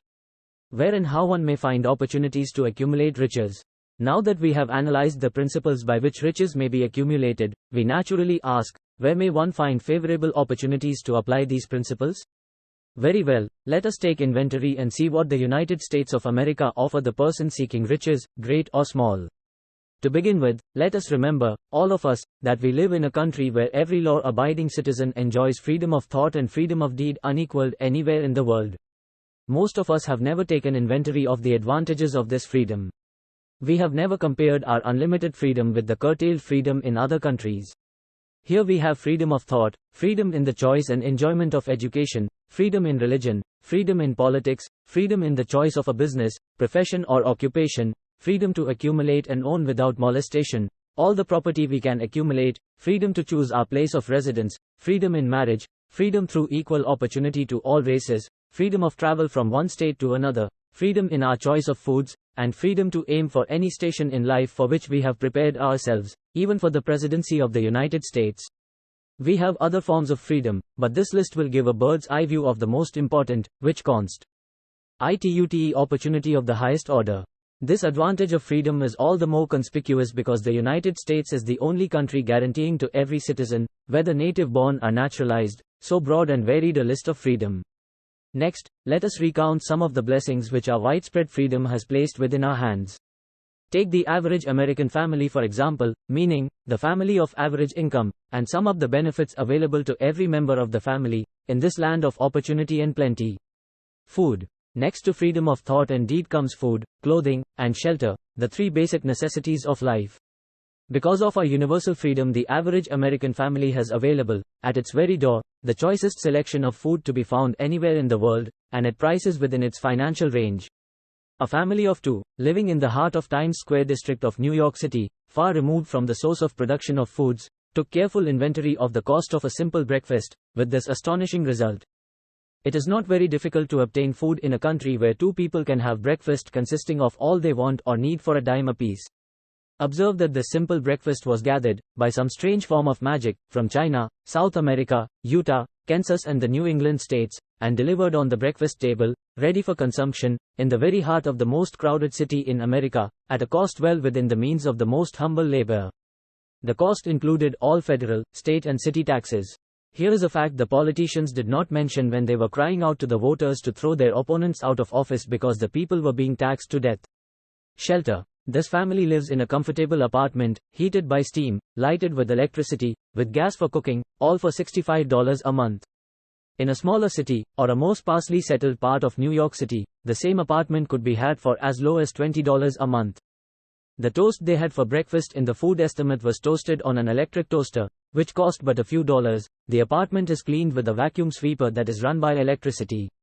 Hot and cold water is available, at all times, in the kitchen and the bathroom. The food is kept cool in a refrigerator that is run by electricity. The wife curls her hair, washes her clothes and irons them with easily operated electrical equipment, on power obtained by sticking a plug in the wall. The husband shaves with an electric shaver, and they receive entertainment from all over the world, 24 hours a day, if they want it, without cost, by merely turning the dial of their radio. There are other conveniences in this apartment, but the foregoing list will give a fair idea of some of the concrete evidences of the freedom we, of America, enjoy. And this is neither political nor economic propaganda.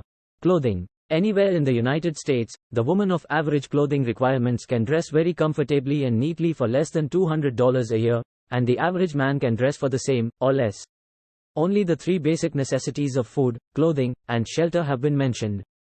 The average American citizen has other privileges and advantages available in return for modest effort, not exceeding 8 hours per day of labor. Among these is the privilege of automobile transportation, with which one can go and come at will, at very small cost. The average American has security of property rights not found in any other country in the world.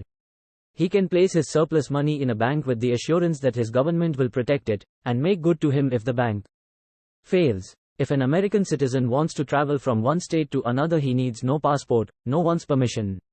He may go when he pleases, and return at will. Moreover, he may travel by train, private automobile, bus, airplane, or ship, as his pocketbook permits. In Germany, Russia, Italy, and most of the other European and Oriental countries, the people cannot travel with so much freedom, and at so little cost. The miracle that has provided these blessings. We often hear politicians proclaiming the freedom of America when they solicit votes, but seldom do they take the time or devote sufficient effort to the analysis of the source or nature of this freedom. Having no axe to grind, no grudge to express, no ulterior motives to be carried out, I have the privilege of going into a frank analysis of that mysterious, abstract, greatly misunderstood something which gives to every citizen of America more blessings, more opportunities to accumulate wealth, more freedom of every nature than may be found in any other country. I have the right to analyze the source and nature of this unseen power, because I know, and have known for more than a quarter of a century, many of the men who organized that power, and many who are now responsible for its maintenance. The name of this mysterious benefactor of mankind is capital.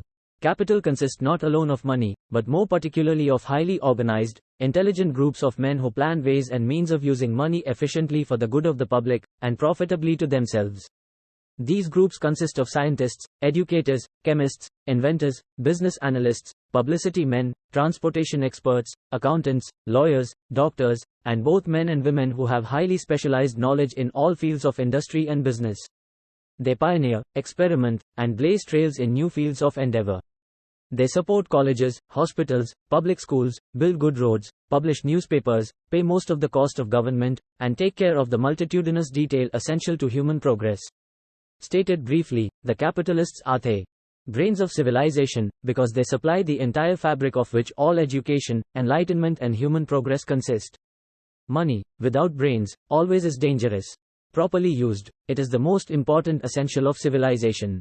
The simple breakfast here described could not have been delivered to the New York family at a dime each, or at any other price, if organized capital had not provided the machinery, the ships, the railroads, and the huge armies of trained men to operate them.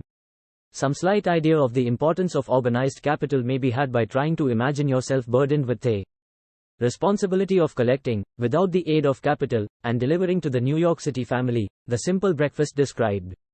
To supply the tea, you would have to make a trip to China or India, both a very long way from America. Unless you are an excellent swimmer, you would become rather tired before making the round trip. Then, too, another problem would confront you. What would you use for money, even if you had the physical endurance to swim the ocean? To supply the sugar, you would have to take another long swim to Cuba, or a long walk to the sugar beet section of Utah. But even then, you might come back without the sugar, because organized effort and money are necessary to produce sugar, to say nothing of what is required to refine, transport, and deliver it to the breakfast table anywhere in the United States. The eggs, you could deliver easily enough from the barn yards near New York City, but you would have a very long walk to Florida and return, before you could serve the 2 glasses of grapefruit juice. You would have another long walk, to Kansas, or one of the other wheat-growing states, when you went after the 4 slices of wheat bread. The rippled wheat biscuits would have to be omitted from the menu, because they would not be available except through the labor of a trained organization of men and suitable machinery, all of which call for capital. While resting, you could take off for another little swim down to South America, where you would pick up a couple of bananas, and on your return, you could take a short walk to the nearest farm having a dairy and pick up some butter and cream. Then your New York City family would be ready to sit down and enjoy breakfast, and you could collect your 2 dimes for your labor. Seems absurd, doesn't it? Well, the procedure described would be the only possible way these simple items of food could be delivered to the heart of New York City, if we had no capitalistic system. The sum of money required for the building and maintenance of the railroads and steamships used in the delivery of that simple breakfast is so huge that it staggers one's imagination. It runs into hundreds of millions of dollars, not to mention the armies of trained employees required to man the ships and trains.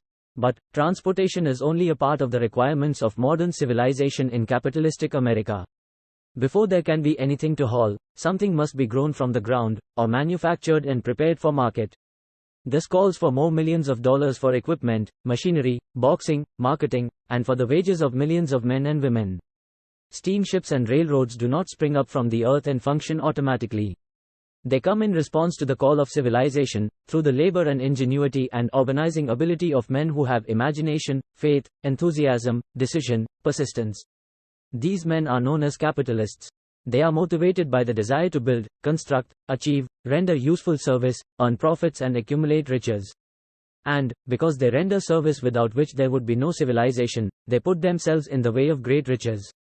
Just to keep the record simple and understandable, I will add that these capitalists are the self-same men of whom most of us have heard soapbox orators speak. They are the same men to whom radicals, racketeers, dishonest politicians and grafting labor leaders refer as the predatory interests, or Wall Street. I am not attempting to present a brief for or against any group of men or any system of economics.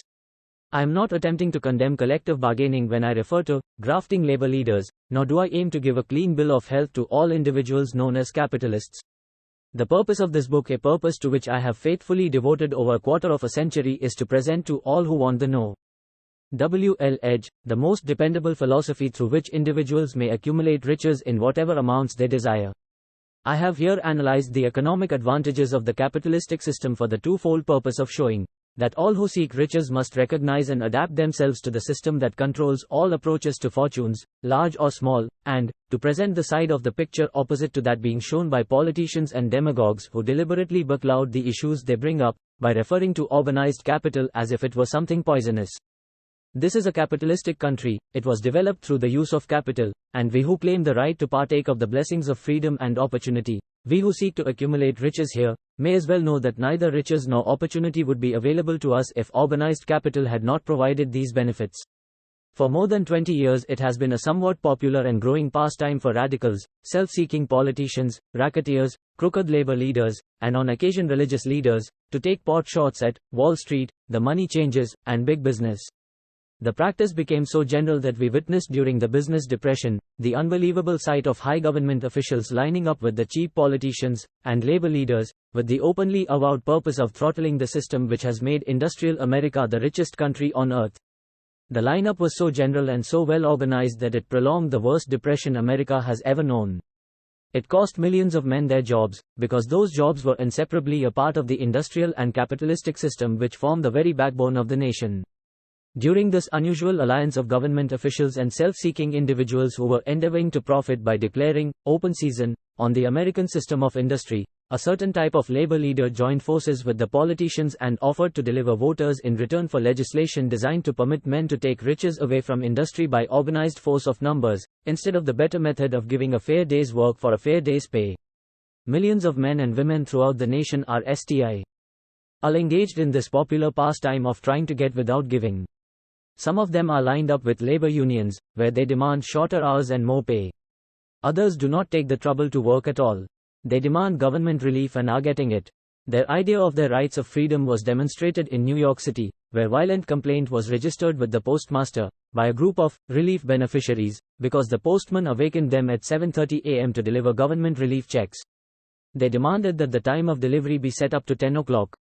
If you are one of those who believe that riches can be accumulated by the mere act of men who organize themselves into groups and demand more pay for less service, if you are one of those who demand government relief without early morning disturbance when the money is delivered to you, if you are one of those who believe in trading their votes to politicians in return for the passing of laws which permit the raiding of the public treasury, you may rest securely on your belief, with certain knowledge that no one will disturb you, because this is a free country where every man may think as he pleases, where nearly everybody can live with but little effort, where many may live well without doing any work whatsoever. However, you should know the full truth concerning this freedom of which so many people boast, and so few understand. As great as it is, as far as it reaches, as many privileges as it provides, it does not, and cannot bring riches without effort. There is but one dependable method of accumulating, and legally holding riches, and that is by rendering useful service. No system has ever been created by which men can legally acquire riches through mere force of numbers, or without giving in return an equivalent value of one form or another. There is a principle known as the law of economics. This is more than a theory. It is a law no man can beat. Mark well the name of the principle, and remember it, because it is far more powerful than all the politicians and political machines. It is above and beyond the control of all the labor unions. It cannot be swayed, nor influenced nor bribed by racketeers or self-appointed leaders in any calling. Moreover, it has an all-SEINGI, and a perfect system of bookkeeping, in which it keeps an accurate account of the transactions of every human being engaged in the business of trying to get without giving. Sooner or later its auditors come around, look over the records of individuals both great and small, and demand an accounting. Wall Street, big business, capital predatory interests, or whatever name you choose to give the system which has given US American freedom, represents a group of men who understand, respect, and adapt themselves to this powerful law of economics. Their financial continuation depends upon our respecting the law. Most people living in America like this their country, its capitalistic system and all. I must confess I know of no better country, where one may find greater opportunities to accumulate riches. Judging by their acts and deeds, there are some in this country who do not like it. That, of course, is their privilege. If they do not like this country, its capitalistic system, its boundless opportunities, they have the privilege of clearing out. Always there are other countries, such as Germany, Russia, and Italy, where one may try one's hand at enjoying freedom, and accumulating riches providing one is not too particular. America provides all the freedom and all the opportunity to accumulate riches that any honest person may require. When one goes hunting for game, one selects hunting grounds where game is plentiful. When seeking riches, the same rule would naturally obtain. If it is riches you are seeking, do not overlook the possibilities of a country whose citizens are so rich that women, alone, spend over $200 million annually for lipsticks, rouge and cosmetics. Think twice, you who are seeking riches, before trying to destroy the capitalistic system of a country whose citizens spend over $50 million a year for greeting cards, with which to express their appreciation of their freedom. If it is money you are seeking, consider carefully a country that spends hundreds of millions of dollars annually for cigarettes, the bulk of the income from which goes to only 4 major companies engaged in supplying this national builder of nonchalance and quiet nerves. By all means give plenty of consideration to a country whose people spend annually more than $15 million for the privilege of seeing moving pictures, and toss in a few additional millions for liquor, narcotics, and other less potent soft drinks and giggle waters. Do not be in too big a hurry to get away from a country whose people willingly, even eagerly, hand over millions of dollars annually for football, baseball, and prize fights. And, by all means, stick by a country whose inhabitants give up more than $1 million a year for chewing gum, and another $1 million for safety razor blades. Remember, also, that this is but the beginning of the available sources for the accumulation of wealth. Only a few of the luxuries and non-essentials have been mentioned. But, remember that the business of producing, transporting, and marketing these few items of merchandise gives regular employment to many millions of men and women, who receive for their services many millions of dollars monthly, and spend it freely for both the luxuries and the necessities. Especially remember, that back of all this exchange of merchandise and personal services may be found an abundance of opportunity to accumulate riches. Here our American freedom comes to one's aid. There is nothing to stop you, or anyone from engaging in any portion of the effort necessary to carry on these businesses. If one has superior talent, training, experience, one may accumulate riches in large amounts. Those not so fortunate may accumulate smaller amounts. Anyone may earn a living in return for a very nominal amount of labor. So there you are. Opportunity has spread its wares before you. Step up to the front, select what you want, create your plan, put the plan into action, and follow through with persistence. Capitalistic America will do the rest. You can depend upon this much. Capitalistic America ensures every person the opportunity to render useful service, and to collect riches in proportion to the value of the service. The system denies no one this right, but it does not, and cannot promise something for nothing, because the system itself is irrevocably controlled by the law of economics, which neither recognizes nor tolerates for long getting without giving. The law of economics was passed by nature. There is no Supreme Court to which violators of this law may appeal. The law hands out both penalties for its violation, and appropriate rewards for its observance, without interference or the possibility of interference by any human being. The law cannot be repealed. It is as fixed as the stars in the heavens, and subject to, and a part of the same system that controls the stars. May one refuse to adapt oneself to the law of economics? Certainly. This is a free country, where all men are born with equal rights, including the privilege of ignoring the law of economics. What happens then? Well, nothing happens until large numbers of men join forces for the avowed purpose of ignoring the law, and taking what they want by force. Then comes the dictator, with well-organized firing squads and machine guns. We have not yet reached that stage in America. But we have heard all we want to know about how the system works. Perhaps we all be fortunate enough not to demand personal knowledge of so gruesome a reality. Doubtless we shall prefer to continue with our freedom of speech, freedom of deed, and freedom to render useful service in return for riches. The practice, by government officials of extending to men and women the privilege of raiding the public treasury in return for votes, sometimes results in election, but as night follows day, the final payoff comes, when every penny wrongfully used, must be repaid with compound interest on compound interest. If those who make the grab are not forced to repay, the burden falls on their children, and their children's children, even unto the third and fourth generations. There is no way to avoid the debt. Men can, and sometimes do, form themselves into groups for the purpose of crowding wages up, and working hours down. There is a point beyond which they cannot go. It is the point at which the law of economics steps in, and the sheriff gets both the employer and the employees. For 6 years, from 1929 to 1935, the people of America, both rich and poor, barely missed seeing the old man economics hand over to the sheriff all the businesses, and industries and banks. It was not a pretty sight. It did not increase our respect for mob psychology through which men cast reason to the winds and start trying to get without giving. We who went through those 6 discouraging years, when fear was in the saddle, and faith was on the ground, cannot forget how ruthless. Sly the law of economics exacted its toll from both rich and poor, weak and strong, old and young. We shall not wish to go through another such experience. These observations are not founded upon short-time experience. They are the result of 25 years of careful analysis of the methods of both the most successful and the most unsuccessful men America has known. Chapter 8 Decision, the Mastery of Procrastination. The seventh step toward riches. Accurate analysis of over 25,000 men and women who had experienced failure disclosed the fact that lack of decision was near the head of the list of the 30 major causes of failure. This is no mere statement of a theory, it is a fact. Procrastination, the opposite of decision, is a common enemy which practically every man must conquer. You will have an opportunity to test your capacity to reach quick and definite decisions when you finish reading this book, and are ready to begin putting into action the principles which it describes. Analysis of several hundred people who had accumulated fortunes well beyond the $1 million mark disclosed the fact that every one of them had the habit of reaching decisions promptly, and of changing these decisions slowly, if and when they were changed.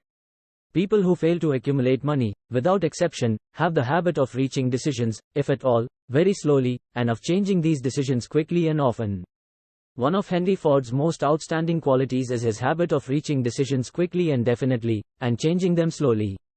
This quality is so pronounced in Mr. Ford, that it has given him the reputation of being obstinate. It was this quality which prompted Mr. Ford to continue to manufacture his famous Model T, the world's ugliest car, when all of his advisors, and many of the purchasers of the car, were urging him to change it. Perhaps, Mr. Ford delayed too long in making the change, but the other side of the story is, that Mr. Ford's firmness of decision yielded a huge fortune, before the change in model became necessary. There is but little doubt that Mr. Ford's habit of definiteness of decision assumes the proportion of obstinacy, but this quality is preferable to slowness in reaching decisions and quickness in changing them. The majority of people who fail to accumulate money sufficient for their needs are, generally, easily influenced by the opinions of others.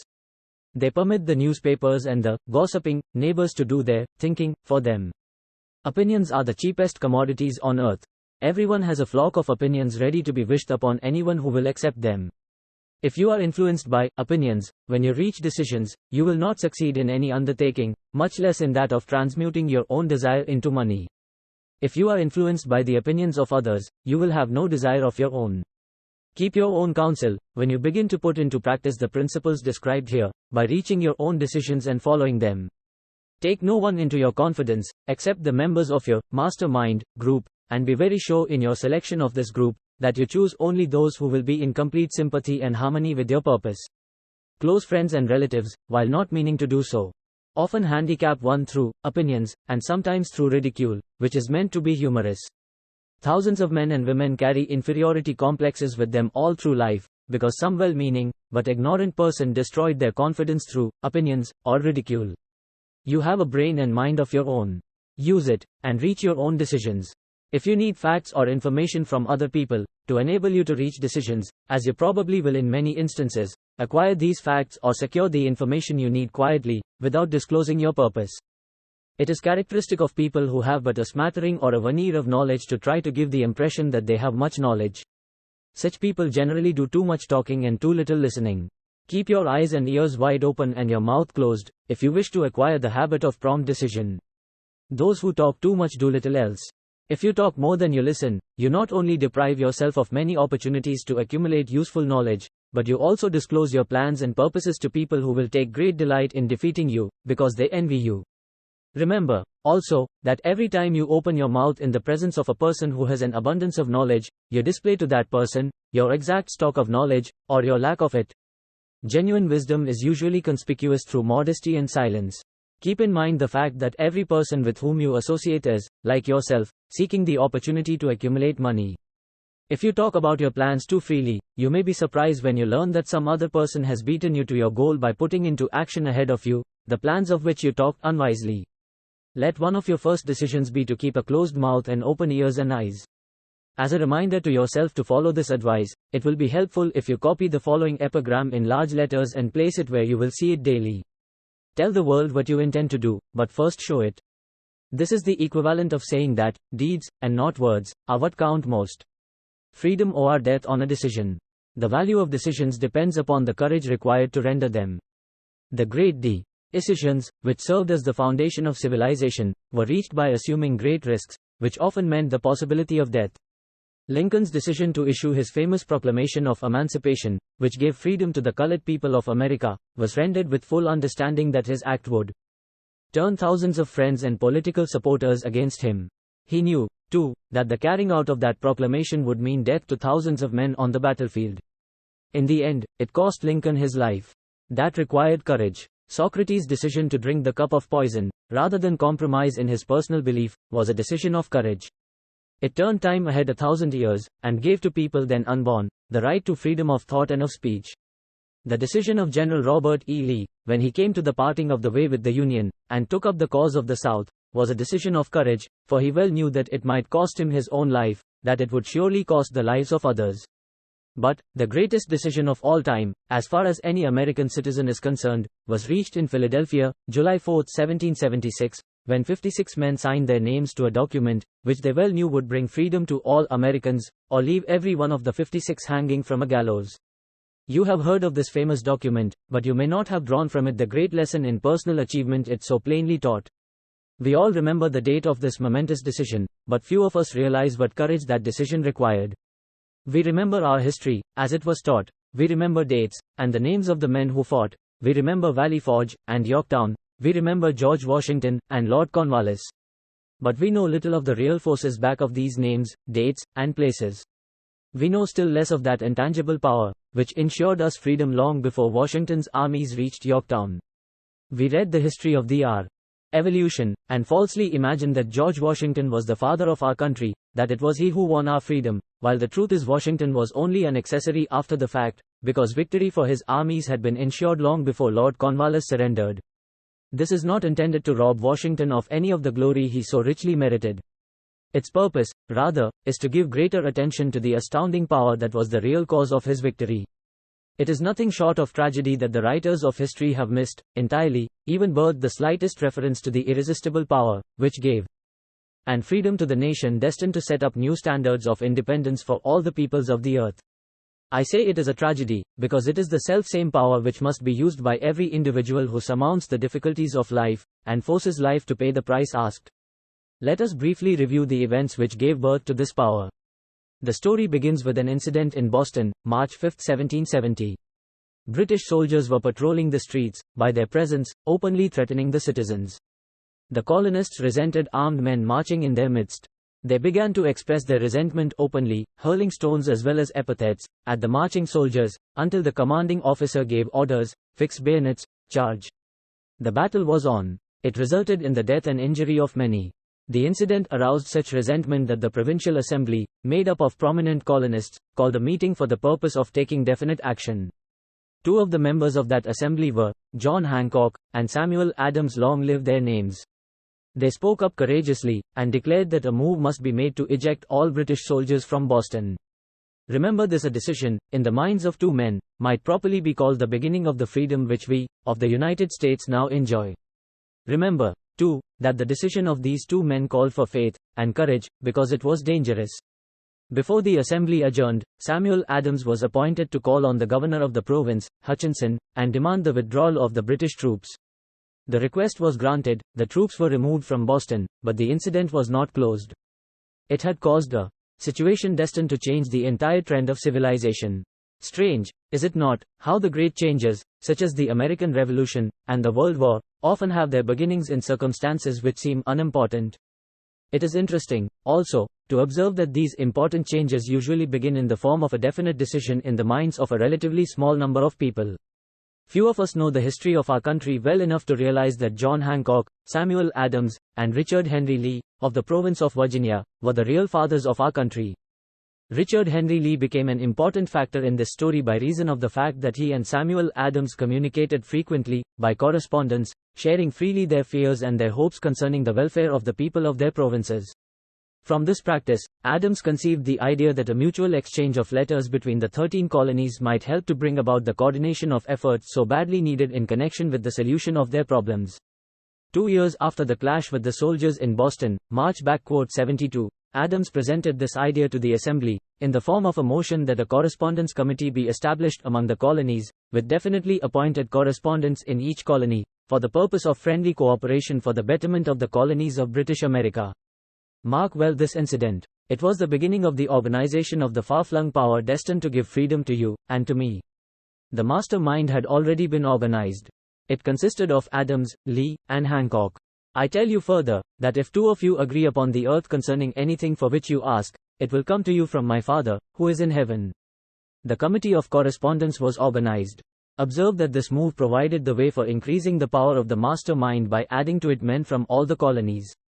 Take notice that this procedure constituted the first organized planning of the disgruntled colonists. In union there is strength. The citizens of the colonies had been waging disorganized warfare against the British soldiers, through incidents similar to the Boston riot, but nothing of benefit had been accomplished. Their individual grievances had not been consolidated under one mastermind.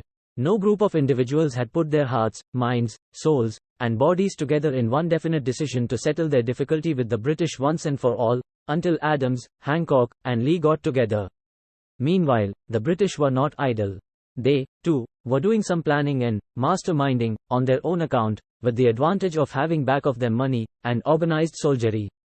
The Crown appointed Gage to supplant Hutchinson as the governor of Massachusetts. One of the new governor's first acts was to send a messenger to call on Samuel Adams, for the purpose of endeavoring to stop his opposition by fear. We can best understand the spirit of what happened by quoting the conversation between Call, Fenton, the messenger sent by Gage, and Adams. Call, Fenton, I have been authorized by Governor Gage, to assure you, Mr. Adams, that the governor has been empowered to confer upon you such benefits as would be satisfactory. Endeavor to win Adams by promise of bribes, upon the condition that you engage to cease in your opposition to the measures of the government. It is the governor's advice to you, sir, not to incur the further displeasure of His Majesty. Your conduct has been such as makes you liable to penalties of an mount of Henry VIII, by which persons can be sent to England for trial for treason, or misprision of treason, at the discretion of a governor of a province. But, by changing your political course, you will not only receive great personal advantages, but you will make your peace with the king. Samuel Adams had the choice of 2 decisions. He could seize his opposition, and receive personal bribes, or he could continue, and run the risk of being hanged. Clearly, the time had come when Adams was forced to reach instantly, a decision which could have cost his life. The majority of men would have found it difficult to reach such a decision. The majority would have sent back an evasive reply, but not Adams. He insisted upon Call, Fenton's word of honor, that the colonel would deliver to the governor the answer exactly as Adams would give it to him. Adams' answer, then you may tell Governor Gage that I trust I have long since made my peace with the King of Kings. No personal consideration shall induce me to abandon the righteous cause of my country. And, tell Governor G. It is the advice of Samuel Adams to him, no longer to insult the feelings of an exasperated people. Comment as to the character of this man seems unnecessary. It must be obvious to all who read this astounding message that its sender possessed loyalty of the highest order. This is important. Racketeers and dishonest politicians have prostituted the honor for which such men as Adams died. When Governor Gage received Adams' caustic reply, he flew into a rage, and issued a proclamation which read, I do, hereby, in His Majesty's name, offer and promise His most gracious pardon. To all persons who shall forthwith lay down their arms, and return to the duties of peaceable subjects, excepting only from the benefit of such pardon, Samuel Adams and John Hancock, whose offences are of too flagitious a nature to admit of any other consideration but that of condign punishment. As one might say, in modern slang, Adams and Hancock were, on the spot. The threat of the irate governor forced the two men to reach another decision, equally as dangerous. They hurriedly called a secret meeting of their staunchest followers. Here the mastermind began to take on momentum. After the meeting had been called to order, Adams locked the door, placed the key in his pocket, and informed all present that it was imperative that a Congress of the colonists be organized, and that no man should leave the room until the decision for such a Congress had been reached. Great excitement followed. Some weighed the possible consequences of such radicalism. Old man fear. Some expressed grave doubt as to the wisdom of so definite a decision in defiance of the crown. Locked in that room were two men immune to fear, blind to the possibility of failure. Hancock and Adams. Through the influence of their minds, the others were induced to agree that, through the Correspondence Committee, arrangements should be made for a meeting of the First Continental Congress, to be held in Philadelphia, September 5, 1774. Remember this date. It is more important than July 4, 1776. If there had been no decision to hold a Continental Congress, there could have been no signing of the Declaration of Independence. Before the first meeting of the new Congress, another leader, in a different section of the country, was deep in the throes of publishing a summary view of the rights of British America. He was Thomas Jefferson, of the province of Virginia, whose relationship to Lord Dunmore, representative of the Crown in Virginia, was as strained as that of Hancock and Adams with their governor. Shortly after his famous Summary of Rights was published, Jefferson was informed that he was subject to prosecution for high treason against His Majesty's government. Inspired by the threat, one of Jefferson's colleagues, Patrick Henry, boldly spoke his mind, concluding his remarks with a sentence which shall remain forever a classic: "If this be treason, then make the most of it." It was such men as these who, without power, without authority, without military strength, without money, sat in solemn consideration of the destiny of the colonies, beginning at the opening of the First Continental Congress, and continuing at intervals for 2 years until, on June 7, 1776, Richard Henry Lee arose, addressed the chair, and to the startled assembly made this motion: "Gentlemen, I make the motion that these united colonies are, and of right ought to be free and independent states, that they be absolved from all allegiance to the British Crown, and that all political connection between them and the state of Great Britain is, and ought to be totally dissolved." Lee's astounding motion was discussed fervently, and at such length that he began to lose patience. Finally, after days of argument, he again took the floor, and declared, in a clear, firm voice, "Mr. President, we have discussed this issue for days. It is the only course for us to follow. Why, then, sir, do we longer delay? Why still deliberate? Let this happy day give birth to an American Republic. Let her arise, not to devastate and to conquer, but to re-establish the reign of peace, and of law. The eyes of Europe are fixed upon us. She demands of us a living example of freedom, that may exhibit a contrast, in the felicity of the citizen, to the ever-increasing tyranny."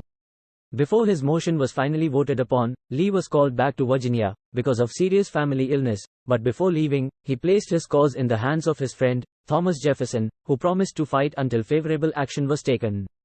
Shortly thereafter, the President of the Congress, Hancock, appointed Jefferson as Ch. Chairman of a committee to draw up a Declaration of Independence. Long and hard the committee labored, on a document which would mean, when accepted by the Congress, that every man who signed it, would be signing his own death warrant, should the colonies lose in the fight with Great Britain, which was sure to follow. The document was drawn, and on June 28, the original draft was read before the Congress. For several days it was discussed, altered, and made ready. On July 4, 1776, Thomas Jefferson stood before the assembly, and fearlessly read the most momentous decision ever placed upon paper. When in the course of human events it is necessary for one people to dissolve the political bands which have connected them with another, and to assume, among the powers of the earth, the separate and equal station to which the laws of nature, and of nature's God entitle them, a decent respect to the opinions of mankind requires that they should declare the causes which impel them to the separation. When Jefferson finished, the document was voted upon, accepted, and signed by the 56 men, every one staking his own life upon his decision to write his name.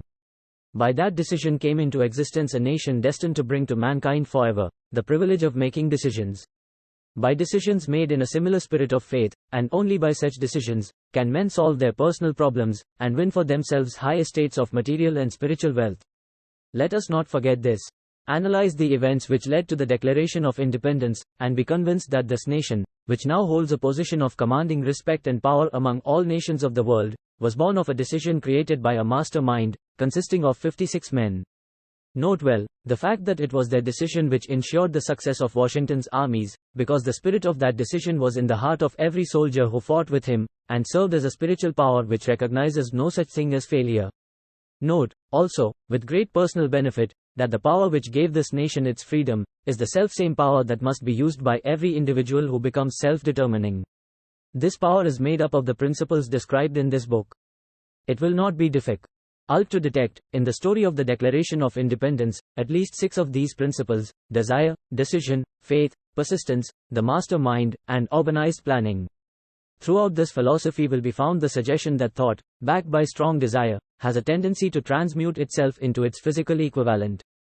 Before passing on, I wish to leave with you the suggestion that one may find in this story, and in the story of the organization of the United States Steel Corporation, a perfect description of the method by which thought makes this astounding transformation. In your search for the secret of the method, do not look for a miracle, because you will not find it. You will find only the eternal laws of nature. These laws are available to every person who has the faith and the courage to use them. They may be used to bring freedom to a nation, or to accumulate riches. There is no charge save the time necessary to understand and appropriate them. Those who reach decisions promptly and definitely, know what they want, and generally get it. The leaders in every walk of life decide quickly, and firmly. That is the major reason why they are leaders. The world has the habit of making room for the man whose words and actions show that he knows where he is going. Indecision is a habit which usually begins in youth. The habit takes on permanency as the youth goes through graded school, high school, and even through college, without definiteness of purpose. The major weakness of all educational systems is that they neither teach nor encourage the habit of definite decision. It would be beneficial if no college would permit the enrollment of any student, unless and until the student declared his major purpose in matriculating. It would be of still greater benefit, if every student who enters the graded schools were compelled to accept training in the habit of decision, and forced to pass a satisfactory examination on this subject before being permitted to advance in the grades. The habit of indecision acquired because of the deficiencies of our school systems, goes with the student into the occupation he chooses. If, in fact, he chooses his occupation. Generally, the youth just out of school seeks any job that can be found. He takes the same place he finds, because he has fallen into the habit of indecision. 98 out of every 100 people working for wages today, are in the positions they hold, because they lack the definiteness of decision to plan a definite position, and the knowledge of how to choose an employer. Definiteness of decision always requires courage, sometimes very great courage. The 56 men who signed the Declaration of Independence staked their lives on the decision to affix their signatures to that document. The person who reaches a definite decision to procure the particular job, and make life pay the price he asks, does not stake his life on that decision, he stakes his economic freedom. Financial independence, riches, desirable business and professional positions are not within reach of the person who neglects or refuses to expect, plan, and demand these things. The person who desires riches in the same spirit that Samuel Adams desired freedom for the colonies, is sure to accumulate wealth. In the chapter on organized planning, you will find complete instructions for marketing every type of personal services. You will find also detailed information on how to choose the employer you prefer, and the particular job you desire. These instructions will be of no value to you unless you definitely decide to organize them into a plan of action. Chapter 9: Persistence, the sustained effort necessary to induce faith. The 8th step toward riches. Persistence is an essential factor in the procedure of transmuting desire into its monetary equivalent. The basis of persistence is the power of will. Willpower and desire, when properly combined, make an irresistible pair. Men who accumulate great fortunes are generally known as cold-blooded, and sometimes ruthless. Often they are misunderstood. What they have is willpower, which they mix with persistence, and place back of their desires to ensure the attainment of their objectives. Henry Ford has been generally misunderstood to be ruthless and cold-blooded. This misconception grew out of Ford's habit of following through in all of his plans with persistence. The majority of people are ready to throw their aims and purposes overboard, and give up at the first sign of opposition or misfortune. A few carry on despite all opposition, until they attain their goal. These few are the Fords, Carnegies, Rockefellers, and Edisons. There may be no heroic connotation to the word persistence, but the quality is to the character of man what carbon is to steel. The building of a fortune, generally, involves the application of the entire 13 factors of this philosophy. These principles must be understood, they must be applied with persistence by all who accumulate money. If you are following this book with the intention of applying the knowledge it conveys, your first test as to your persistence will come when you begin to follow the 6 steps described in the second chapter. Unless you are one of the 2 out of every 100 who already have a definite goal at which you are aiming, and a definite plan for its attainment, you may read the instructions, and then pass on with your daily routine, and never comply with those instructions. The author is checking you up at this point, because lack of persistence is one of the major causes of failure. Moreover, experience with thousands of people has proved that lack of persistence is a weakness common to the majority of men. It is a weakness which may be overcome by effort. The ease with which lack of persistence may be conquered will depend entirely upon the intensity of one's desire. The starting point of all achievement is desire. Keep this constantly in mind. Weak desires bring weak results, just as a small amount of fire makes a small amount of heat. If you find yourself lacking in persistence, this weakness may be remedied by building a stronger fire under your desires. Continue to read through to the end, then go back to chapter 2, and start immediately to carry out the instructions given in connection with the 6 steps. The eagerness with which you follow these instructions will indicate clearly how much or how little you really desire to accumulate money. If you find that you are indifferent, you may be sure that you have not yet acquired the money consciousness, which you must possess before you can be sure of accumulating a fortune. Fortunes gravitate to men whose minds have been prepared to attract them, just as surely as water gravitates to the ocean. In this book may be found all the stimuli necessary to attune any normal mind to the vibrations which will attract the object of one's desires. If you find you are weak in persistence, center your attention upon the instructions contained in the chapter on power. Surround yourself with a master mind group, and through the cooperative efforts of the members of this group, you can develop persistence. You will find additional instructions for the development of persistence in the chapters on autosuggestion and the subconscious mind. Follow the instructions outlined in these chapters until your habit nature hands over to your subconscious mind a clear picture of the object of your desire. From that point on, you will not be handicapped by lack of persistence. Your subconscious mind works continuously while you are awake and while you are asleep. Spasmodic or occasional effort to apply the rules will be of no value to you. To get results, you must apply all of the rules until their application becomes a fixed habit with you. In no other way can you develop the necessary money consciousness. Poverty is attracted to the one whose mind is favorable to it, as money is attracted to him whose mind has been deliberately prepared to attract it, and through the same laws. Poverty consciousness will voluntarily seize the mind which is not occupied with the money consciousness. A poverty consciousness develops without conscious application of habits favorable to it. The money consciousness must be created to order, unless one is born with such a consciousness. Catch the full significance of the statements in the preceding paragraph, and you will understand the importance of persistence in the accumulation of a fortune. Without persistence, you will be defeated, even before you start. With persistence you will win. If you have ever experienced a nightmare, you will realize the value of persistence. You are lying in bed, half awake, with a feeling that you are about to smother. You are unable to turn over, or to move a muscle. You realize that you must begin to regain control over your muscles. Through persistent effort of willpower, you finally manage to move the fingers of one hand. By continuing to move your fingers, you extend your control to the muscles of one arm, until you can lift it. Then you gain control of the other arm in the same manner. You finally gain control over the muscles of one leg, and then extend it to the other leg. Then with one supreme effort of will you regain complete control over your muscular system, and snap out of your nightmare. The trick has been turned step by step.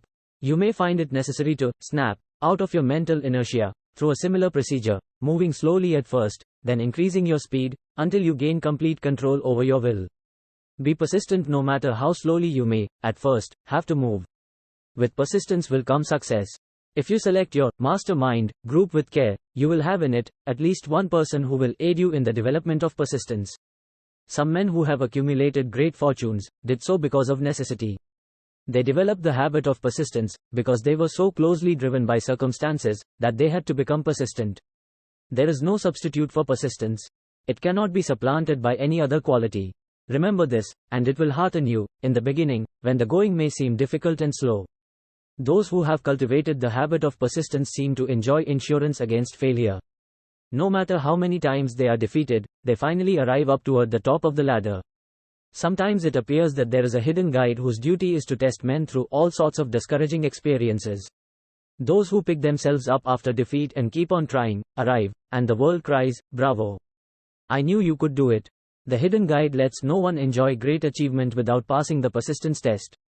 Those who can't take it simply do not make the grade. Those who can take it are bountifully rewarded for their persistence. They receive, as their compensation, whatever goal they are pursuing. That is not all. They receive something infinitely more important than material compensation, the knowledge that every failure brings with it the seed of an equivalent advantage. There are exceptions to this rule. A few people know from experience the soundness of persistence.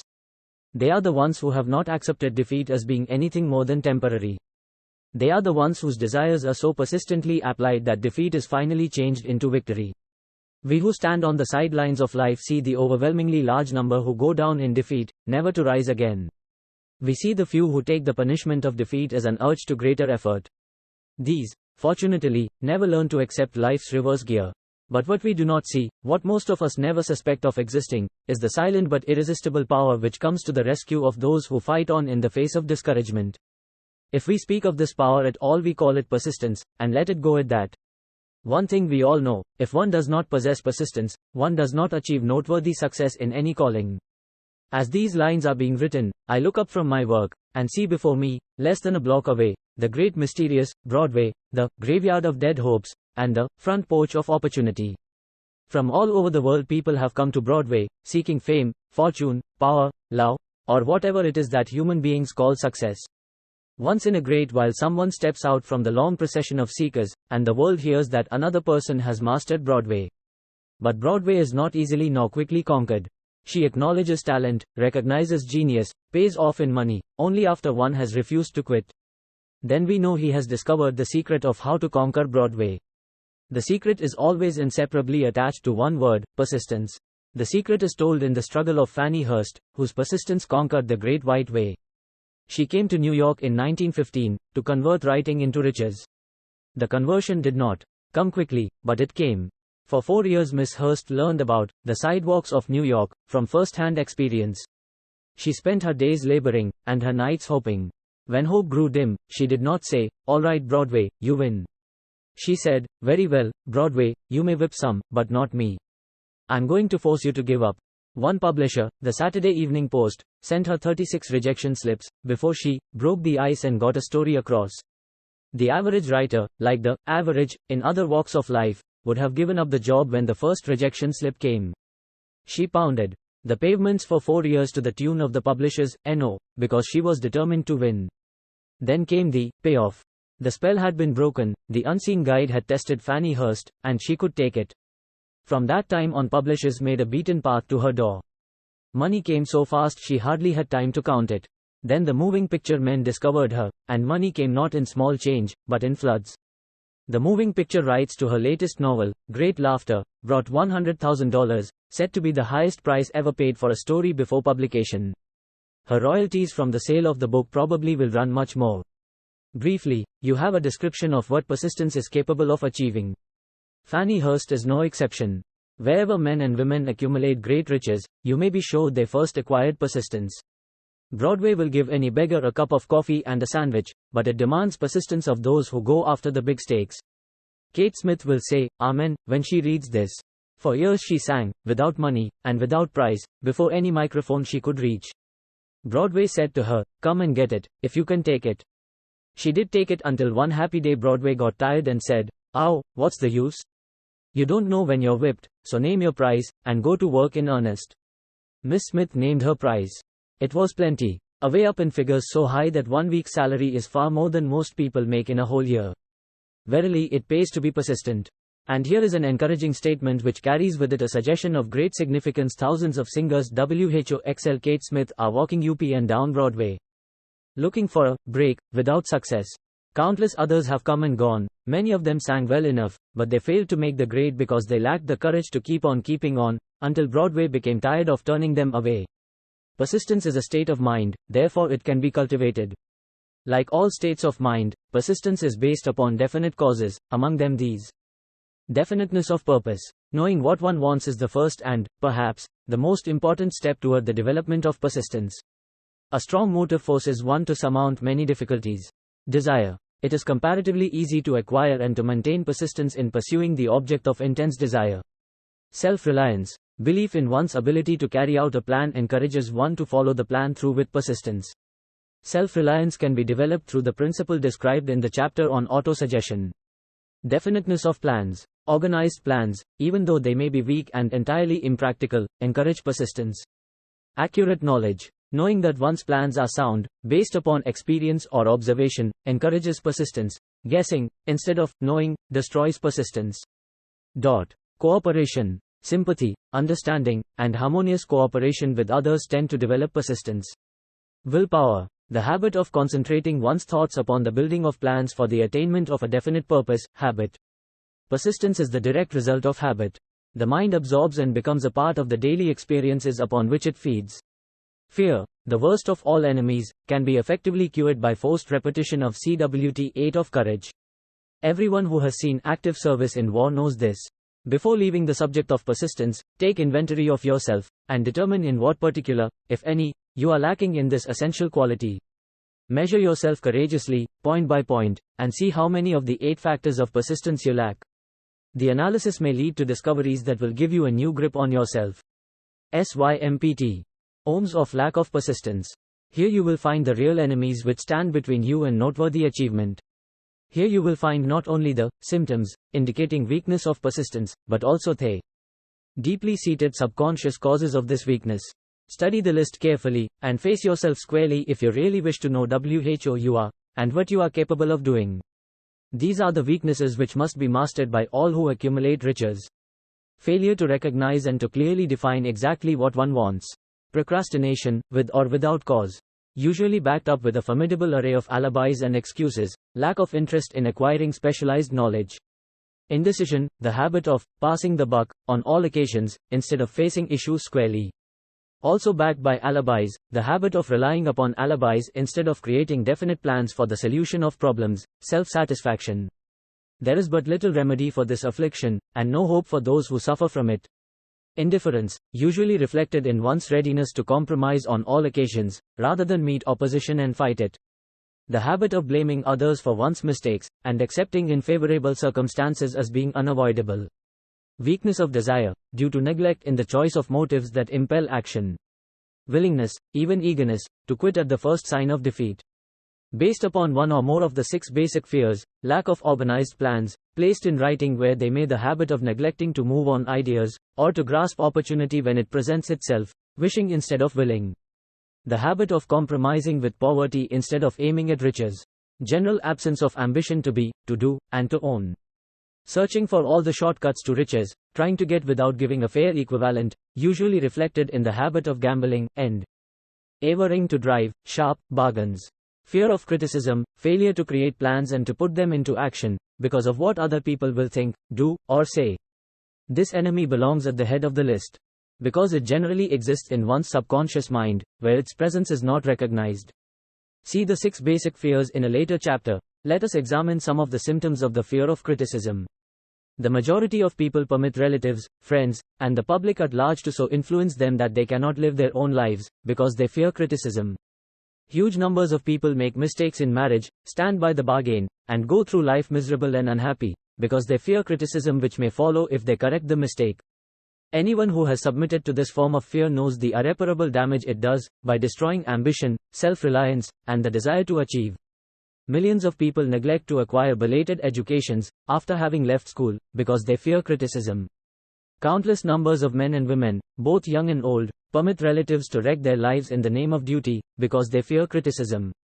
Duty does not require any person to submit to the destruction of his personal ambitions and the right to live his own life in his own way.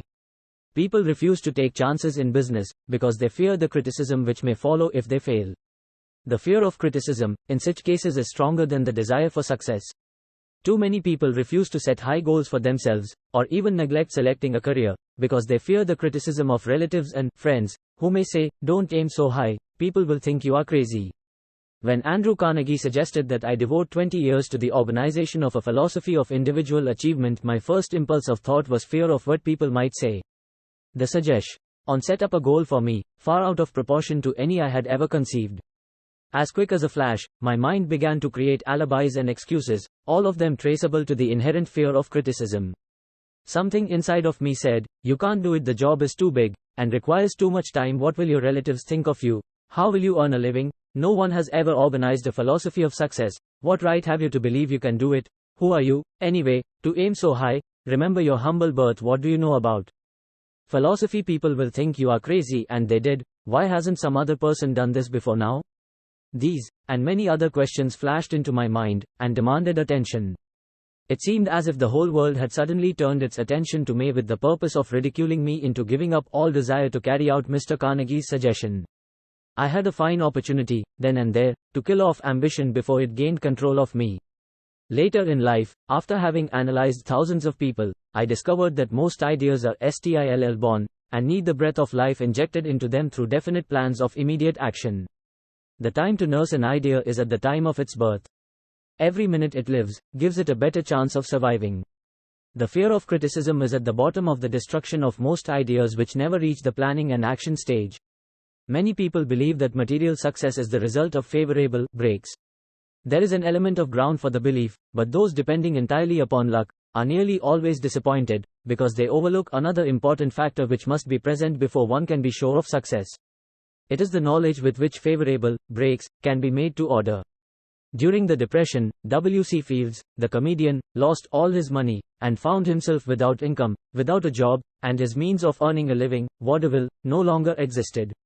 Moreover, he was past 60, when many men considered themselves old. He was so eager to stage a comeback that he offered to work without pay, in a new field, movies. In addition to his other troubles, he fell and injured his neck.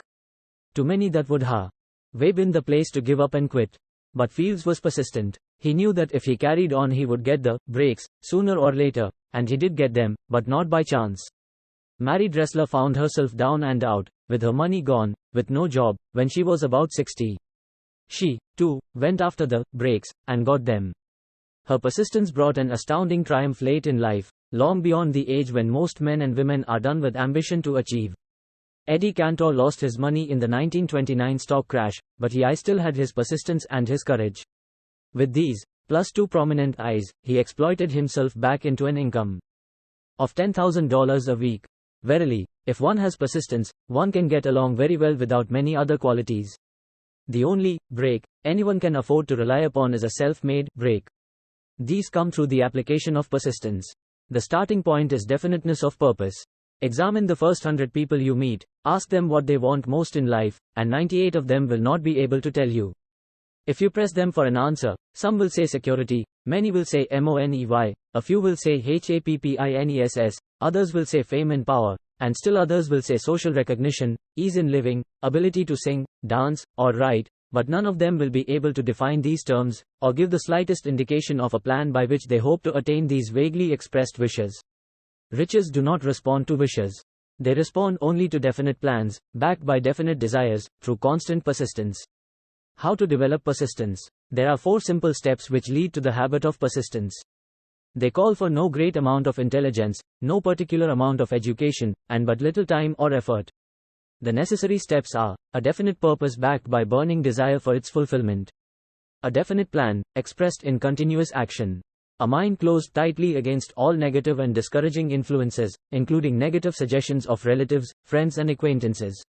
A friendly alliance with one or more persons. WHO will encourage one to follow through with both plan and purpose.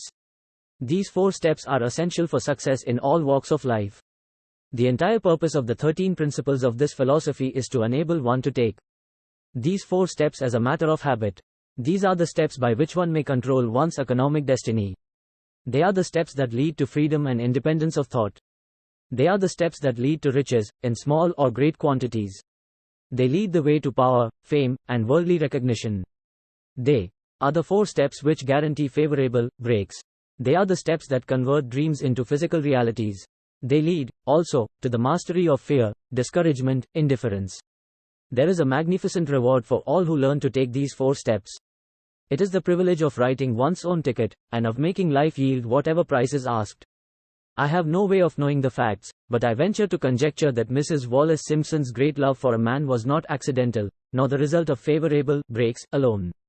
There was a burning desire, and careful searching at every step of the way. Her first duty was to love. What is the greatest thing on earth? The master called it love, not man-made rules, criticism, bitterness, slander, or political marriages, but love. She knew what she wanted, not after she met the Prince of Wales, but long before that. Twice when she had failed to find it, she had the courage to continue her search. To thine own self be true, and it must follow, as the night the day, thou canst not then be false to any man. Her rise from obscurity was of the slow, progressive, persistent order, but it was sure. She triumphed over unbelievably long odds, and, no matter who you are, or what you may think of Wallace Simpson, or the king who gave up his crown for her love, she is an astounding example of applied persistence, an instructor on the rules of self-determination, from whom the entire world might profitably take lessons. When you think of Wallace Simpson, think of one who knew what she wanted, and shook the greatest empire on earth to get it. Women who complain that this is a man's world, that women do not have an equal chance to win, owe it to themselves to study carefully the life of this unusual woman, who, at an age which most women consider old, captured the affections of the most desirable bachelor in the entire world. And what of King Edward? What lesson may we learn from his part in the world's greatest drama of recent times? Did he pay too high a price for the affections of the woman of his choice? Surely no one but he can give the correct answer. The rest of us can only conjecture. This much we know: the king came into the world without his own consent. He was born to great riches, without requesting them. He was persistently sought in marriage. Politicians and statesmen throughout Europe tossed dowagers and princesses at his feet. Because he was the firstborn of his parents, he inherited a crown, which he did not seek, and perhaps did not desire. For more than 40 years he was not a free agent, could not live his life in his own way, had but little privacy, and finally assumed duties inflicted upon him when he ascended the throne. Some will say, with all these blessings, King Edward should have found peace of mind, contentment, and joy of living. The truth is that back of all the privileges of a crown, all the money, the fame, and the power inherited by King Edward, there was an emptiness which could be filled only by love. His greatest desire was for love. Long before he met Wallace Simpson, he doubtless felt this great universal emotion tugging at the strings of his heart, beating upon the door of his soul, and crying out for expression. And when he met a kindred spirit, crying out for the same holy privilege of expression, he recognized it, and without fear or apology, opened his heart and bade it enter. All the scandal mongers in the world cannot destroy the beauty of this international drama, through which two people found love, and had the courage to face open criticism, renounce all else to give it holy expression. King Edward's decision to give up the crown of the world's most powerful empire, for the privilege of going the remainder the way through life with the woman of his choice, was a decision that required courage. The decision also had a price, but who has the right to say the price was too great? Surely not he who said, "He among you who is without sin, let him cast the first stone." As a suggestion to any evil-minded person who chooses to find fault with the Duke of Windsor, because his desire was for love, and for openly declaring his love for Wallace Simpson, and giving up his throne for her, let it be remembered that the open declaration was not essential. He could have followed the custom of clandestine liaison which has prevailed in Europe for centuries, without giving up either his throne, or the woman of his choice, and there would have been no complaint from either church or laity. But this unusual man was built of stemna stuff. His love was clean. It was deep and sincere. It represented the one thing which, above all else he truly desired. Therefore, he took what he wanted, and paid the price demanded. If Europe had been blessed with more rulers with the human heart and the traits of honesty of ex-King Edward, for the past century, that unfortunate hemisphere now seething with greed, hate, lust, political connivance, and threats of war, would have a different and a better story to tell. A story in which love and not hate would rule. In the words of Stuart Austin, while we raise our cup and drink this toast to ex-King Edward and Wallace Simpson, blessed is the man who has come to know that our muted thoughts are our sweetest thoughts. Blessed is the man who, from the blackest depths, can see the eumonous figure of love, and seeing, sing, and singing, say, "Sweeter far than uttered lays are the thoughts I have of you."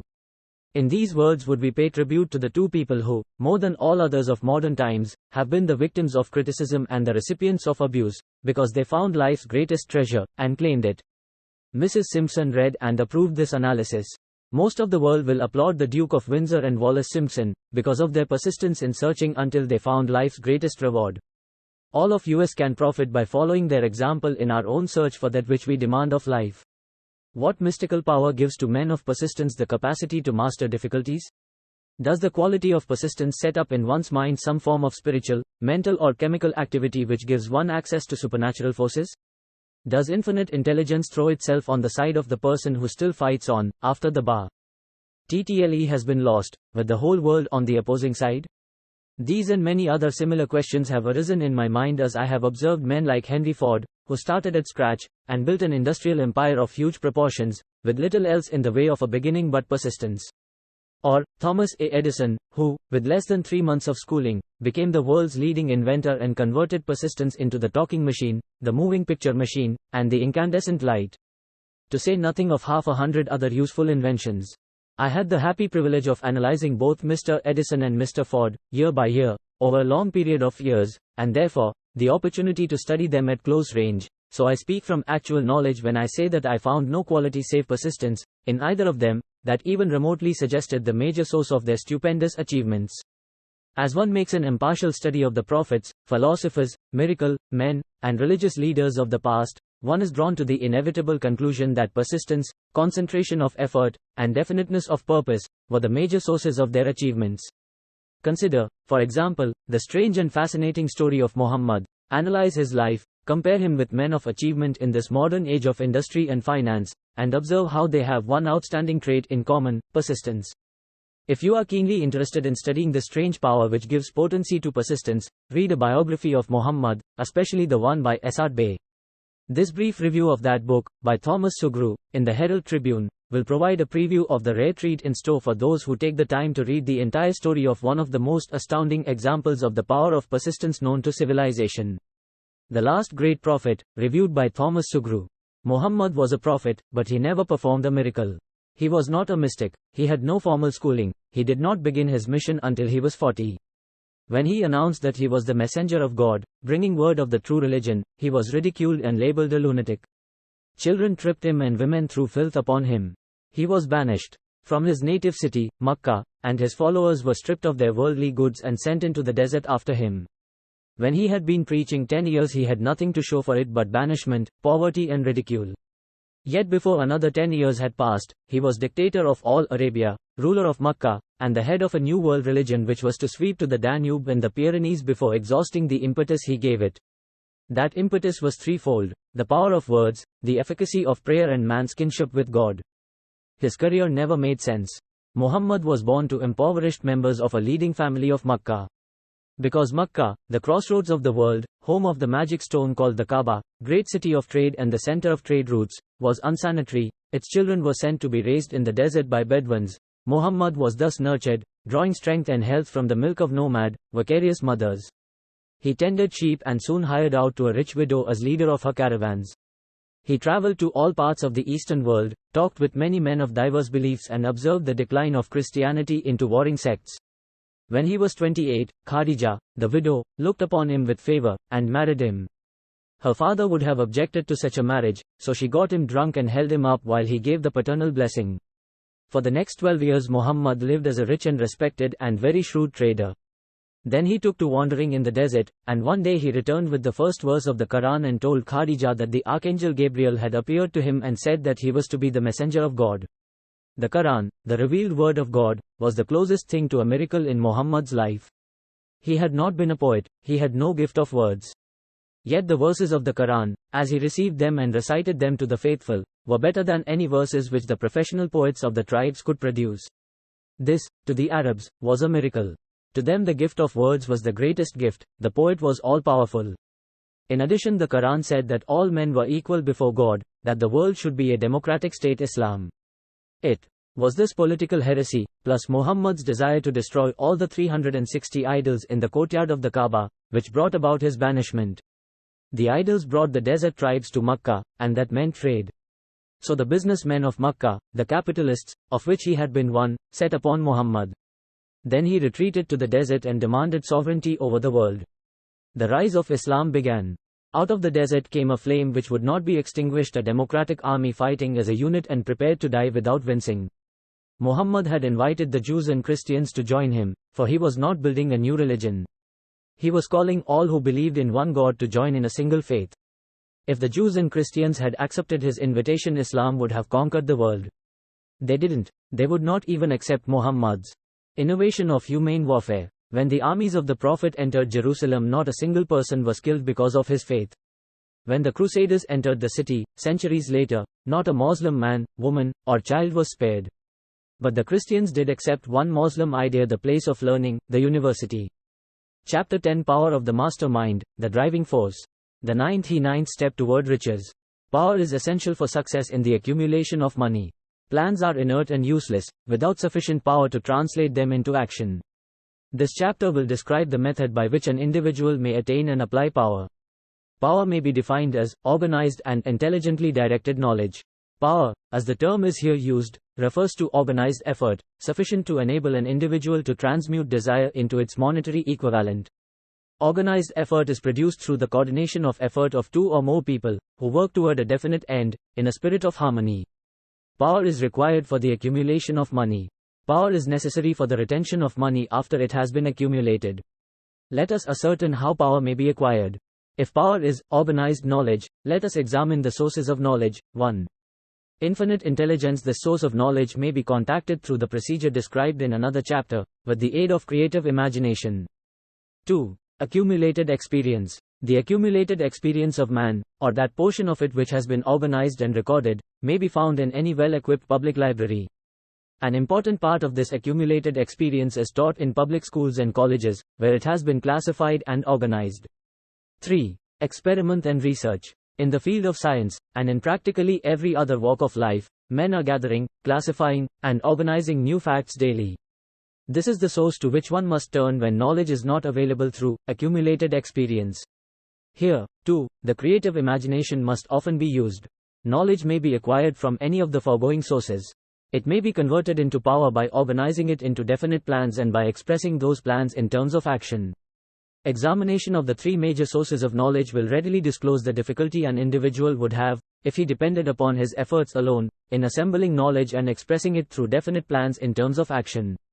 If his plans are comprehensive, and if they contemplate large proportions, he must, generally, induce others to cooperate with him, before he can inject into them the necessary element of power. Gaining power through the master mind. The mastermind may be defined as coordination of knowledge and effort, in a spirit of harmony, between two or more people, for the attainment of a definite purpose. No individual may have great power without availing himself of the mastermind. In a preceding chapter, instructions were given for the creation of plans for the purpose of translating desire into its monetary equivalent. If you carry out these instructions with persistence and intelligence, and use discrimination in the selection of your mastermind group, your objective will have been halfway reached, even before you begin to recognize it. So you may better understand the intangible potentialities of power available to you, through a properly chosen mastermind group. We will here explain the two characteristics of the mastermind principle, one of which is economic in nature, and the other psychic. The economic feature is obvious. Economic advantages may be created by any person who surrounds himself with the advice, counsel, and personal cooperation of a group of men who are willing to lend him wholehearted aid, in a spirit of perfect harmony. This form of cooperative alliance has been the basis of nearly every great fortune. Your understanding of this great truth may definitely determine your financial status. The psychic phase of the mastermind principle is much more abstract, much more difficult to comprehend, because it has reference to the spiritual forces with which the human race, as a whole, is not well acquainted. You may catch a significant suggestion from this statement: no two minds ever come together without, thereby, creating a third, invisible, intangible force which may be likened to a third mind. Keep in mind the fact that there are only two known elements in the whole universe, energy and matter. It is a well-known fact that matter may be broken down into units of molecules, atoms, and electrons. There are units of matter which may be isolated, separated, and analyzed. Likewise, there are units of energy. The human mind is a form of energy, a part of it being spiritual in nature. When the minds of two people are coordinated in a spirit of harmony, the spiritual units of energy of each mind form an affinity, which constitutes the psychic phase of the mastermind. The mastermind principle, or rather the economic feature of it, was first called to my attention by Andrew Carnegie, over 25 years ago. Discovery of this principle was responsible for the choice of my life's work. Mr. Carnegie's mastermind group consisted of a staff of approximately 50 men, with whom he surrounded himself, for the definite purpose of manufacturing and marketing steel. He attributed his entire fortune to the power he accumulated through this mastermind. Analyze the record of any man who has accumulated a great fortune, and many of those who have accumulated modest fortunes, and you will find that they have either consciously or unconsciously employed the mastermind principle. Great power can be accumulated through no other principle. Energy is nature's universal set of building blocks, out of which she constructs every material thing in the universe, including man, and every form of animal and vegetable life. Through a process which only nature completely understands, she translates energy into matter. Nature's building blocks are available to man, in the energy involved in thinking. Man's brain may be compared to an electric battery. It absorbs energy from the ether, which permeates every atom of matter, and fills the entire universe. It is a well-known fact that a group of electric batteries will provide more energy than a single battery. It is also a well-known fact that an individual battery will provide energy in proportion to the number and capacity of the cells it contains. The brain functions in a similar fashion. This accounts for the fact that some brains are more efficient than others, and leads to the significant statement: a group of brains coordinated, or connected, in a spirit of harmony, will provide more thought energy than a single brain, just as a group of electric batteries will provide more energy than a single battery. Through this metaphor, it becomes immediately obvious that the mastermind principle holds the secret of the power wielded by men who surround themselves with other men of brains. There follows, now, another statement which will lead still nearer to an understanding of the psychic phase of the mastermind principle. When a group of individual brains are coordinated and function in harmony, the increased energy created through that alliance becomes available to every individual brain in the group. It is a well-known fact that Henry Ford began his business career under the handicap of poverty, illiteracy, and ignorance. It is an equally well-known fact that, within the inconceivably short period of 10 years, Mr. Ford mastered these three handicaps, and that within 25 years he made himself one of the richest men in America. Connect with this fact the additional knowledge that Mr. Ford's most rapid strides became noticeable from the time he became a personal friend of Thomas A. Edison, and you will begin to understand what the influence of one mind upon another can accomplish. Go a step farther, and consider the fact that Mr. Ford's most outstanding achievements began from the time that he formed the acquaintances of Harvey Firestone, John Burroughs, and Luther Burbank, each a man of great brain capacity, and you will have further evidence that power may be produced through friendly alliance of minds. There is little if any doubt that Henry Ford is one of the best informed men in the business and industrial world. The question of his wealth needs no discussion. Analyze Mr. Ford's intimate personal friends, some of whom have already been mentioned, and you will be prepared to understand the following statement: men take on the nature and the habits and the power of thought of those with whom they associate in a spirit of sympathy and harmony. Henry Ford whipped poverty, illiteracy, and ignorance by allying himself with great minds, whose vibrations of thought he absorbed into his own mind. Through his association with Edison, Burbank, Burroughs, and Firestone, Mr. Ford added to his own brain power the sum and substance of the intelligence, experience, knowledge, and spiritual forces of these four men. Moreover, he appropriated and made use of the mastermind principle through the methods of procedure described in this book. This principle is available to you. We have already mentioned Mahatma Gandhi. Perhaps the majority of those who have heard of Gandhi look upon him as merely an eccentric little man who goes around without formal wearing apparel and makes trouble for the British government. In reality, Gandhi is not eccentric, but he is the most powerful man now living, estimated by the number of his followers and their faith in their leader. Moreover, he is probably the most powerful man who has ever lived. His power is passive, but it is real. Let us study the method by which he attained his stupendous power. It may be explained in a few words. He came by power through inducing over 200 million people to coordinate, with mind and body, in a spirit of harmony, for a definite purpose. In brief, Gandhi has accomplished a miracle, for it is a miracle when 200 million people can be induced, not forced, to cooperate in a spirit of harmony, for a limitless time. If you doubt that this is a miracle, try to induce any two people to cooperate in a spirit of harmony for any length of time. Every man who manages a business knows what a difficult matter it is to get employees to work together in a spirit even remotely resembling harmony. The list of the chief sources from which power may be attained is, as you have seen, headed by infinite intelligence.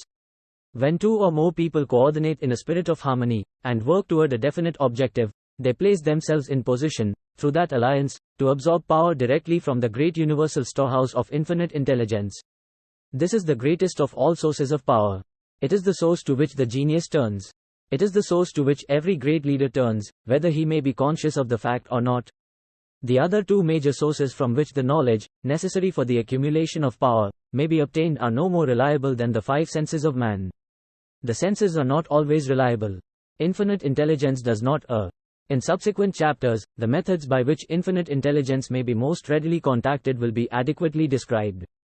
This is not a course on religion. No fundamental principle described in this book should be interpreted as being intended to interfere either directly or indirectly with any man's religious habits. This book has been confined exclusively to instructing the reader how to transmute the definite purpose of desire for money into its monetary equivalent. Read, think, and meditate as you read. Soon, the entire subject will unfold, and you will see it in perspective. You are now seeing the detail of the individual chapters. Money is as shy and elusive as the old-time maiden. It must be wooed and won by methods not unlike those used by a determined lover in pursuit of the girl of his choice. And, coincidental as it is, the power used in the wooing of money is not greatly different from that used in wooing a maiden. That power, when successfully used in the pursuit of money, must be mixed with faith. It must be mixed with desire. It must be mixed with persistence. It must be applied through a plan, and that plan must be set into action. When money comes in quantities known as the big money, it flows to the one who accumulates it, as easily as water flows downhill. There exists a great unseen stream of power, which may be compared to a river, except that one side flows in one direction, carrying all who get into that side of the stream, onward and upward to wealth, and the other side flows in the opposite direction, carrying all who are unfortunate enough to get into it, and not able to extricate themselves from it, downward to misery and poverty. Every man who has accumulated a great fortune has recognized the existence of this stream of life. It consists of one's thinking process. The positive emotions of thought form the side of the stream which carries one to fortune. The negative emotions form the side which carries one down to poverty. This carries a thought of stupendous importance to the person who is following this book with the object of accumulating a fortune. If you are in the side of the stream of power which leads to poverty, this may serve as an oar, by which you may propel yourself over into the other side of the stream. It can serve you only through application and use. Merely reading, and passing judgment on it, either one way or another, will in no way benefit you. Some people undergo the experience of alternating between the positive and negative sides of the stream, being at times on the positive side, and at times on the negative side. The Wall Street crash of '29 swept millions of people from the positive to the negative side of the stream. These millions are struggling, some of them in desperation and fear, to get back to the positive side of the stream. This book was written especially for those millions. Poverty and riches often change places. The crash taught the world this truth, although the world will not long remember the lesson. Poverty may, and generally does, voluntarily take the place of riches. When riches take the place of poverty, the change is usually brought about through well-conceived and carefully executed plans. Poverty needs no plan. It needs no one to aid it, because it is bold and ruthless. Riches are shy and timid. They have to be attracted. Anybody can wish for riches, and most people do, but only a few know that a definite plan, plus a burning desire for wealth, are the only dependable means of accumulating wealth. Chapter 11: The Mystery of Sex, Transmutation. The 10th step toward riches. The meaning of the word transmute is, in simple language, the changing or transferring of one element or form of energy into another. The emotion of sex brings into being a state of mind. Because of ignorance on the subject, this state of mind is generally associated with the physical, and because of improper influences, to which most people have been subjected, in acquiring knowledge of sex, things essentially physical have highly biased the mind. The emotion of sex has back of it the possibility of three constructive potentialities. They are, the perpetuation of mankind, the maintenance of health, as a therapeutic agency, it has no equal. The transformation of mediocrity into genius through transmutation.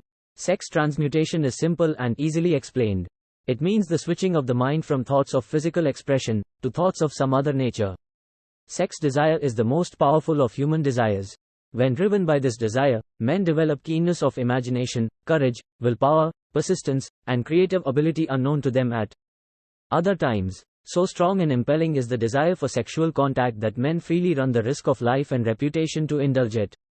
When harnessed and redirected along other lines, this motivating force maintains all of its attributes of keenness of imagination, courage, etc., which may be used as powerful creative forces in literature, art, or in any other profession or calling, including, of course, the accumulation of riches.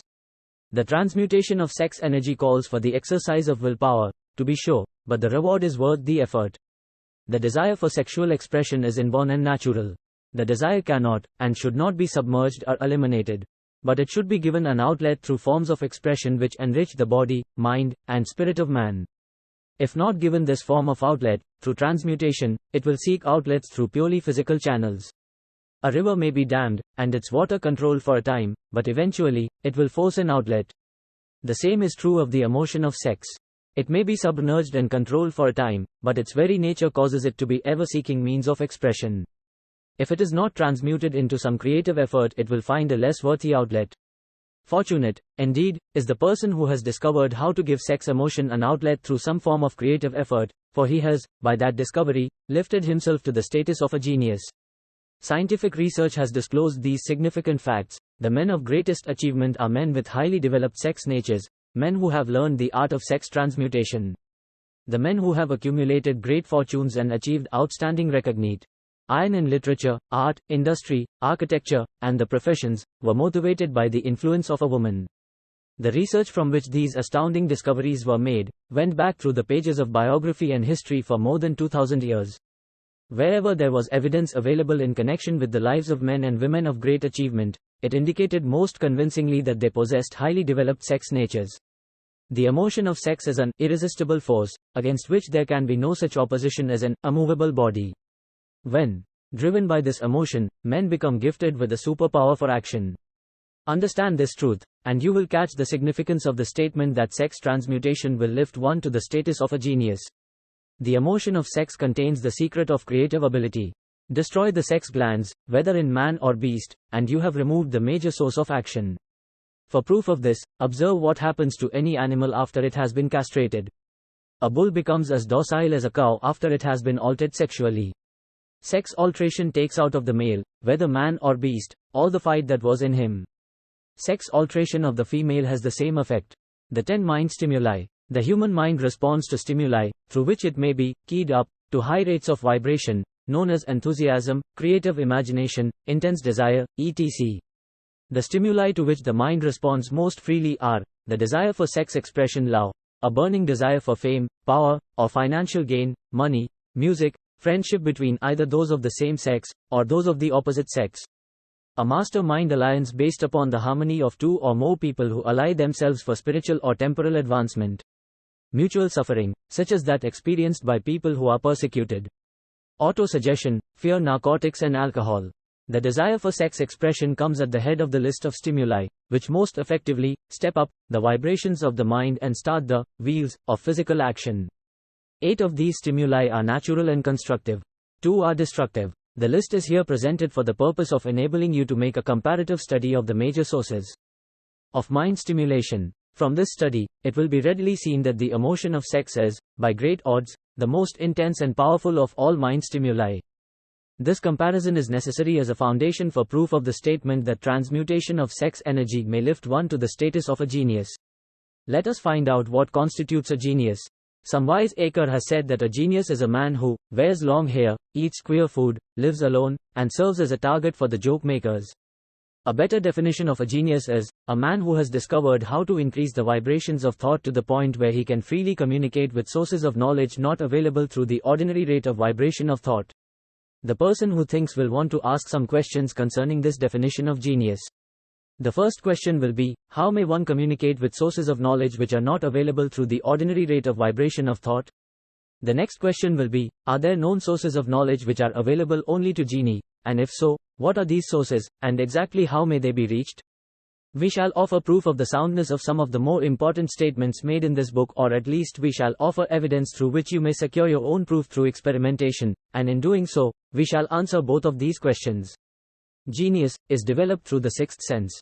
The reality of a sixth sense has been fairly well established. This sixth sense is creative imagination. The faculty of creative imagination is one which the majority of people never use during an entire lifetime, and if used at all, it usually happens by mere accident.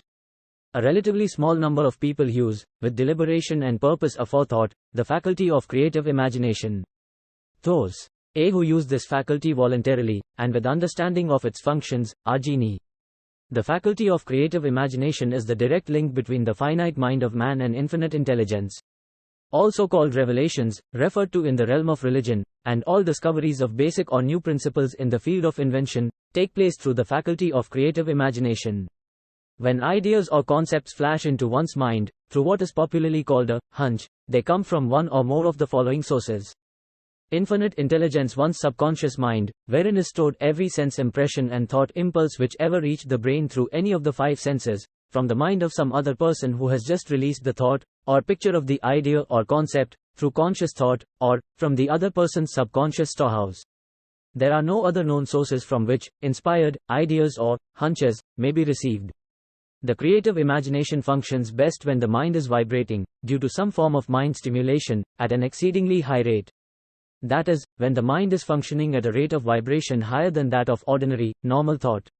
When brain action has been stimulated, through one or more of the 10 mind stimulants, it has the effect of lifting the individual far above the horizon of ordinary thought, and permits him to envision distance, scope, and quality of thoughts not available on the lower plane, such as that occupied while one is engaged in the solution of the problems of business and professional routine. When lifted to this higher level of thought, through any form of mind stimulation, an individual occupies, relatively, the same position as one who has ascended in an airplane to a height from which he may see over and beyond the horizon line which limits his vision, while on the ground.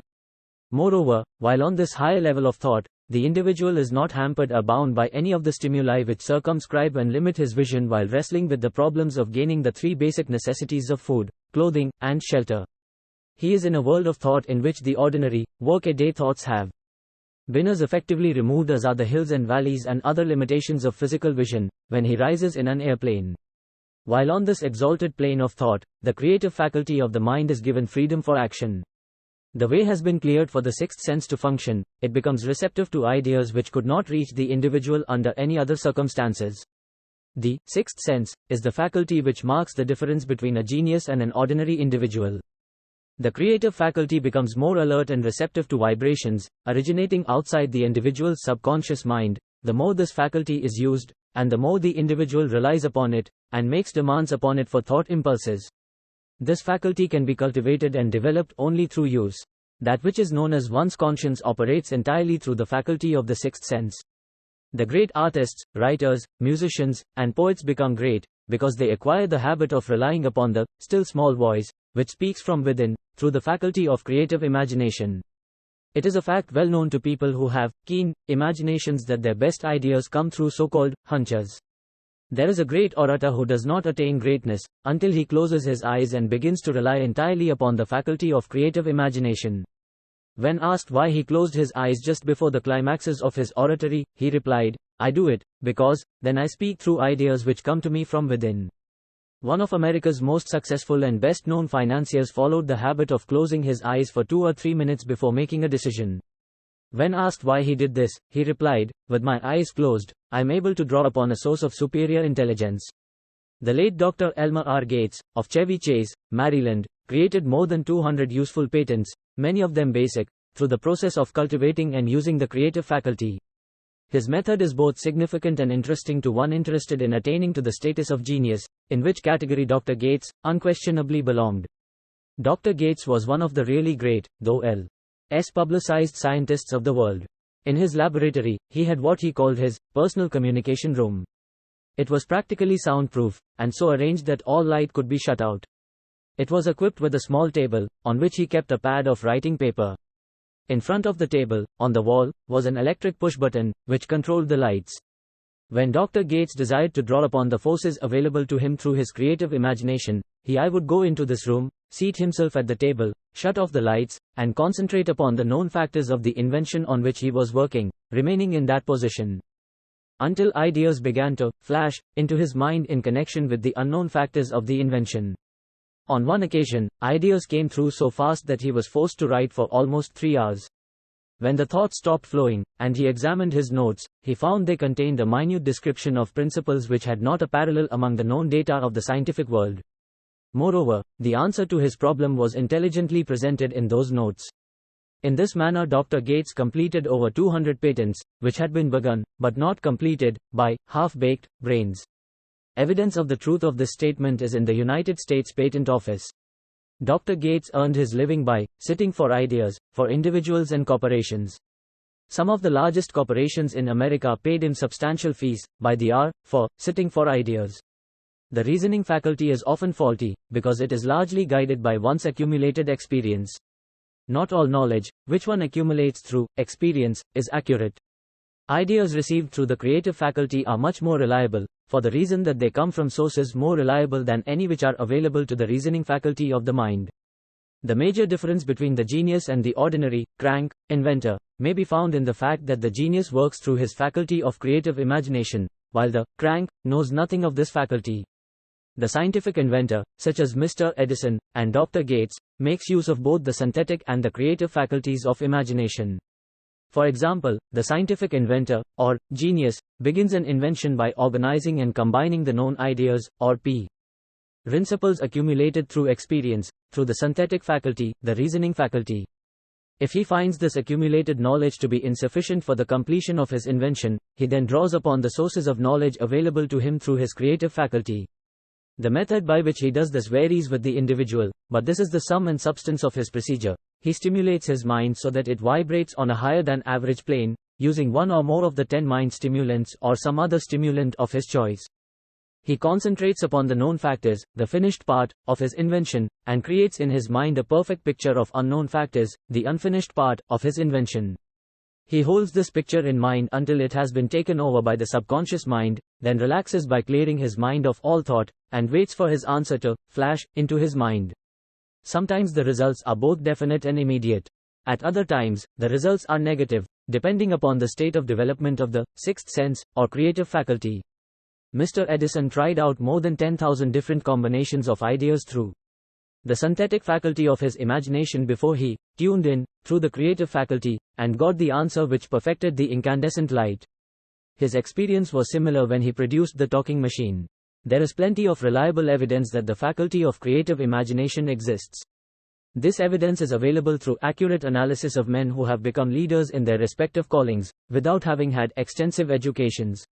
Lincoln was a notable example of a great leader who achieved greatness through the discovery and use of his faculty of creative imagination. He discovered and began to use this faculty as the result of the stimulation of love which he experienced after he met Annie Rutledge, a statement of the highest significance in connection with the study of the source of genius. The pages of history are filled with the records of great leaders whose achievements may be traced directly to the influence of women who aroused the creative faculties of their minds through the stimulation of sex desire. Napoleon Bonaparte was one of these. When inspired by his first wife, Josephine, he was irresistible and invincible. When his better judgment or reasoning faculty prompted him to put Josephine aside, he began to decline. His defeat and Saint Helena were not far distant. If good taste would permit, we might easily mention scores of men, well known to the American people, who climbed to great heights of achievement under the stimulating influence of their wives, only to drop back to destruction after money and power went to their heads, and they put aside the old wife for a new one. Napoleon was not the only man to discover that sex influence, from the right source, is more powerful than any substitute of expediency, which may be created by mere reason. The human mind responds to stimulation. Among the greatest and most powerful of these stimuli is the urge of sex. When harnessed and transmuted, this driving force is capable of lifting men into that higher sphere of thought which enables them to master the sources of worry and petty annoyance which beset their pathway on the lower plane. Unfortunately, only the genii have made the discovery. Others have accepted the experience of sex urge, without discovering one of its major potentialities, a fact which accounts for the great number of others, as compared to the limited number of genii. For the purpose of refreshing the memory, in connection with the facts available from the biographies of certain men, we here present the names of a few men of outstanding achievement, each of whom was known to have been of a highly sexed nature. The genius which was theirs undoubtedly found its source of power in transmuted sex energy: George Washington, Napoleon Bonaparte, William Shakespeare, Abraham Lincoln, Ralph Waldo Emerson, Robert Burns, Thomas Jefferson, Elbert Hubbard, Albert H. Gary, Oscar Wilde, Woodrow Wilson, John H. Patterson, Andrew Jackson, Enrico Caruso. Your own knowledge of biography will enable you to add to this list. Find, if you can, a single man, in all history of civilization, who achieved outstanding success in any calling, who was not driven by a well-developed sex nature. If you do not wish to rely upon biographies of men not now living, take inventory of those whom you know to be men of great achievement, and see if you can find one among them who is not highly sexed. Sex energy is the creative energy of all genii. There never has been, and never will be, a great leader, builder, or artist lacking in this driving force of sex. Surely no one will misunderstand these statements to mean that all who are highly sexed are genii. Man attains to the status of a genius only when, and if, he stimulates his mind so that it draws upon the forces available, through the creative faculty of the imagination. Chief among the stimuli with which this stepping up of the vibrations may be produced is sex energy. The mere possession of this energy is not sufficient to produce a genius. The energy must be transmuted from desire for physical contact into some other form of desire and action before it will lift one to the status of a genius. Far from becoming genii, because of great sex desires, the majority of men lower themselves, through misunderstanding and misuse of this great force, to the status of the lower animals. Why men seldom succeed before 40? I discovered, from the analysis of over 25,000 people, that men who succeed in an outstanding way, seldom do so before the age of 40, and more often they do not strike their real pace until they are well beyond the age of 50. This fact was so astounding that it prompted me to go into the study of its cause most carefully, carrying the investigation over a period of more than 12 years. This study disclosed the fact that the major reason why the majority of men who succeed do not begin to do so before the age of 40 to 50, is their tendency to dissipate their energies through overindulgence in physical expression. On of the emotion of sex. The majority of men never learn that the urge of sex has other possibilities, which far transcend in importance, that of mere physical expression. The majority of those who make this discovery, do so after having wasted many years at a period when the sex energy is at its height, prior to the age of 45 to 50. This usually is followed by noteworthy achievement. The lives of many men up to, and sometimes well past the age of 40, reflect a continued dissipation of energies, which could have been more profitably turned into better channels. Their finer and more powerful emotions are sown wildly to the four winds. Out of this habit of the male, grew the term, sowing his wild oats. The desire for sexual expression is by far the strongest and most impelling of all the human emotions, and for this very reason this desire, when harnessed and transmuted into action, other than that of physical expression, may raise one to the status of a genius. One of America's most able businessmen frankly admitted that his attractive secretary was responsible for most of the plans he created. He admitted that her presence lifted him to heights of creative imagination, such as he could experience under no other stimulus. One of the most successful men in America owes most of his success to the influence of a very charming young woman, who has served as his source of inspiration for more than 12 years. Everyone knows the man to whom this reference is made, but not everyone knows the real source of his achievements. History is not lacking in examples of men who attained to the status of genii, as the result of the use of artificial mind stimulants in the form of alcohol and narcotics. Edgar Allan Poe wrote The Raven, while under the influence of liquor, dreaming dreams that mortal never dared to dream before. James Whitcomb Riley did his best writing while under the influence of alcohol. Perhaps it was thus he saw the ordered intermingling of the real and the dream, the mill above the river, and the mist above the stream. Robert Burns wrote best when intoxicated, for auld lang syne, my dear, we'll take a cup of kindness yet, for auld lang syne. But let it be remembered that many such men have destroyed themselves in the end. Nature has prepared her own potions with which men may safely stimulate their minds so they vibrate on a plane that enables them to tune into fine and rare thoughts which come from no man knows where. No satisfactory substitute for nature's stimulants has ever been found. It is a fact well known to psychologists that there is a very close relationship between sex desires and spiritual urges, a fact which accounts for the peculiar behavior of people who participate in the orgies known as religious revivals, common among the primitive types. The world is ruled, and the destiny of civilization is established, by the human emotions. People are influenced in their actions, not by reason so much as by feelings. The creative faculty of the mind is set into action entirely by emotions, and not by cold reason. The most powerful of all human emotions is that of sex. There are other mind stimulants, some of which have been listed, but no one of them, nor all of them combined, can equal the driving power of sex. A mind stimulant is any influence which will either temporarily, or permanently, increase the vibrations of thought. The 10 major stimulants, described, are those most commonly resorted to. Through these sources one may commune with infinite intelligence, or enter, at will, the storehouse of the subconscious mind, either one's own, or that of another person, a procedure which is all there is of genius.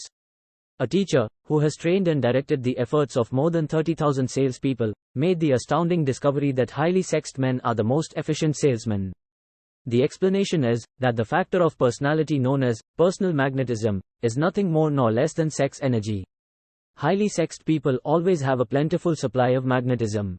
Through cultivation and understanding, this vital force may be drawn upon and used to great advantage in the relationships between people.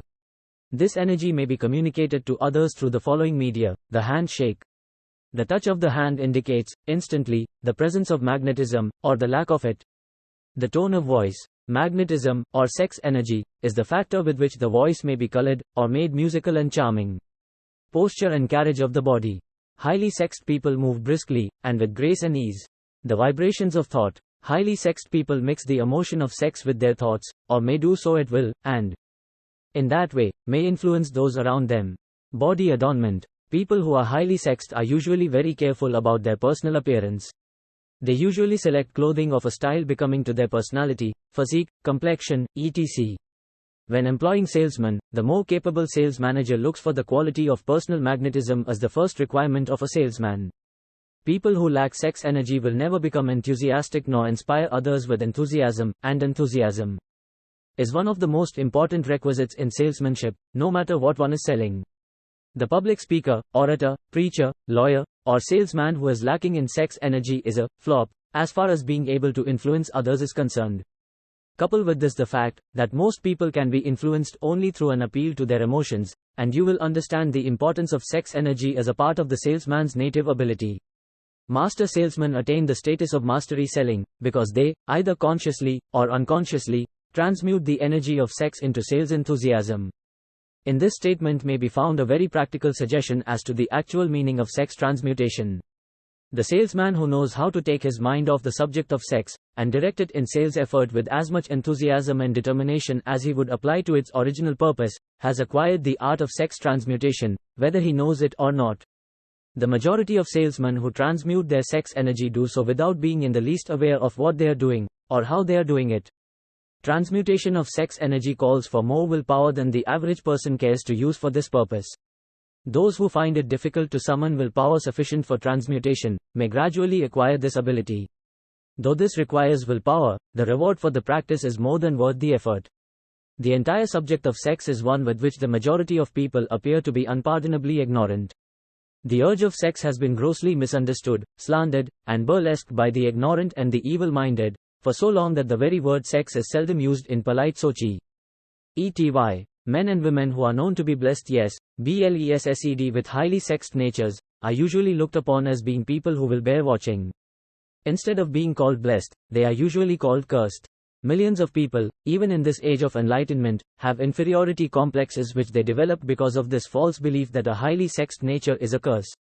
These statements, of the virtue of sex energy, should not be construed as justification for the libertine. The emotion of sex is a virtue only when used intelligently, and with discrimination. It may be misused, and often is, to such an extent that it debases, instead of enriches, both body and mind. The better use of this power is the burden of this chapter. It seemed quite significant to the author, when he made the discovery that practically every great leader, whom he had the privilege of analyzing, was a man whose achievements were largely inspired by a woman. In many instances, the woman in the case was a modest, self-denying wife, of whom the public had heard but little or nothing. In a few instances, the source of inspiration has been traced to the other woman. Perhaps such cases may not be entirely unknown to you.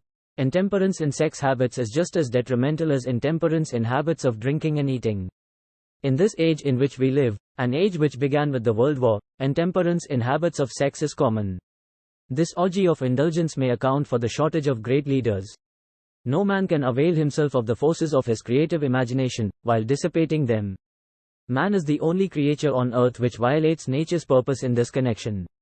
Every other animal indulges its sex nature in moderation, and with purpose which harmonizes with the laws of nature. Every other animal responds to the call of sex only in season. Man's inclination is to declare open season. Every intelligent person knows that stimulation in excess, through alcoholic drink and narcotics, is a form of intemperance which destroys the vital organs of the body, including the brain.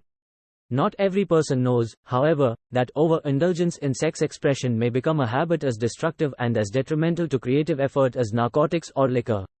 A sex madman is not essentially different than a dope madman. Both have lost control over their faculties of reason and willpower. Sexual overindulgence may not only destroy reason and willpower, but it may also lead to either temporary or permanent insanity. Many cases of hypochondria, imaginary illness, grow out of habits developed in ignorance of the true function of sex. From these brief references to the subject, it may be readily seen that ignorance on the subject of sex transmutation forces stupendous penalties upon the ignorant on the one hand, and withholds from them equally stupendous benefits, on the other. Widespread ignorance on the subject of sex is due to the fact that the subject has been surrounded with mystery and beclouded by dark silence. The conspiracy of mystery and silence has had the same effect upon the minds of young people that the psychology of prohibition had.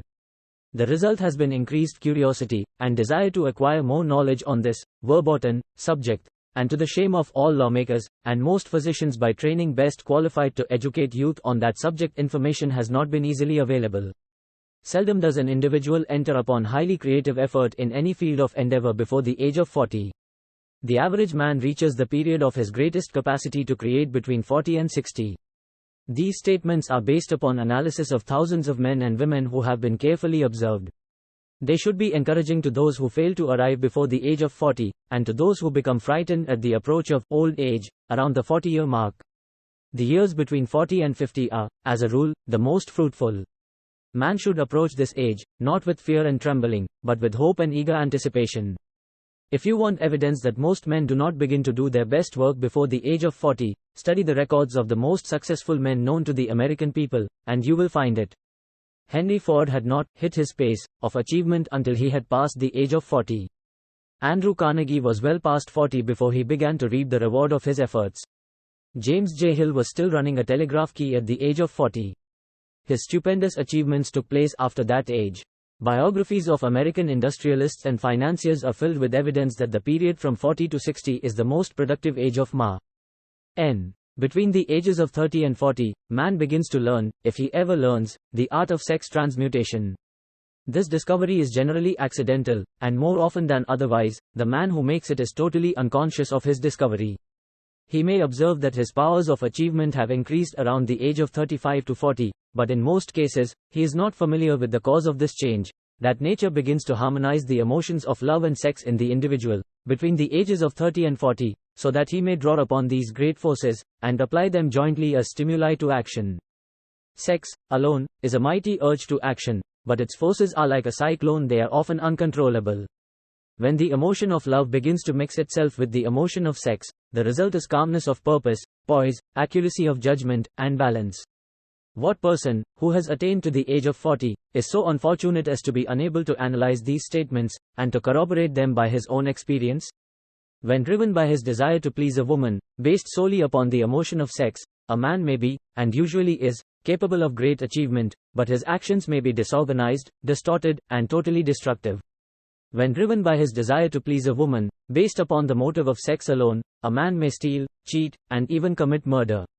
But when the emotion of love is mixed with the emotion of sex, that same man will guide his actions with more sanity, balance, and reason. Criminologists have discovered that the most hardened criminals can be reformed through the influence of a woman's love. There is no record of a criminal having been reformed solely through the sex influence. These facts are well known, but their cause is not. Reformation comes, if at all, through the heart, or the emotional side of man, not through his head, or reasoning side. Reformation means a change of heart. It does not mean a change of head. A man may, because of reason, make certain changes in his personal conduct to avoid the consequences of undesirable effects, but genuine reformation comes only through a change of heart, through a desire to change. Love, romance, and sex are all emotions capable of driving men to heights of superachievement. Love is the emotion which serves as a safety valve, and ensures balance, poise, and constructive effort. When combined, these three emotions may lift one to an altitude of a genius. There are genii, however, who know but little of the emotion of love.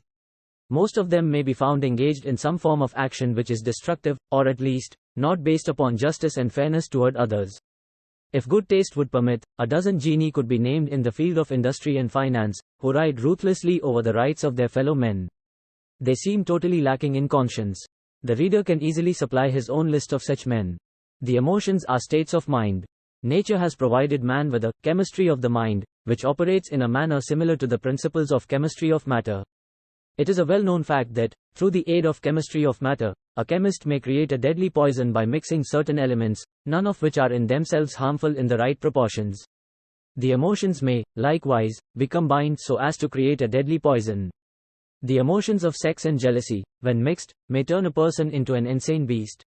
The presence of any one or more of the destructive emotions in the human mind, through the chemistry of the mind, sets up a poison which may destroy one's sense of justice and fairness.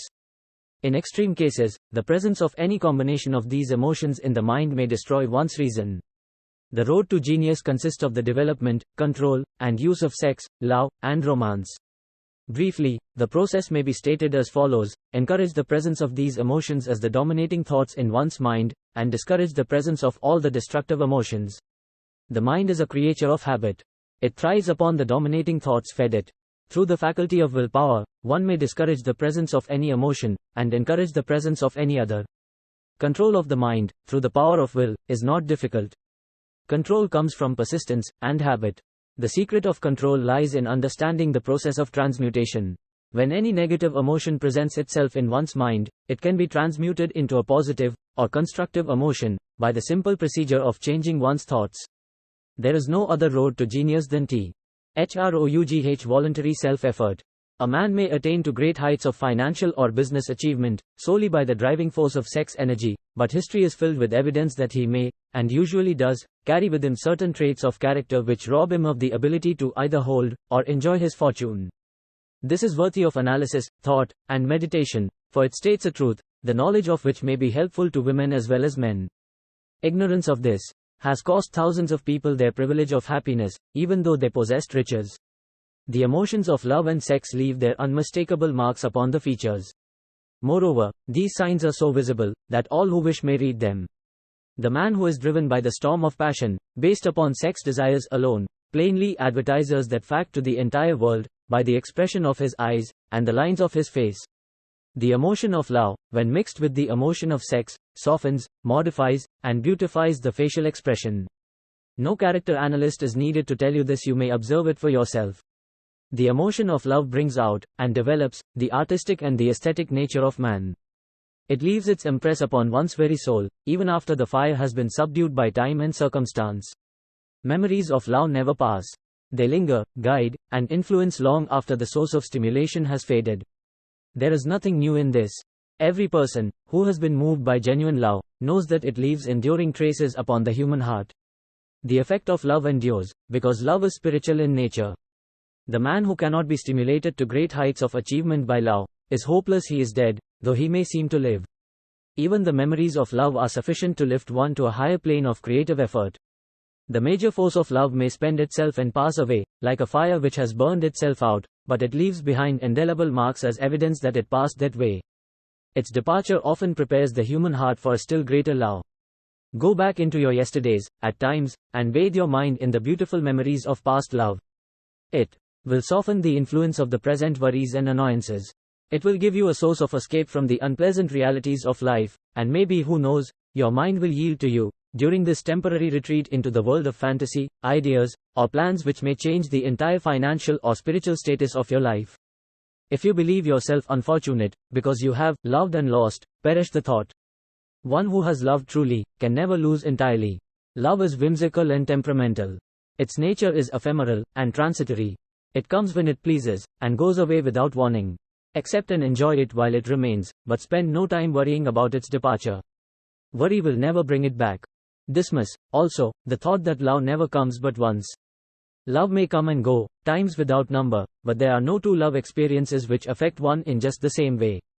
There may be, and there usually is, one love experience which leaves a deeper imprint on the heart than all the others, but all love experiences are beneficial, except to the person who becomes resentful and cynical when love makes its departure. There should be no disappointment over love, and there would be none if people understood the difference between the emotions of love and sex.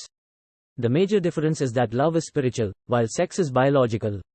No experience, which touches the human heart with a spiritual force, can possibly be harmful, except through ignorance or jealousy. Love is, without question, life's greatest experience. It brings one into communion with infinite intelligence. When mixed with the emotions of romance and sex, it may lead one far up the ladder of creative effort. The emotions of love, sex, and romance are sides of the eternal triangle of achievement-building genius. Nature creates genie through no other force. Love is an emotion with many sides, shades, and colors. The love which one feels for parents or children is quite different from that which one feels for one's sweetheart. The one is mixed with the emotion of sex, while the other is not.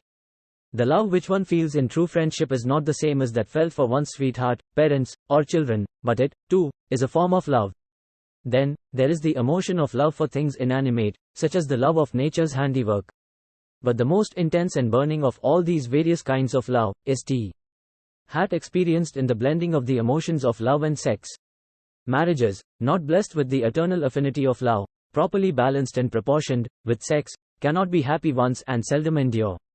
Love alone will not bring happiness in marriage, nor will sex alone.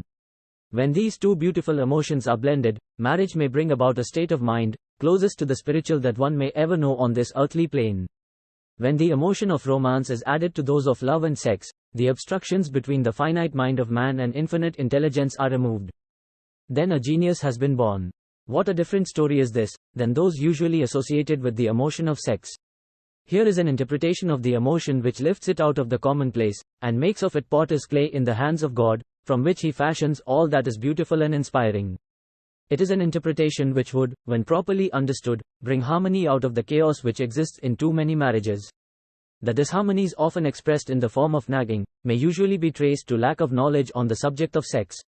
Where love, romance and the proper understanding of the emotion and function of sex abide, there is no disharmony between married people. Fortunate is the husband whose wife understands the true relationship between the emotions of love, sex, and romance. When motivated by this holy triumvirate, no form of labor is burdensome, because even the most lowly form of effort takes on the nature of a labor of love. It is a very old saying that a man's wife may either make him or break him, but the reason is not always understood. The making and breaking is the result of the wife's understanding or lack of understanding of the emotions of love, sex, and romance. Despite the fact that men are polygamous, by the very nature of their biological inheritance, it is true that no woman has as great an influence on a man as his wife, unless he is married to a woman totally unsuited to his nature. If a woman permits her husband to lose interest in her, and become more interested in other women, it is usually because of her ignorance, or indifference toward the subjects of sex, love, and romance. This statement presupposes, of course, that genuine love once existed between a man and his wife. The facts are equally applicable to a man who permits his wife's interest in him to die. Married people often bicker over a multitude of trivialities. If these are analyzed accurately, the real cause of the trouble will often be found to be indifference or ignorance on these subjects. Man's greatest motivating force is his desire to please woman. The hunter who excelled during prehistoric days, before the dawn of civilization, did so because of his desire to appear great in the eyes of woman. Man's nature has not changed in this respect. The hunter of today brings home no skins of wild animals, but he indicates his desire for her favor by supplying fine clothes, motor cars, and wealth. Man has the same desire to please woman that he had before the dawn of civilization. The only thing that has changed is his method of pleasing.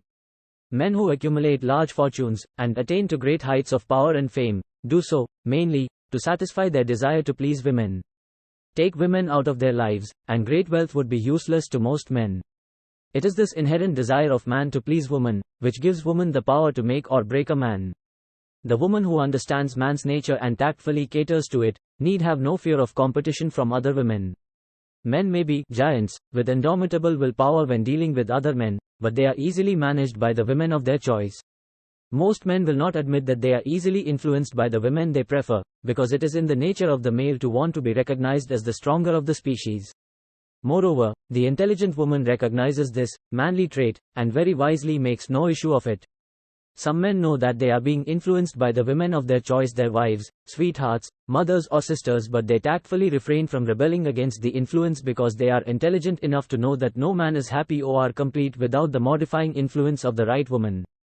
The man who does not recognize this important truth deprives himself of the power which has done more to help men achieve success than all other forces combined.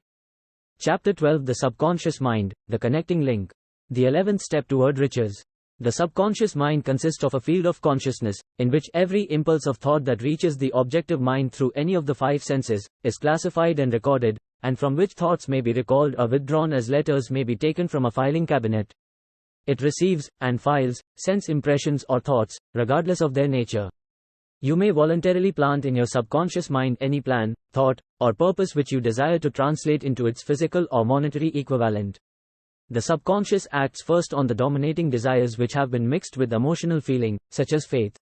Consider this in connection with the instructions given in the chapter on desire, for taking the 6 steps there outlined, and the instructions given in the chapter on the building and execution of plans, and you will understand the importance of the thought conveyed.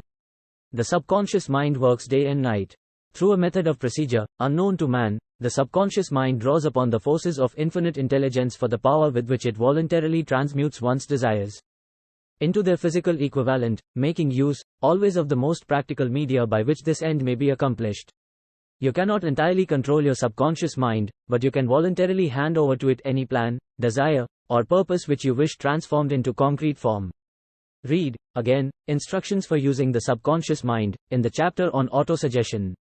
There is plenty of evidence to support the belief that the subconscious mind is the connecting link between the finite mind of man and infinite intelligence.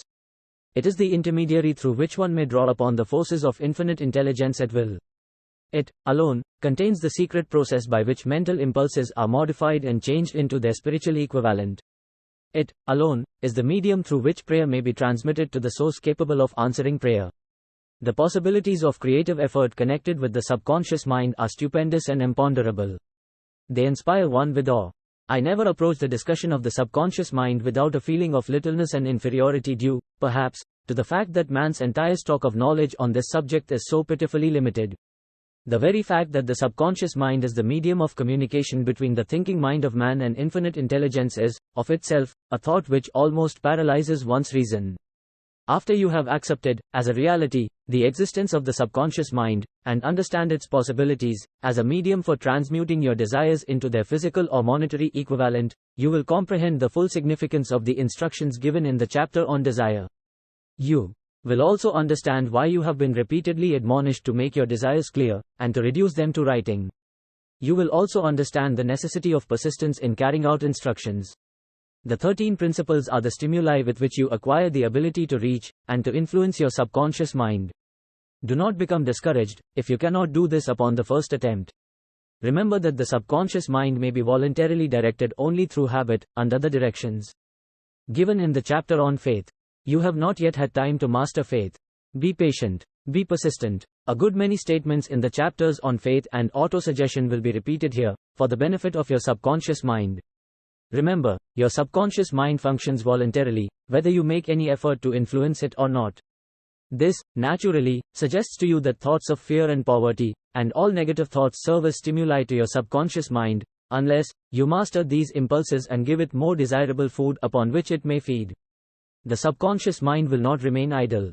If you fail to plant desires in your subconscious mind, it will feed upon the thoughts which reach it as the result of your neglect. We have already explained that thought impulses, both negative and positive, are reaching the subconscious mind continuously, from the 4 sources which were mentioned in the chapter on sex transmutation. For the present, it is sufficient if you remember that you are living daily, in the midst of all manner of thought impulses which are reaching your subconscious mind, without your knowledge. Some of these impulses are negative, some are positive. You are now engaged in trying to help shut oil the flow of negative impulses, and to aid in voluntarily influencing your subconscious mind, through positive impulses of desire. When you achieve this, you will possess the key which unlocks the door to your subconscious mind. Moreover, you will control that door so completely, that no undesirable thought may influence your subconscious mind. Everything which man creates, begins in the form of a thought impulse. Man can create nothing which he does not first conceive in thought. Through the aid of the imagination, thought impulses may be assembled into plans. The imagination, when under control, may be used for the creation of plans or purposes that lead to success in one's chosen occupation. All thought impulses, intended for transmutation into their physical equivalent, voluntarily planted in the subconscious mind, must pass through the imagination, and be mixed with faith. The mixing of faith with a plan, or purpose, intended for submission to the subconscious mind, may be done only through the imagination. From these statements, you will readily observe that voluntary use of the subconscious mind calls for coordination and application of all the principles. Ella Wheeler Wilcox gave evidence of her understanding of the power of the subconscious mind when she wrote, "You never can tell what a thought will do in bringing you hate or love, for thoughts are things, and their airy wings are swifter than carrier doves. They follow the law of the universe, each thing creates its kind, and they speed over the track to bring you back whatever went out from your mind." Mrs. Wilcox understood the truth, that thoughts which go out from one's mind, also embed themselves deeply in one's subconscious mind, where they serve as a magnet, pattern, or blueprint by which the subconscious mind is influenced while translating them into their physical equivalent. Thoughts are truly things, for the reason that every material thing begins in the form of thought energy. The subconscious mind is more susceptible to influence by impulses of thought mixed with feeling or emotion than by those originating solely in the reasoning portion of the mind. In fact, there is much evidence to support the theory that only emotionalized thoughts have any action influence upon the subconscious mind. It is a well-known fact that emotion or feeling rules the majority of people. If it is true that the subconscious mind responds more quickly to and is influenced more readily by thought impulses which are well mixed with emotion, it is essential to become familiar with the more important of the emotions. There are 7 major positive emotions and 7 major negative emotions. The negatives voluntarily inject themselves into the thought impulses, which ensure passage into the subconscious mind. The positives must be injected, through the principle of auto-suggestion, into the thought impulses which an individual wishes to pass on to his subconscious mind. Instructions have been given in the chapter on auto-suggestion. These emotions, or feeling impulses, may be likened to yeast in a loaf of bread, because they constitute the action element, which transforms thought impulses from the passive to the active state. Thus may one understand why thought impulses, which have been well mixed with emotion, are acted upon more readily than thought impulses originating in cold reason. You are preparing yourself to influence and control the inner audience of your subconscious mind, in order to hand over to it the desire for money, which you wish transmuted into its monetary equivalent.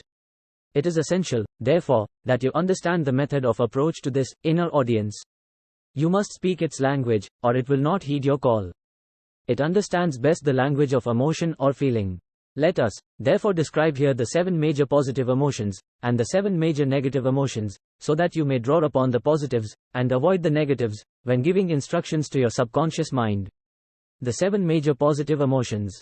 Desire, faith, enthusiasm, romance, love, hope. There are other positive emotions, but these are the 7 most powerful, and the ones most commonly used in creative effort. Master these 7 emotions, they can be mastered only by use, and the other positive emotions will be at your command when you need them. Remember, in this connection, that you are studying a book which is intended to help you develop a money consciousness, by filling your mind with positive emotions. 1. Does not become money conscious by filling one's mind with negative emotions. The 7 major negative emotions, to be avoided.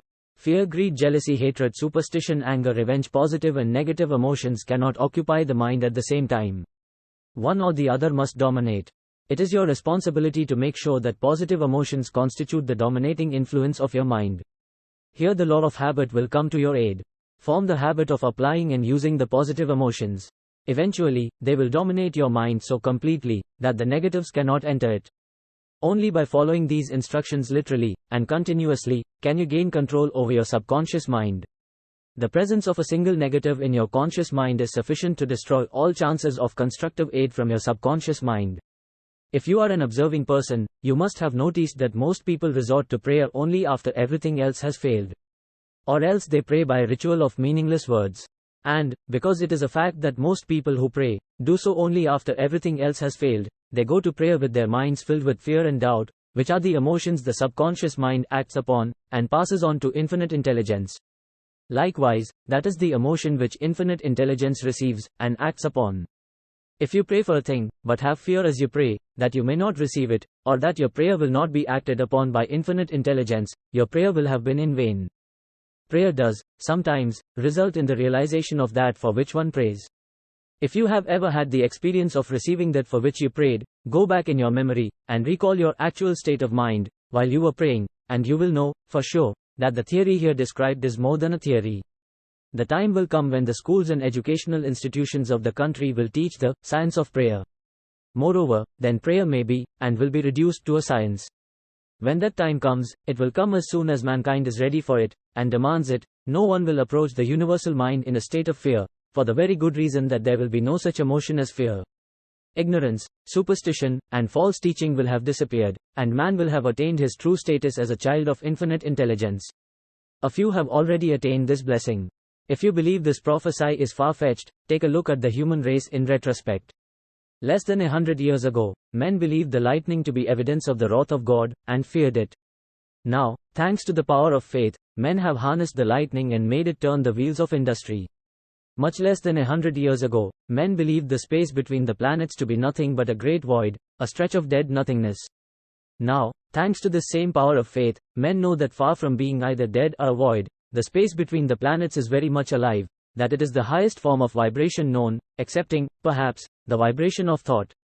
Moreover, men know that this living, pulsating, vibratory energy which permeates every atom of matter and fills every niche of space, connects every human brain with every other human brain. What reason have men to believe that this same energy does not connect every human brain with infinite intelligence? There are no toll gates between the finite mind of man and infinite intelligence. The communication costs nothing except patience, faith, persistence, understanding, and a sincere desire to communicate. Moreover, the approach can be made only by the individual himself. Paid prayers are worthless. Infinite intelligence does no business by proxy. You either go direct, or you do not communicate. You may buy prayer books and repeat them until the day of your doom, without avail. Thoughts which you wish to communicate to infinite intelligence must undergo transformation, such as can be given only through your own subconscious mind. The method by which you may communicate with infinite intelligence is very similar to that through which the vibration of sound is communicated by radio. If you understand the working principle of radio, you of course know that sound cannot be communicated through the ether until it has been stepped up or changed into a rate of vibration which the human ear cannot detect. The radio sending station picks up the sound of the human voice and scrambles or modifies it by stepping up the vibration millions of times. Only in this way can the vibration of sound be communicated through the ether. After this transformation has taken place, the ether picks up the energy, which originally was in the form of vibrations of sound, carries that energy to radio receiving stations, and these receiving sets step that energy back down to its original rate of vibration so it is recognized as sound. The subconscious mind is the intermediary, which translates one's prayers into terms which infinite intelligence can recognize, presents the message, and brings back the answer in the form of a definite plan or idea for procuring the object of the prayer. Understand this principle, and you will know why mere words read from a prayer book cannot, and will never serve as an agency of communication between the mind of man and infinite intelligence.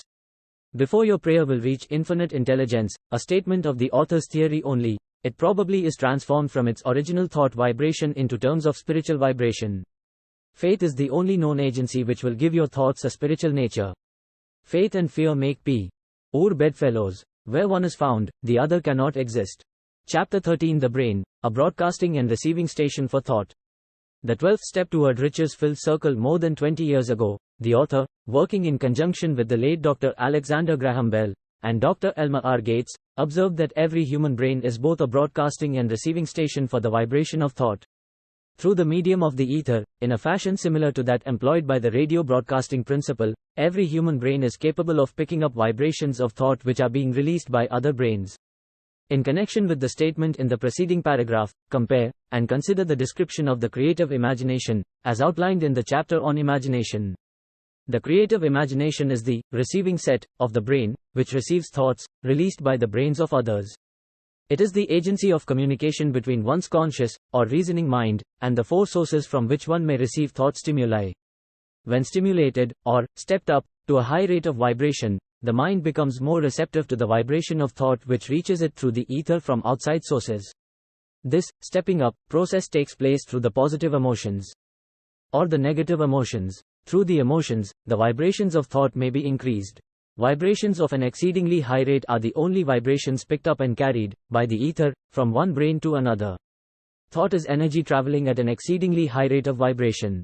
Thought, which has been modified or stepped up by any of the major emotions, vibrates at a much higher rate than ordinary thought, and it is this type of thought which passes from one brain to another through the broadcasting machinery of the human brain. The emotion of sex stands at the head of the list of human emotions, as far as intensity and driving force are concerned. The brain which has been stimulated by the emotion of sex vibrates at a much more rapid rate than it does when that emotion is quiescent or absent. The result of sex transmutation is the increase of the rate of vibration of thoughts to such a pitch that the creative imagination becomes highly receptive to ideas, which it picks up from the ether. On the other hand, when the brain is vibrating at a rapid rate, it not only attracts thoughts and ideas released by other brains through the medium of the ether, but it gives to one's own thoughts that feeling, which is essential before those thoughts will be picked up and acted upon by one's subconscious mind. Thus, you will see that the broadcasting principle is the factor through which you mix feeling or emotion with your thoughts and pass them on to your subconscious mind.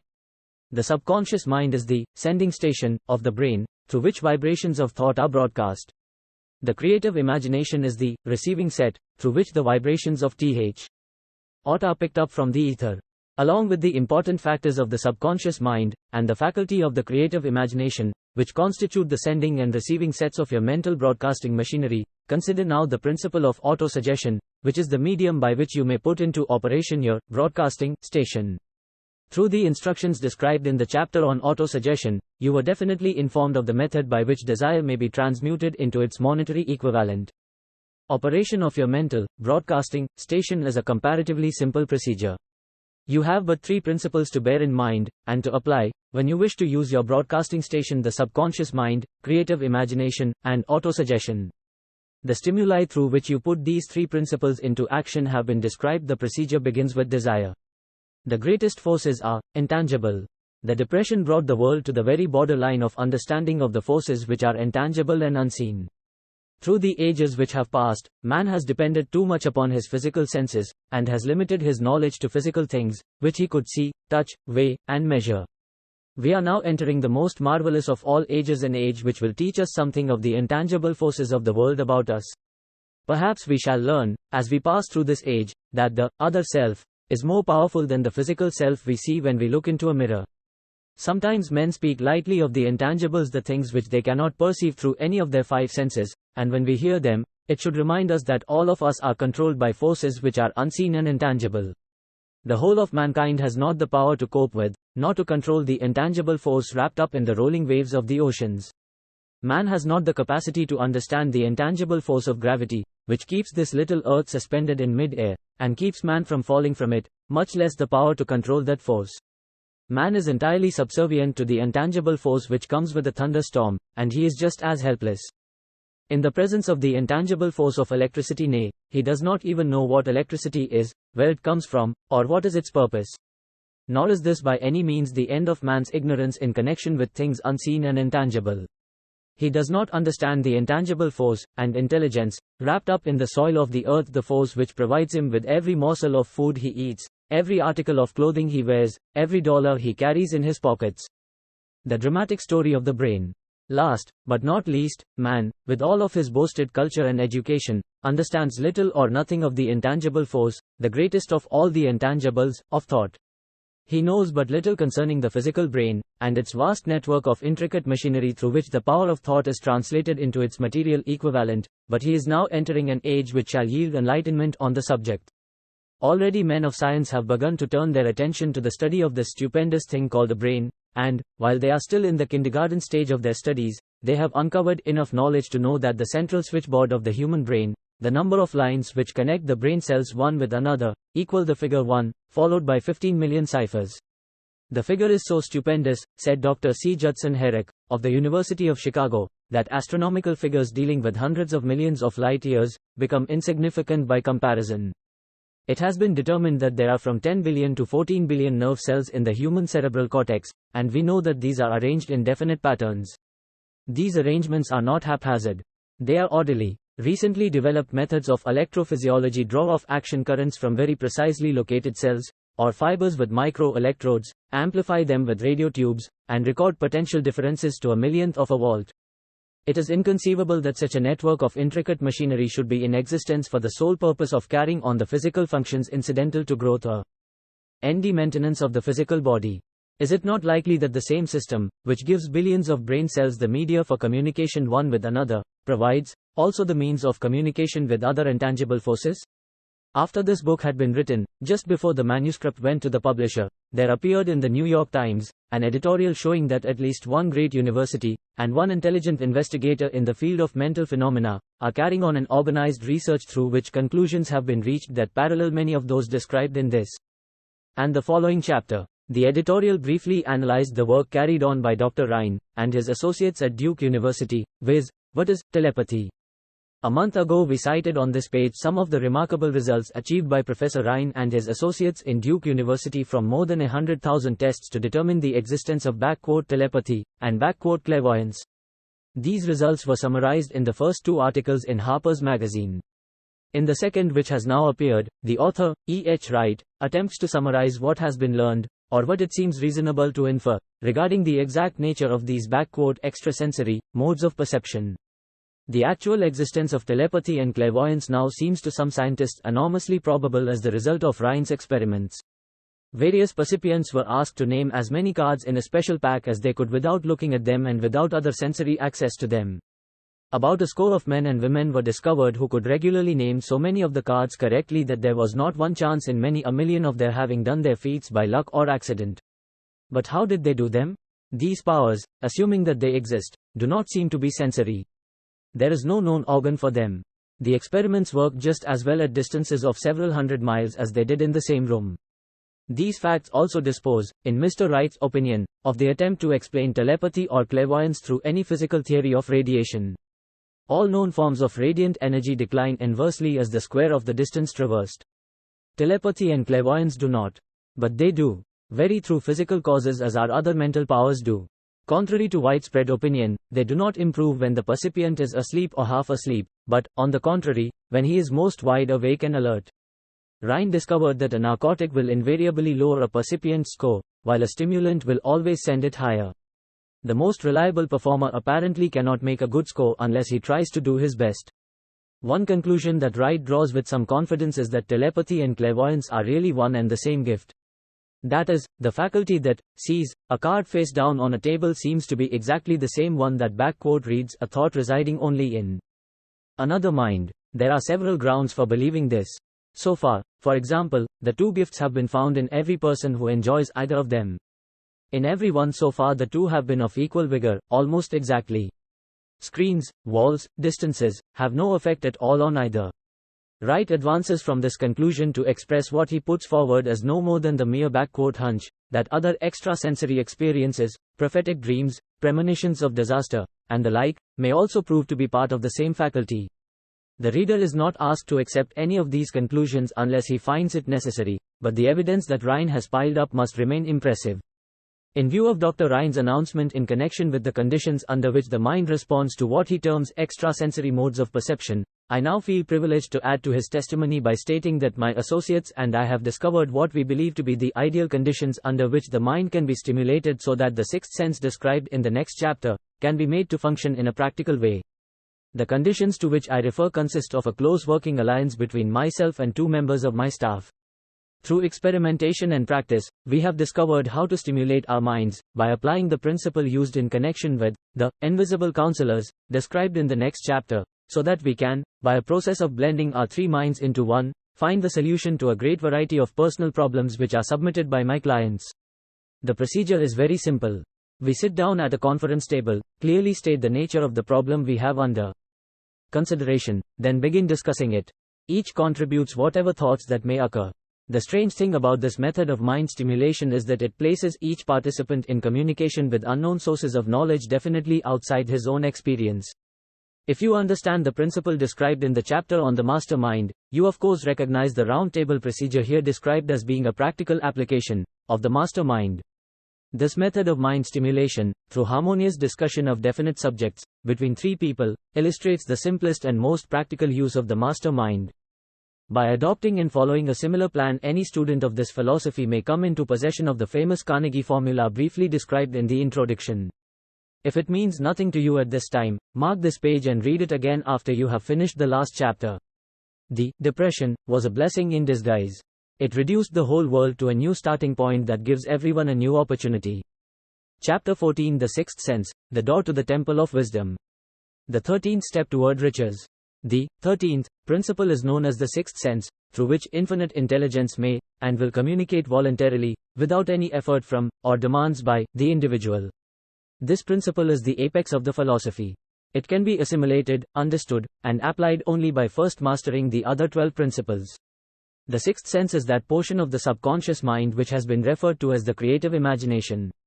It has also been referred to as the receiving set, through which ideas, plans, and thoughts flash into the mind. The flashes are sometimes called hunches or inspirations. The 6th sense defies description. It cannot be described to a person who has not mastered the other principles of this philosophy, because such a person has no knowledge, and no experience with which the sixth sense may be compared. Understanding of the sixth sense comes only by meditation through mind development from within. The sixth sense probably is the medium of contact between the finite mind of man and infinite intelligence, and for this reason, it is a mixture of both the mental and the spiritual. It is believed to be the point at which the mind of man contacts the universal mind.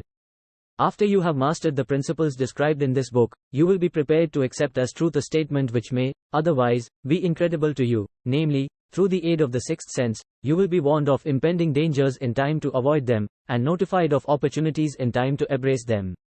There comes to your aid, and to do your bidding, with the development of the sixth sense, a guardian angel, who will open to you at all times the door to the temple of wisdom.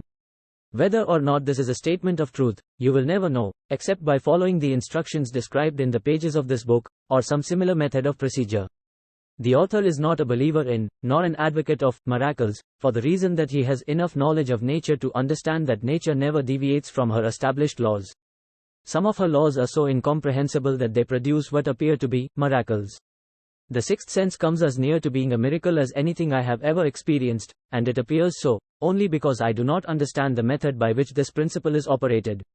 This much the author does know, that there is a power, or a first cause, or an intelligence, which permeates every atom of matter, and embraces every unit of energy perceptible to man, that this infinite intelligence converts acorns into oak trees, causes water to flow downhill in response to the law of gravity, follows night with day, and winter with summer, each maintaining its proper place and relationship to the other. This intelligence may, through the principles of this philosophy, be induced to aid in transmuting desires into concrete, or material form. The author has this knowledge, because he has experimented with it and has experienced it. Step by step, through the preceding chapters, you have been led to this, the last principle. If you have mastered each of the preceding principles, you are now prepared to accept, without being skeptical, the stupendous claims made here. If you have not mastered the other principles, you must do so before you may determine, definitely, whether or not the claims made in this chapter are fact or fiction. While I was passing through the age of hero worship, I found myself trying to imitate those whom I most admired. Moreover, I discovered that the element of faith, with which I endeavored to imitate my idols, gave me great capacity to do so quite successfully. I have never entirely divested myself of this habit of hero worship, although I have passed the age commonly given over to such. My experience has taught me that the next best thing to being truly great, is to emulate the great, by feeling and action, as nearly as possible. Long before I had ever written a line for publication, or endeavored to deliver a speech in public, I followed the habit of reshaping my own character, by trying to imitate the 9 men whose lives and life works had been most impressive to me. These 9 men were Emerson, Paine, Edison, Darwin, Lincoln, Burbank, Napoleon, Ford, and Carnegie.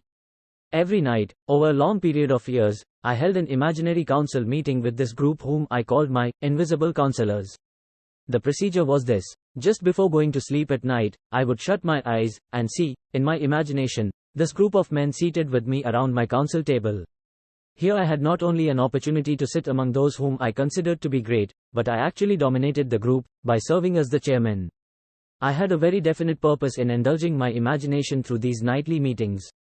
My purpose was to rebuild my own character so it would represent a composite of the characters of my imaginary counselors.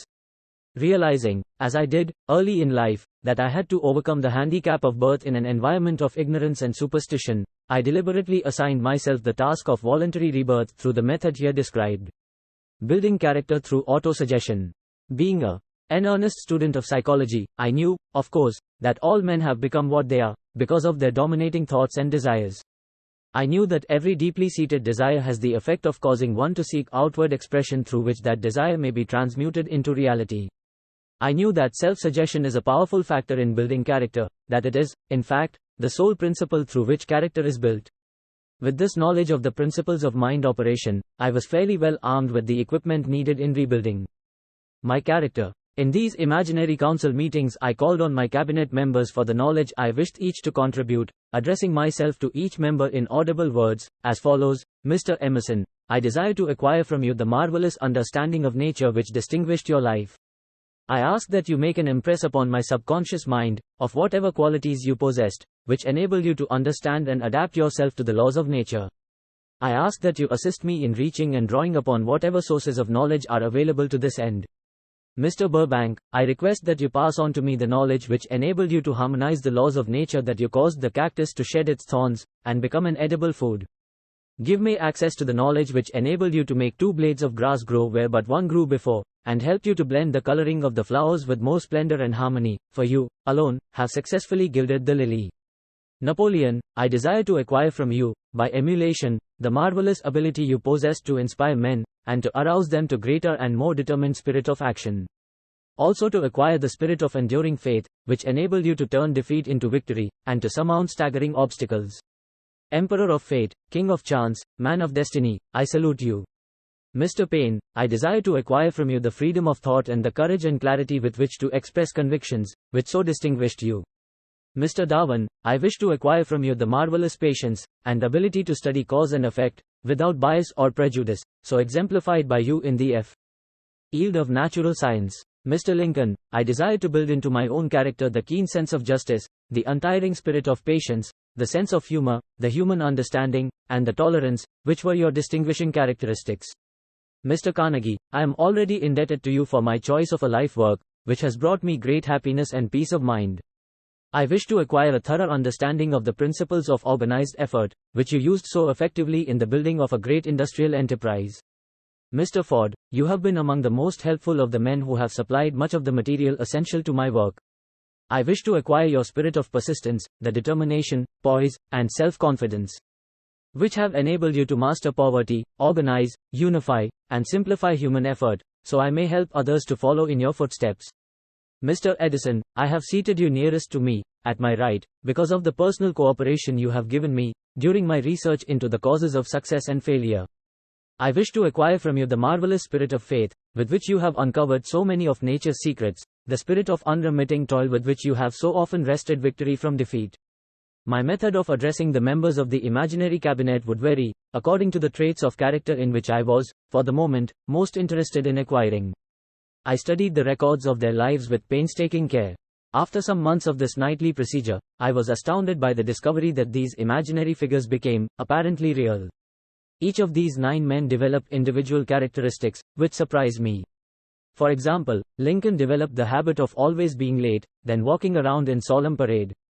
When he came, he walked very slowly, with his hands clasped behind him, and once in a while, he would stop as he passed, and rest his hand, momentarily, upon my shoulder. He always wore an expression of seriousness upon his face. Rarely did I see him smile. The cares of a sundered nation made him grave. That was not true of the others. Burbank and Paine often indulged in witty repartee which seemed, at times, to shock the other members of the cabinet.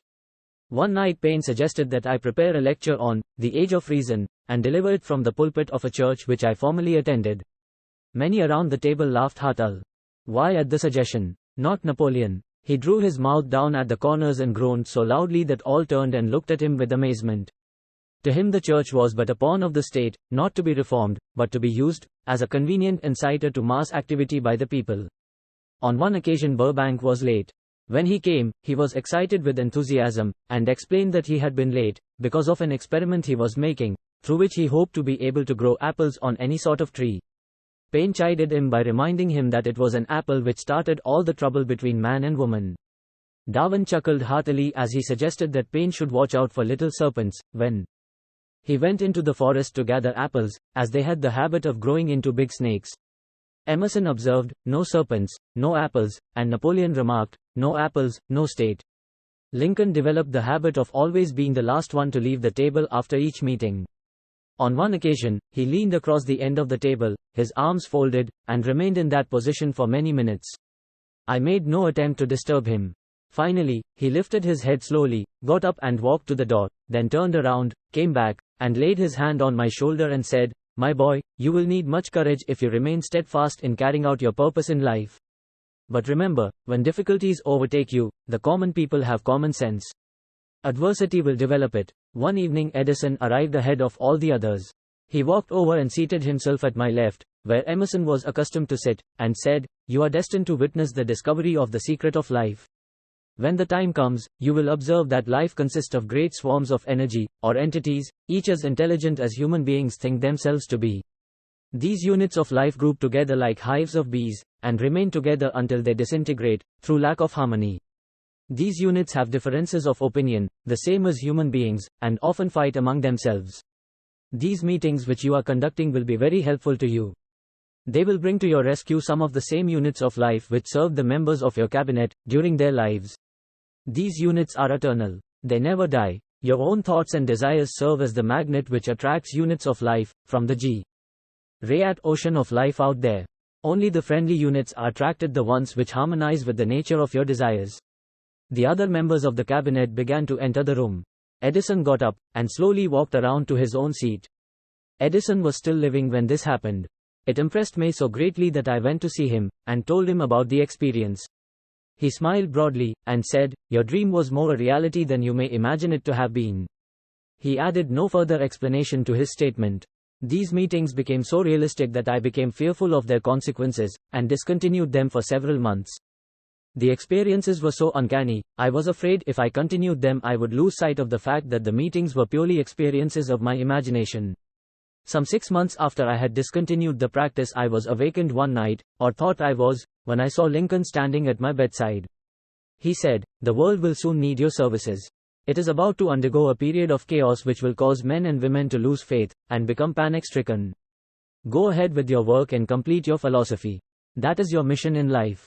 If you neglect it, for any cause whatsoever, you will be reduced to a primal state and be compelled to retrace the cycles through which you have passed during thousands of years."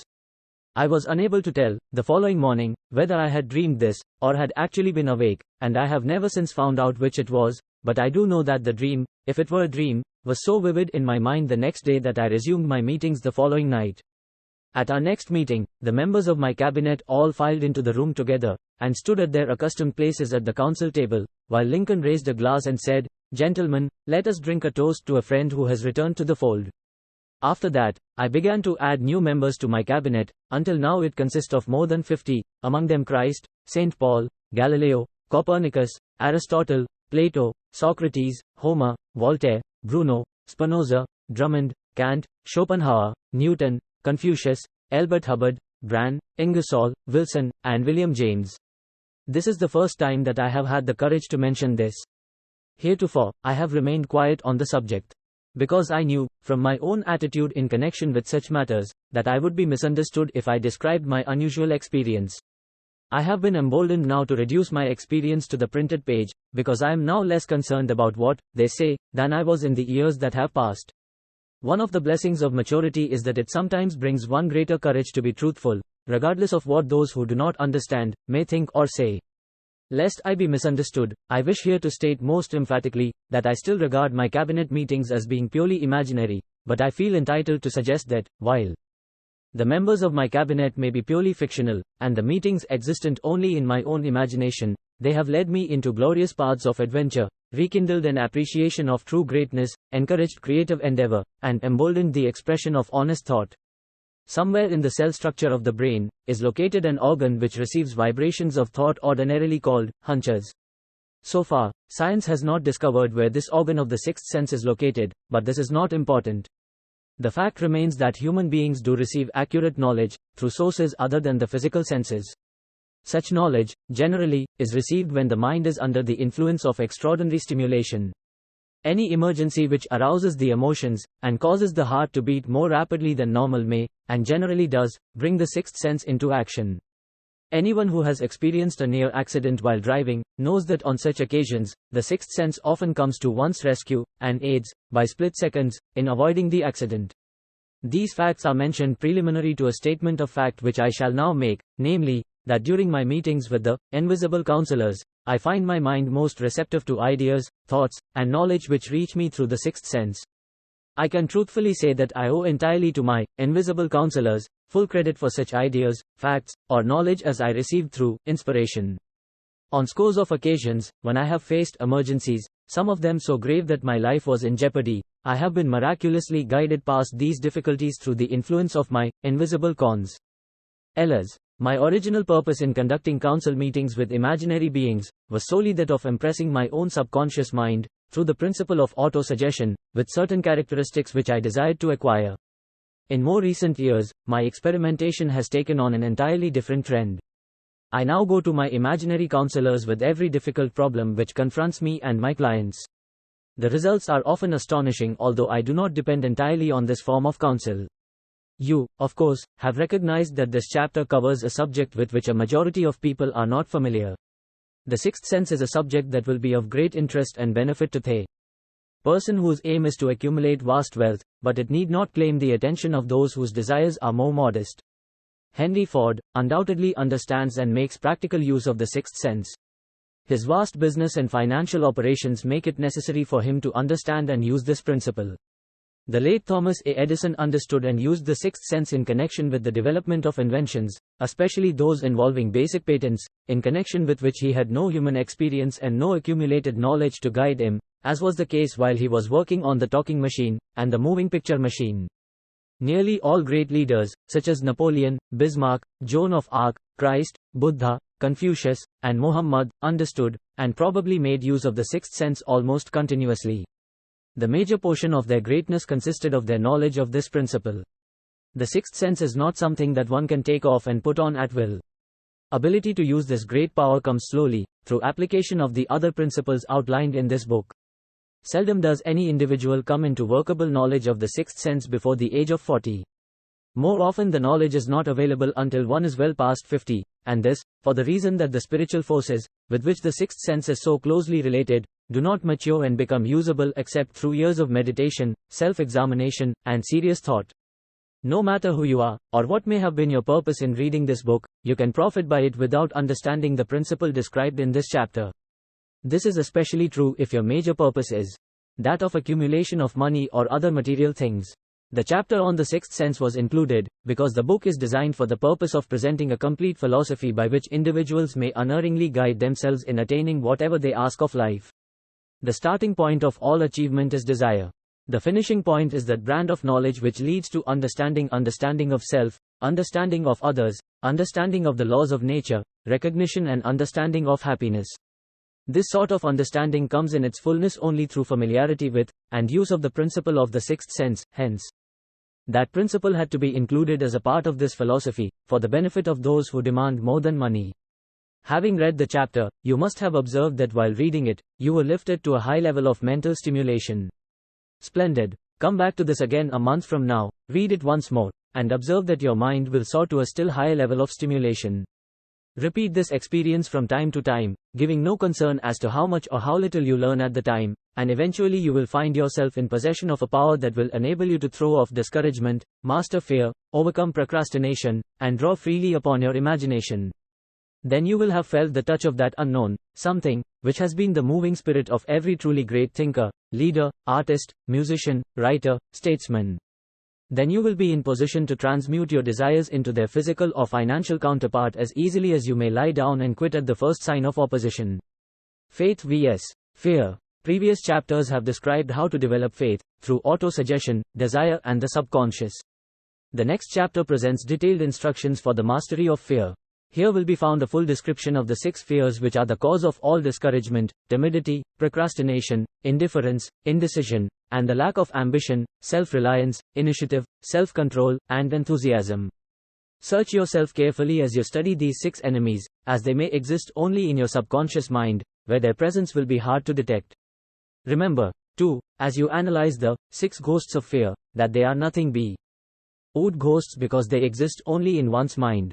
Remember, also, that ghosts creations of uncontrolled imagination have caused most of the damage people have done to their own minds. Therefore, ghosts can be as dangerous as if they lived and walked on the earth in physical bodies.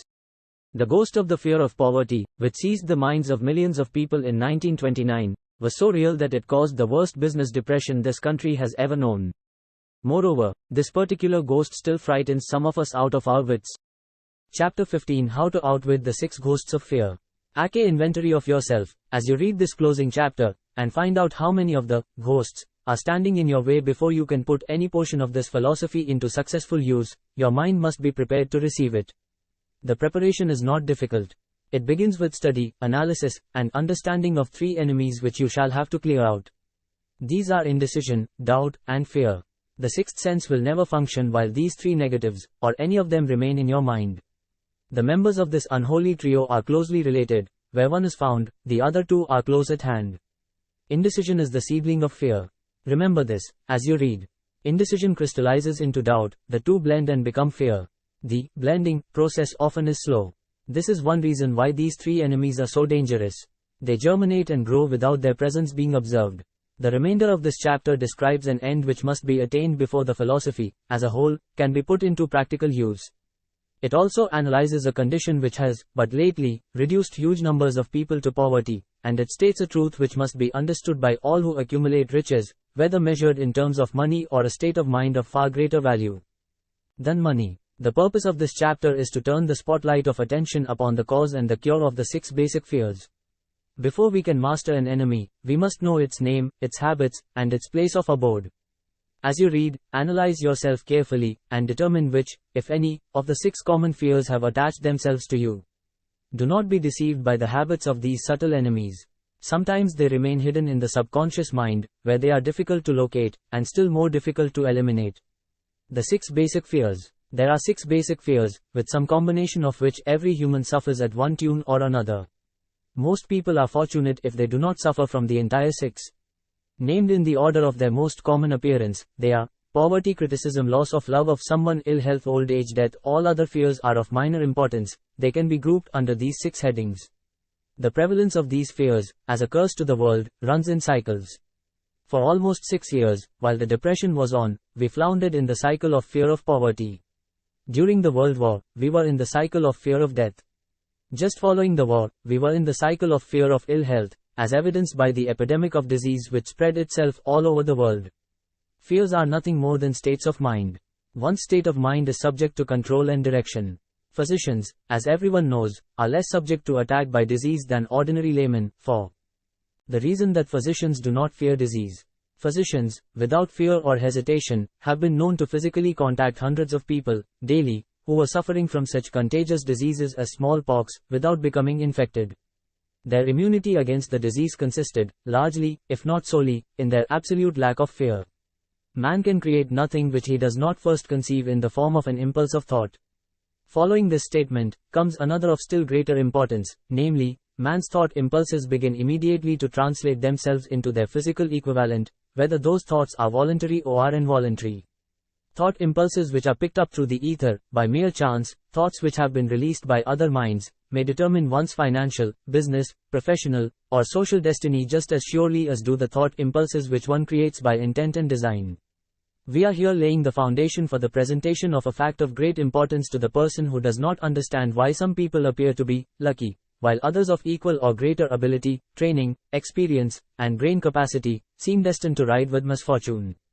This fact may be explained by the statement that every human being has the ability to completely control his own mind, and with this control, obviously, every person may open his mind to the tramp thought impulses which are being released by other brains, or close the doors tightly and admit only thought impulses of his own choice. Nature has endowed man with absolute control over but one thing, and that is thought. This fact, coupled with the additional fact that every thing which man creates, begins in the form of a thought, leads one very near to the principle by which fear may be mastered. If it is true that all thought has a tendency to clothe itself in its physical equivalent, and this is true, beyond any reasonable room for doubt, it is equally true that thought impulses of fear and poverty cannot be translated into terms of courage and financial gain. The people of America began to think of poverty, following the Wall Street crash of 1929. Slowly, but surely that mass thought was crystallized into its physical equivalent, which was known as a depression. This had to happen, it is in conformity with the laws of nature. The fear of poverty, there can be no compromise between poverty and riches. The two roads that lead to poverty and riches travel in opposite directions. If you want riches, you must refuse to accept any circumstance that leads toward poverty. The word, riches, is here used in its broadest sense, meaning financial, spiritual, mental and material estates. The starting point of the path that leads to riches is desire. In Chapter 1, you received full instructions for the proper use of desire. In this chapter, on fear, you have complete instructions for preparing your mind to make practical use of desire. Here, then, is the place to give yourself a challenge which will definitely determine how much of this philosophy you have absorbed. Here is the point at which you can turn prophet and foretell, accurately, what the future holds in store for you. If, after reading this chapter, you are willing to accept poverty, you may as well make up your mind to receive poverty. This is one decision you cannot avoid. If you demand riches, determine what form, and how much will be required to satisfy you. You know the road that leads to riches. You have been given a road map which, if followed, will keep you on that road. If you neglect to make the start, or stop before you arrive, no one will be to blame, but you. This responsibility is yours. No alibi will save you from accepting the responsibility if you now fail or refuse to demand riches of life, because the acceptance calls for but one thing incidentally, the only thing you can control ND, that is a state of mind. A state of mind is something that one assumes. It cannot be purchased, it must be created. Fear of poverty is a state of mind, nothing else. But it is sufficient to destroy one's chances of achievement in any undertaking, a truth which became painfully evident during the Depression. This fear paralyzes the faculty of reason, destroys the faculty of imagination, kills off self-reliance, undermines enthusiasm, discourages initiative, leads to uncertainty of purpose, encourages procrastination, wipes out enthusiasm and makes self-control an impossibility. It takes the charm from one's personality, destroys the possibility of accurate thinking, diverts concentration of effort, it masters persistence, turns the willpower into nothingness, destroys ambition, beclouds the memory and invites failure in every conceivable form. It kills love and assassinates the finer emotions of the heart, discourages friendship and invites disaster in 100 forms, leads to sleeplessness, misery and unhappiness, and all this despite the obvious truth that we live in a world of overabundance of everything the heart could desire, with nothing standing between us and our desires, excepting lack of a definite purpose. The fear of poverty is, without doubt, the most destructive of the 6 basic fears. It has been placed at the head of the list, because it is the most difficult to master. Considerable courage is required to state the truth about the origin of this fear, and still greater courage to accept the truth after it has been stated. The fear of poverty grew out of man's inherited tendency to prey upon his fellow man economically. Nearly all animals lower than man are motivated by instinct, but their capacity to think is limited, therefore, they prey upon one another physically. Man, with his superior sense of intuition, with the capacity to think and to reason, does not eat his fellowman bodily, he gets more satisfaction out of eating him financially. Man is so avaricious that every conceivable law has been passed to safeguard him from his fellowman. Of all the ages of the world, of which we know anything, the age in which we live seems to be one that is standing because of man's money madness. A man is considered less than the dust of the earth, unless he can display a fat bank account, but if he has money, never mind how he acquired it, he is a king, or a big shot, he is above the law, he rules in politics, he dominates in business, and the whole world about him bows in respect when he passes. Nothing brings man so much suffering and humility as poverty. Only those who have experienced poverty understand the full meaning of this. It is no wonder that man fears poverty. Through a long line of inherited experiences, man has learned, for sure, that some men cannot be trusted, where matters of money and earthly possessions are concerned. This is a rather stinging indictment, the worst part of it being that it is true. The majority of marriages are motivated by the wealth possessed by one, or both of the contracting parties. It is no wonder, therefore, that the divorce courts are busy. So eager is man to possess wealth that he will acquire it in whatever manner he can, through legal methods if possible, through other methods if necessary or expedient. Self-analysis may disclose weaknesses which one does not like to acknowledge. This form of examination is essential to all who demand of life more than mediocrity and poverty. Remember, as you check yourself point by point, that you are both the court and the jury, the prosecuting attorney and the attorney for the defense, and that you are the plaintiff and the defendant, also, that you are on trial. Face the facts squarely. Ask yourself definite questions and demand direct replies. When the examination is over, you will know more about yourself. If you do not feel that you can be an impartial judge in this self-examination, call upon someone who knows you well to serve as judge while you cross-examine yourself. You are after the truth. Get it, no matter at what cost, even though it may temporarily embarrass you. The majority of people, if asked what they fear most, would reply, "I fear nothing." The reply would be inaccurate, because few people realize that they are bound, handicapped, whipped spiritually and physically through some form of fear. So subtle and deeply seated is the emotion of fear that one may go through life burdened with it, never recognizing its presence. A courageous analysis will disclose the presence of this universal enemy. When you begin such an analysis, search deeply into your character. Here is a list of the symptoms for which you should look. Symptoms of the fear of poverty. Indifference commonly expressed through lack of ambition, willingness to tolerate poverty, acceptance of whatever compensation life may offer without protest, mental and physical laziness, lack of initiative, imagination, enthusiasm and self-control, indecision. The habit of permitting others to do one's thinking. Staying on the fence. Doubt generally expressed through alibis and excuses designed to cover up, explain away, or apologize for one's failures, sometimes expressed in the form of envy of those who are successful, or by criticizing them. Worry usually expressed by finding fault with others, a tendency to spend beyond one's income, neglect of personal appearance, scowling and frowning, intemperance in the use of alcoholic drink, sometimes through the use of narcotics, nervousness, lack of poise, self-consciousness and lack of self-reliance. Overcaution, the habit of looking for the negative side of every circumstance, thinking and talking of possible failure instead of concentrating upon the means of succeeding. Knowing all the roads to disaster, but never searching for the plans to avoid failure. Waiting for the right time to begin putting ideas and plans into action, until the waiting becomes a permanent habit. Remembering those who have failed, and forgetting those who have succeeded. Seeing the hole in the donut, but overlooking the donut. Pessimism, leading to indigestion, poor elimination, auto-intoxication, bad breath and bad disposition. Procrastination, the habit of putting off until tomorrow that which should have been done last year.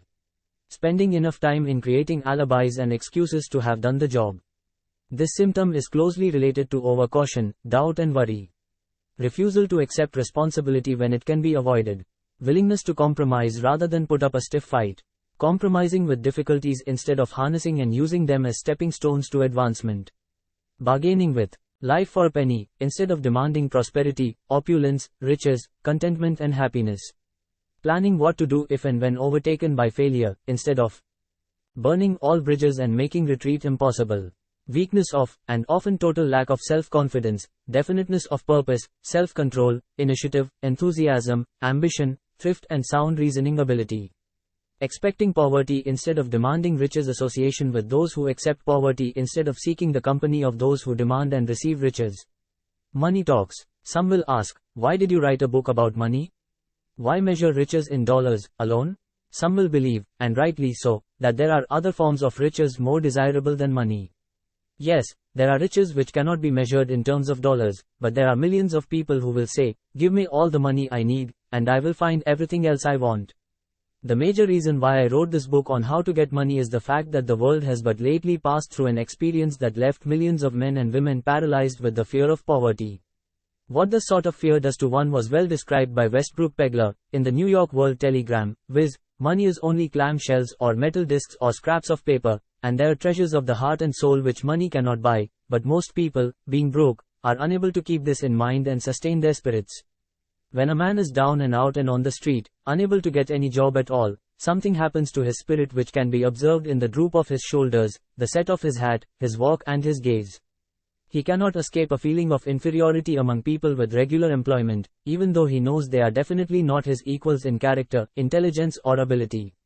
These people, even his friends, feel, on the other hand, a sense of superiority and regard him, perhaps unconsciously, as a casualty. He may borrow for a time, but not enough to carry on in his accustomed way, and he cannot continue to borrow very long. But borrowing in itself, when a man is borrowing merely to live, is a depressing experience, and the money lacks the power of earned money to revive his spirits. Of course, none of this applies to bums or habitual ne'er-do-wells, but only to men of normal ambitions and self-respect. Women conceal despair. Women in the same predicament must be different. We somehow do not think of women at all in considering the down and outers. They are scarce in the breadlines, they rarely are seen begging on the streets, and they are not recognizable in crowds by the same plain signs which identify busted men. Of course, I do not mean the shuffling hags of the city streets who are the opposite number of the confirmed male bums. I mean reasonably young, decent and intelligent women. There must be many of them, but their despair is not apparent. Maybe they kill themselves. When a man is down and out, he has time on his hands for brooding. He may travel miles to see a man about a job and discover that the job is filled, or that it is one of those jobs with no base pay but only a commission on the sale of some useless knick-knack which nobody would buy, except out of pity. Turning that down, he finds himself back on the street with nowhere to go but just anywhere. So he walks and walks. He gazes into store windows at luxuries which are not for him, and feels inferior and gives way to people who stop to look with an active interest. He wanders into the railroad station or puts himself down in the library to ease his legs and soak up a little heat, but that isn't looking for a job, so he gets going again. He may not know it, but his aimlessness would give him away even if the very lines of his figure did not. He may be well dressed in the clothes left over from the days when he had a steady job, but the clothes cannot disguise the droop. Money makes difference. He sees thousands of other people, bookkeepers or clerks or chemists or wagon hands, busy at their work and envy. I ease them from the bottom of his soul. They have their independence, their self-respect and manhood, and he simply cannot convince himself that he is a good man, too, though he argue it out and arrive at a favorable verdict hour after hour. It is just money which makes this difference in him. With a little money he would be himself again. Some employers take the most shocking advantage of people who are down and out. The agencies hang out little colored cards offering miserable wages to busted men minus $12 a week, $15 a week.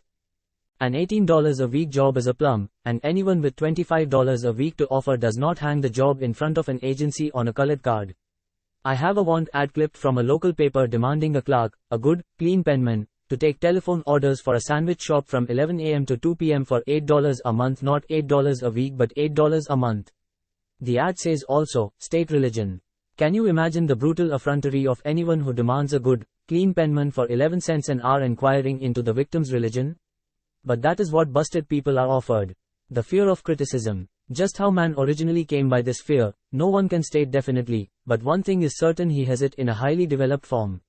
Some believe that this fear made its appearance about the time that politics became a profession. Others believe it can be traced to the age when women first began to concern themselves with styles in wearing apparel. This author, being neither a humorist nor a prophet, is inclined to attribute the basic fear of criticism to that part of man's inherited nature which prompts him not only to take away his fellowman's goods and wares, but to justify his action by criticism of his fellowman's character.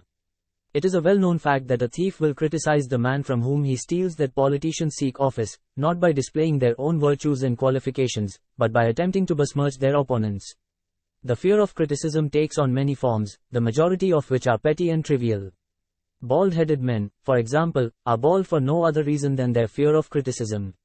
Heads become bald because of the tight-fitting bands of hats which cut off the circulation from roots of the hair. Men wear hats, not because they actually need them, but mainly because everyone is doing it. The individual falls into line and does likewise, lest some other individual criticize him. Women seldom have bald heads, or even thin hair, because they wear hats which fit their heads loosely, the only purpose of the hats being adornment. But it must not be supposed that women are free from the fear of criticism. If any woman claims to be superior to man with reference to this fear, ask her to walk down the street wearing a hat of the vintage of 1890. The astute manufacturers of clothing have not been slow to capitalize this basic fear of criticism, with which all mankind has been cursed. Every season the styles in many articles of wearing apparel change. Who establishes the styles? Certainly not the purchaser of clothing, but the manufacturer. Why does he change the styles so often? The answer is obvious. He changes the styles so he can sell more clothes.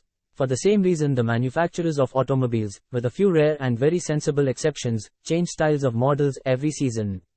No man wants to drive an automobile which is not of the latest style, although the older model may actually be the better car. We have been describing the manner in which people behave under the influence of fear of criticism as applied to the small and petty things of life. Let us now examine human behavior when this fear affects people in connection with the more important events of human relationship. Take for example practically any person who has reached the age of mental maturity, from 35 to 40 years of age, as a general average, and if you could read the secret thoughts of his mind, you would find a very decided disbelief in most of the fables taught by the majority of the dogmatists and theologians a few decades back. Not often, however, will you find a person who has the courage to openly state his belief on this subject. Most people will, if pressed far enough, tell a lie rather than admit that they do not believe the stories associated with that form of religion which held people in bondage prior to the age of scientific discovery and education. Why does the average person, even in this day of enlightenment, shy away from denying his belief in the fables which were the basis of most of the religions a few decades ago? The answer is, because of the fear of criticism. Men and women have been burned at the stake for daring to express disbelief in ghosts. It is no wonder we have inherited a consciousness which makes us fear criticism. The time was, and not so far in the past, when criticism carried severe punishments. It still does in some countries. The fear of criticism robs man of his initiative, destroys his power of imagination, limits his individuality, takes away his self-reliance, and does him damage in 100 other ways. Parents often do their children irreparable injury by criticizing them. The mother of one of my boyhood chums used to punish him with a switch almost daily, always completing the job with the statement, "You'll land in the penitentiary before you are 20. He was sent to a reformatory at the age of 17. Criticism is the one form of service, of which everyone has too much. Everyone has a stock of it which is handed out, gratis, whether called for or not. One's nearest relatives often are the worst offenders. It should be recognized as a crime. In reality, it is a crime of the worst nature for any parent to build inferiority complexes in the mind of a child through unnecessary criticism. Employers who understand human nature get the best there is in men, not by criticism, but by constructive suggestion. Parents may accomplish the same results with their children. Criticism will plant fear in the human heart, or resentment, but it will not build love or affection. Symptoms of the fear of criticism. This fear is almost as universal as the fear of poverty, and its effects are just as fatal to personal achievement, mainly because this fear destroys initiative and discourages the use of imagination. The major symptoms of the fear are self-consciousness generally expressed through nervousness, timidity in conversation and in meeting strangers, awkward movement of the hands and limbs, shifting of the eyes.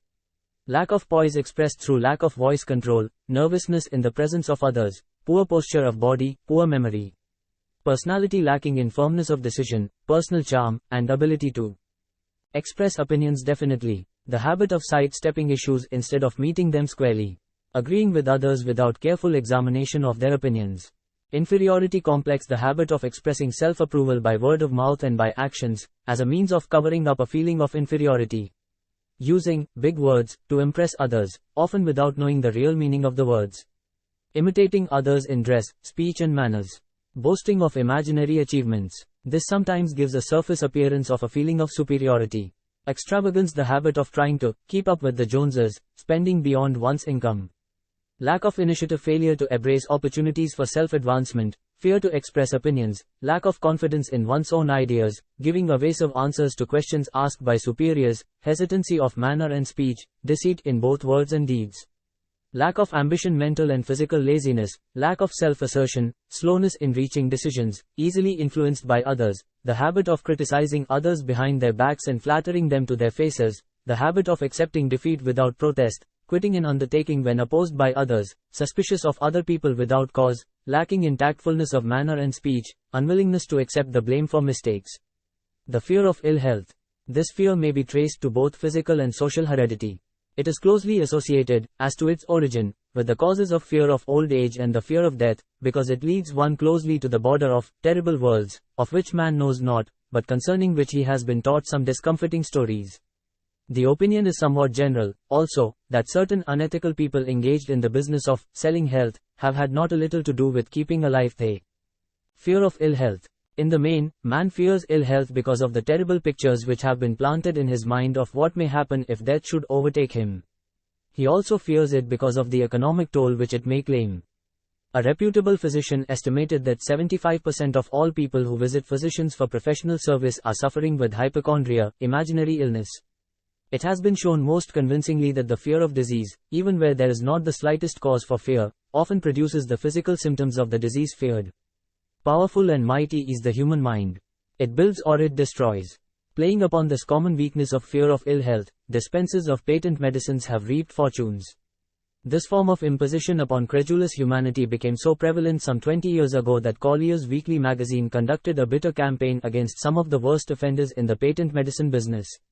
During the flu epidemic which broke out during the World War, the mayor of New York City took drastic steps to check the damage which people were doing themselves through their inherent fear of ill health. He called in the newspaper men and said to them, "Gentlemen, I feel it necessary to ask you not to publish any scare headlines concerning the flu epidemic. Unless you cooperate with me, we will have a situation which we cannot control." The newspapers quit publishing stories about the flu, and within 1 month the epidemic had been successfully checked. Through a series of experiments conducted some years ago, it was proved that people may be made ill by suggestion. We conducted this experiment by causing 3 acquaintances to visit the victims, each of whom asked the question, "What ails you? You look terribly ill." The first questioner usually provoked a grin, and a nonchalant, "Oh, nothing, I'm all right," from the victim. The second questioner usually was answered with the statement, "I don't know exactly, but I do feel badly." The third questioner was usually met with the frank admission that the victim was actually feeling ill. Try this on an acquaintance if you doubt that it will make him uncomfortable, but do not carry the experiment too far. There is a certain religious sect whose members take vengeance upon their enemies by the hexing method. They call it placing a spell on the victim. There is overwhelming evidence that disease sometimes begins in the form of negative thought impulse. Such an impulse may be passed from one mind to another, by suggestion, or created by an individual in his own mind. A man who was blessed with more wisdom than this incident might indicate, once said, "When anyone asks me how I feel, I always want to answer by knocking him down." Doctors send patients into new climates for their health, because a change of mental attitude is necessary. The seed of fear of ill health lies in every human mind. Worry, fear, discouragement, disappointment in love and business affairs cause this seed to germinate and grow. The recent business depression kept the doctors on the run, because every form of negative thinking may cause ill health. Disappointments in business and in love stand at the head of the list of causes of fear of ill health. A young man suffered a disappointment in love which sent him to a hospital. For months he hovered between life and death. A specialist in suggestive therapeutics was called in. The specialist changed nurses, placing him in charge of a very charming young woman who began, by pre-arrangement with the doctor, to make love to him the first day of her arrival on the job. Within 3 weeks the patient was discharged from the hospital, still suffering, but with an entirely different malady. He was in love again. The remedy was a hoax, but the patient and the nurse were later married. Both are in good health at the time of this writing. Symptoms of the fear of ill health. The symptoms of this almost universal fear are autosuggestion, the habit of negative use of self-suggestion by looking for, and expecting to find the symptoms of all kinds of disease, enjoying imaginary illness and speaking of it as being real, the habit of trying all fads and ISMS recommended by others as having therapeutic value, talking to others of operations, accidents and other forms of illness, experimenting with diets, physical exercises, reducing systems without professional guidance, trying home remedies, patent medicines and quack remedies.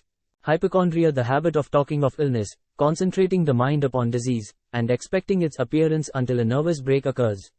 Nothing that comes in bottles can cure this condition. It is brought on by negative thinking, and nothing but positive thought can affect a cure. Hypochondria, a medical term for imaginary disease, is said to do as much damage on occasion as the disease one fears might do. Most so-called cases of nerves come from imaginary illness.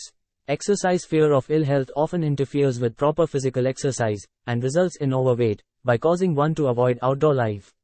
Susceptibility. Fear of ill health breaks down nature's body resistance, and creates a favorable condition for any form of disease one may contract. The fear of ill health often is related to the fear of poverty, especially in the case of the hypochondriac, who constantly worries about the possibility of having to pay doctor's bills, hospital bills, etc. This type of person spends much time preparing for sickness, talking about death, saving money for cemetery lots and burial expenses, etc. Self-coddling, the habit of making a bid for sympathy, using imaginary illness as the lure. People often resort to this trick to avoid work. The habit of feigning illness to cover plain laziness, or to serve as an alibi for lack of ambition. Intemperance, the habit of using alcohol or narcotics to destroy pains such as headaches, neuralgia, etc., instead of eliminating the cause. The habit of reading about illness and worrying over the possibility of being stricken by it. The habit of reading patent medicine advertisements. The fear of loss of love. The original source of this inherent fear needs but little description, because it obviously grew out of man's polygamous habit of stealing his fellow man's mate, and his habit of taking liberties with her whenever he could. Jealousy, and other similar forms of dementia praecox grow out of man's inherited fear of the loss of love of someone. This fear is the most painful of all the 6 basic fears. It probably plays more havoc with the body and mind than any of the other basic fears, as it often leads to permanent insanity. The fear of the loss of love probably dates back to the Stone Age, when men stole women by brute force. They continue to steal females, but their technique has changed. Instead of force, they now use persuasion, the promise of pretty clothes, motor cars, and other bait, much more effective than physical force. Man's habits are the same as they were at the dawn of civilization, but he expresses them differently. Careful analysis has shown that women are more susceptible to this fear than men. This fact is easily explained. Women have learned, from experience, that men are polygamous by nature, that they are not to be trusted in the hands of rivals. Symptoms of the fear of loss of love. The distinguishing symptoms of this fear are jealousy, the habit of being suspicious of friends and loved ones without any reasonable evidence of sufficient grounds. Jealousy is a form of dementia praecox which sometimes becomes violent without the slightest cause. The habit of accusing wife or husband of infidelity without grounds. General suspicion of everyone, absolute faith in no one. Fault finding, the habit of finding fault with friends, relatives, business associates and loved ones upon the slightest provocation, or without any cause whatsoever. Gambling, the habit of gambling, stealing, cheating, and otherwise taking hazardous chances to provide money for loved ones, with the belief that love can be bought. The habit of spending beyond one's means, or incurring debts, to provide gifts for loved ones, with the object of making a favorable showing. Insomnia, nervousness, lack of persistence, weakness of will, lack of self-control, lack of self-reliance, bad temper. The fear of old age. In the main, this fear grows out of two sources. First, the thought that old age may bring with it poverty. Secondly, and by far the most common source of origin, from false and cruel teachings of the past which have been too well mixed with fire and brimstone, and other bogies cunningly designed to enslave man through fear. In the basic fear of old age, man has two very sound reasons for his apprehension, one growing out of his distrust of his fellow men, who may seize whatever worldly goods he may possess, and the other arising from the terrible pictures of the world beyond, which were planted in his mind, through social heredity before he came into full possession of his mind.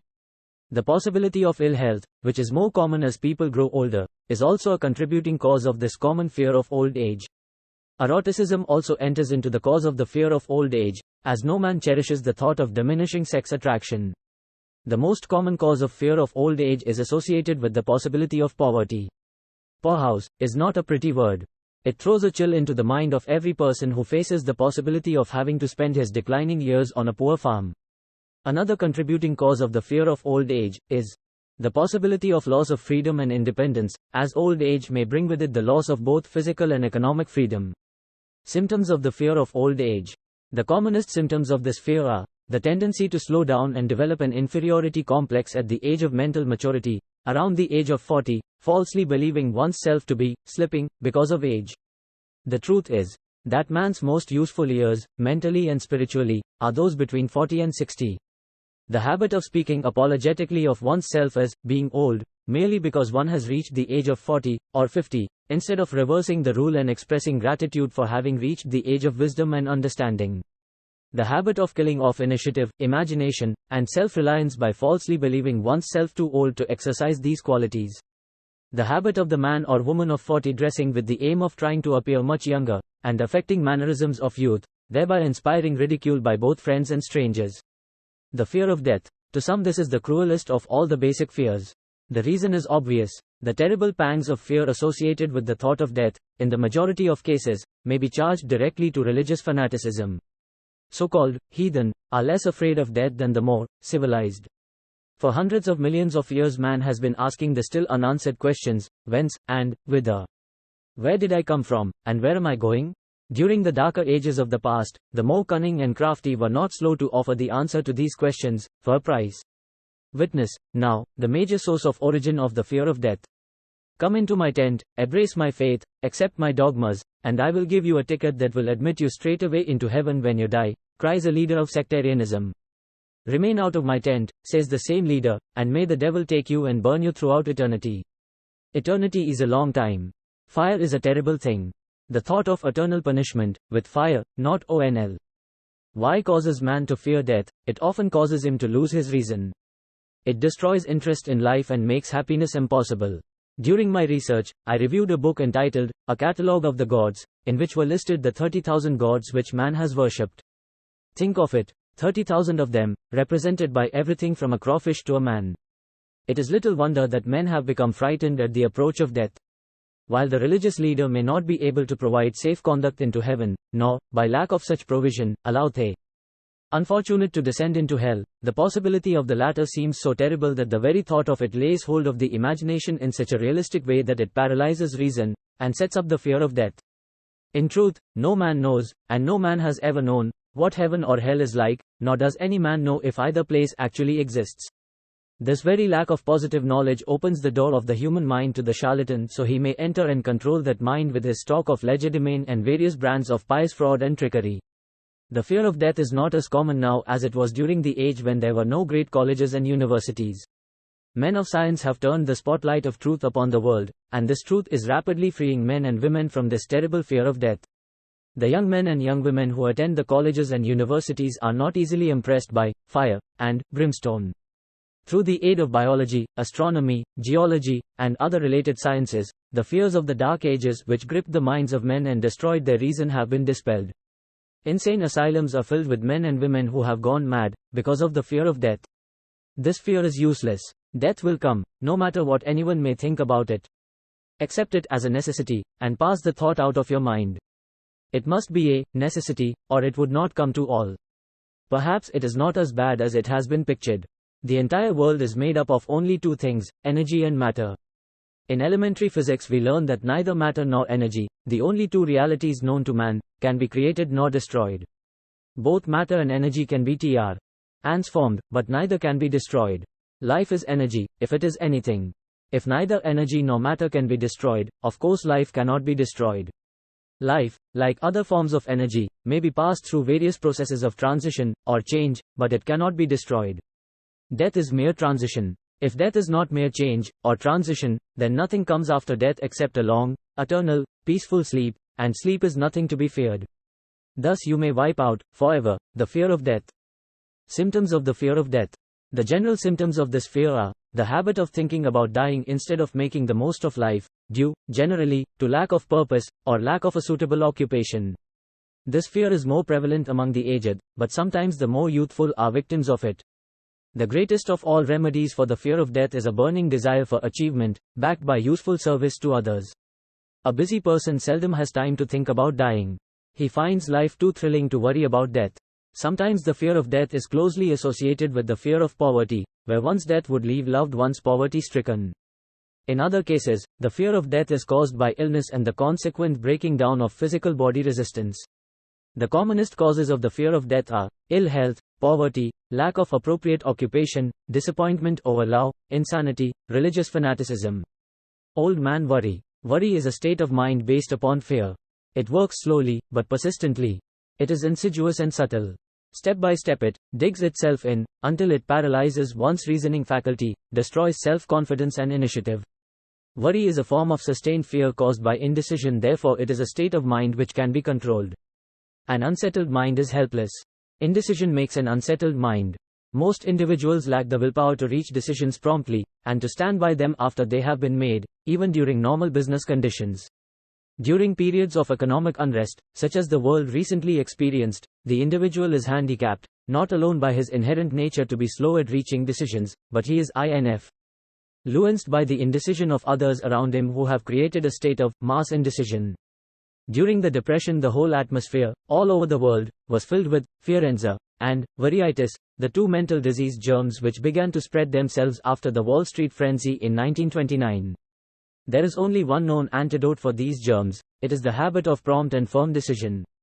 Moreover, it is an antidote which every individual must apply for himself. We do not worry over conditions, once we have reached a decision to follow a definite line of action. I once interviewed a man who was to be electrocuted 2 hours later. The condemned man was the calmest of some 8 men who were in the death cell with him. His calmness prompted me to ask him how it felt to know that he was going into eternity in a short while. With a smile of confidence on his face, he said, "It feels fine.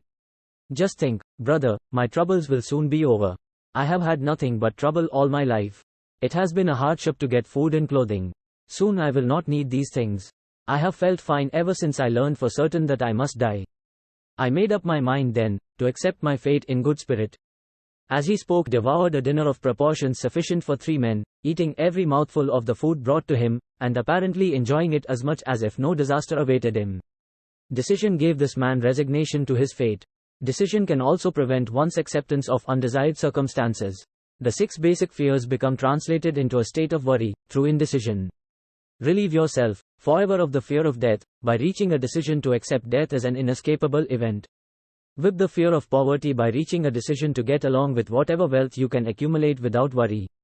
Put your foot upon the neck of the fear of criticism by reaching a decision not to worry about what other people think, do, or say.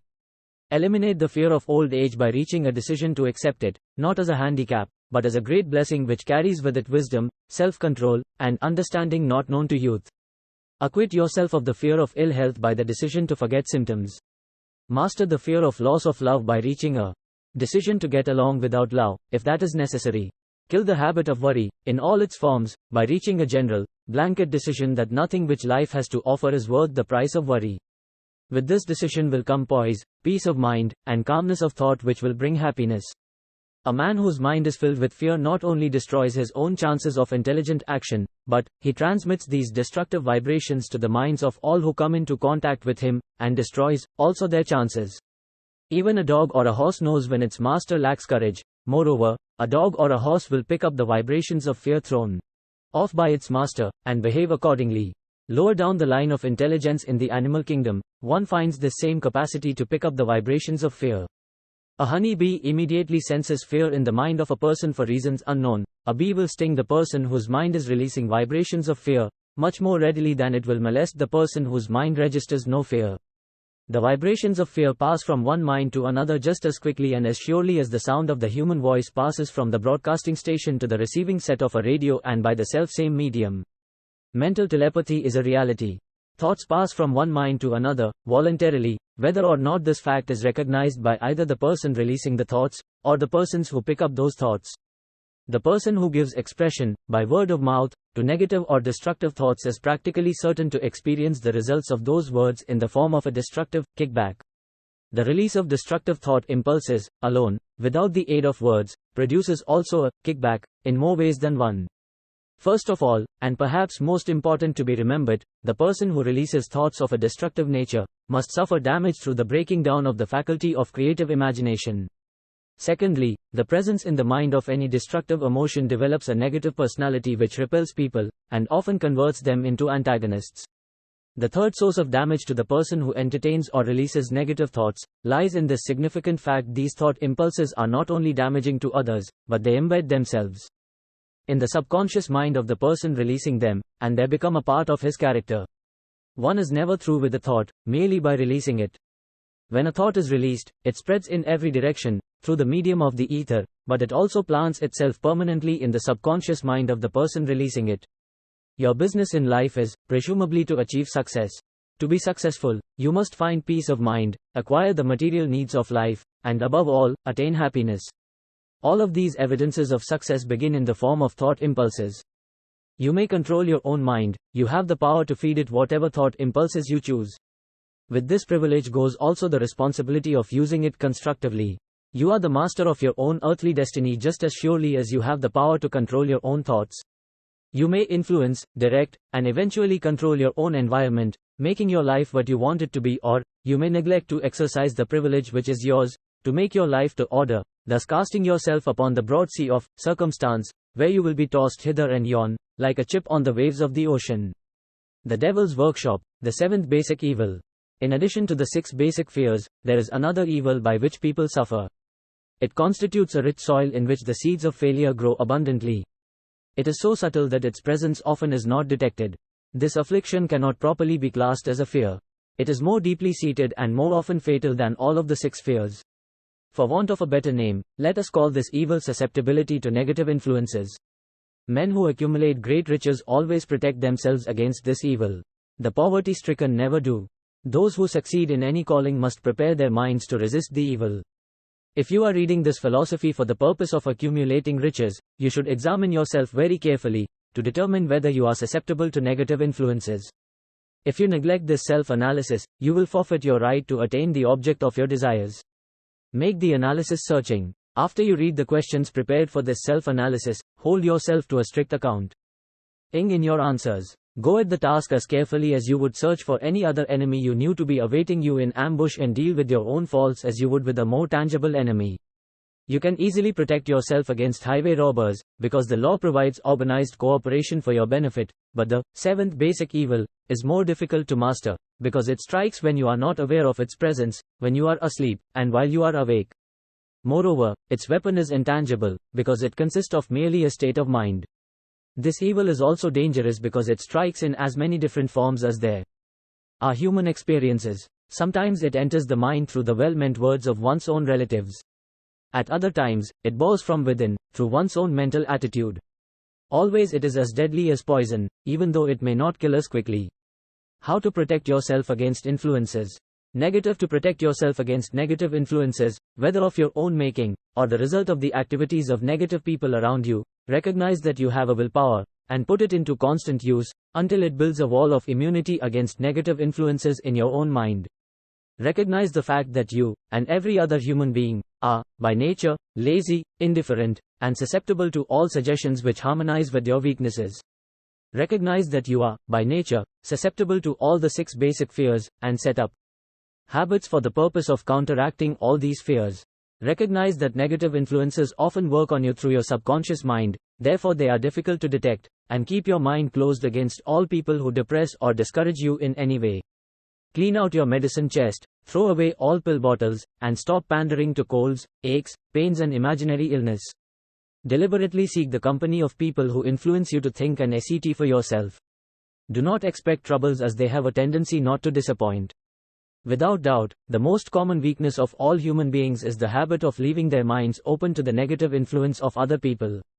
This weakness is all the more damaging, because most people do not recognize that they are cursed by it, and many who acknowledge it, neglect or refuse to see the evil until it becomes an uncontrollable part of their daily habits. To aid those who wish to see themselves as they really are, the following list of questions has been prepared. Read the questions and state your answers aloud, so you can hear your own voice. This will make it easier for you to be truthful with yourself. Self-analysis test questions. Do you complain often of feeling bad, and if so, what is the cause? Do you find fault with other people at the slightest provocation? Do you frequently make mistakes in your work, and if so, why? Are you sarcastic and offensive in your conversation? Do you deliberately avoid the association of anyone, and if so, why? Do you suffer frequently with indigestion? If so, what is the cause? Does life seem futile and the future hopeless to you? If so, why? Do you like your occupation? If not, why? Do you often feel self-pity, and if so, why? Are you envious of those who excel you? To which do you devote most time, thinking of success, or of failure? Are you gaining or losing self-confidence as you grow older? Do you learn something of value from all mistakes? Are you permitting some relative or acquaintance to worry you? If so, why? Are you sometimes in the clouds, and at other times in the depths of despondency? Who has the most inspiring influence upon you? What is the cause? Do you tolerate negative or discouraging influences which you can avoid? Are you careless of your personal appearance? If so, when and why? Have you learned how to drown your troubles by being too busy to be annoyed by them?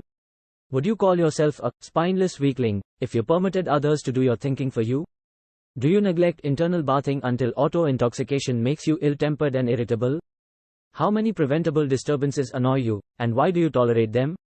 Do you resort to liquor, narcotics, or cigarettes to quiet your nerves? If so, why do you not try willpower instead?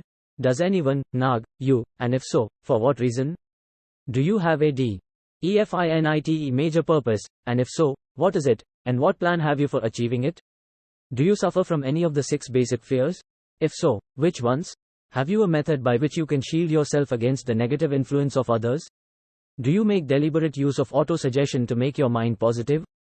Which do you value most, your material possessions, or your privilege of controlling your own thoughts? Are you easily influenced by others, against your own judgment? Has today added anything of value to your stock of knowledge or state of mind? Do you face squarely the circumstances which make you unhappy, or sidestep the responsibility? Do you analyze all mistakes and failures and try to profit by them, or do you take the attitude that this is not your duty? Can you name 3 of your most damaging weaknesses? What are you doing to correct them? Do you encourage other people to bring their worries to you for sympathy? Do you choose, from your daily experiences, lessons or influences which aid in your personal advancement? Does your presence have a negative influence on other people as a rule?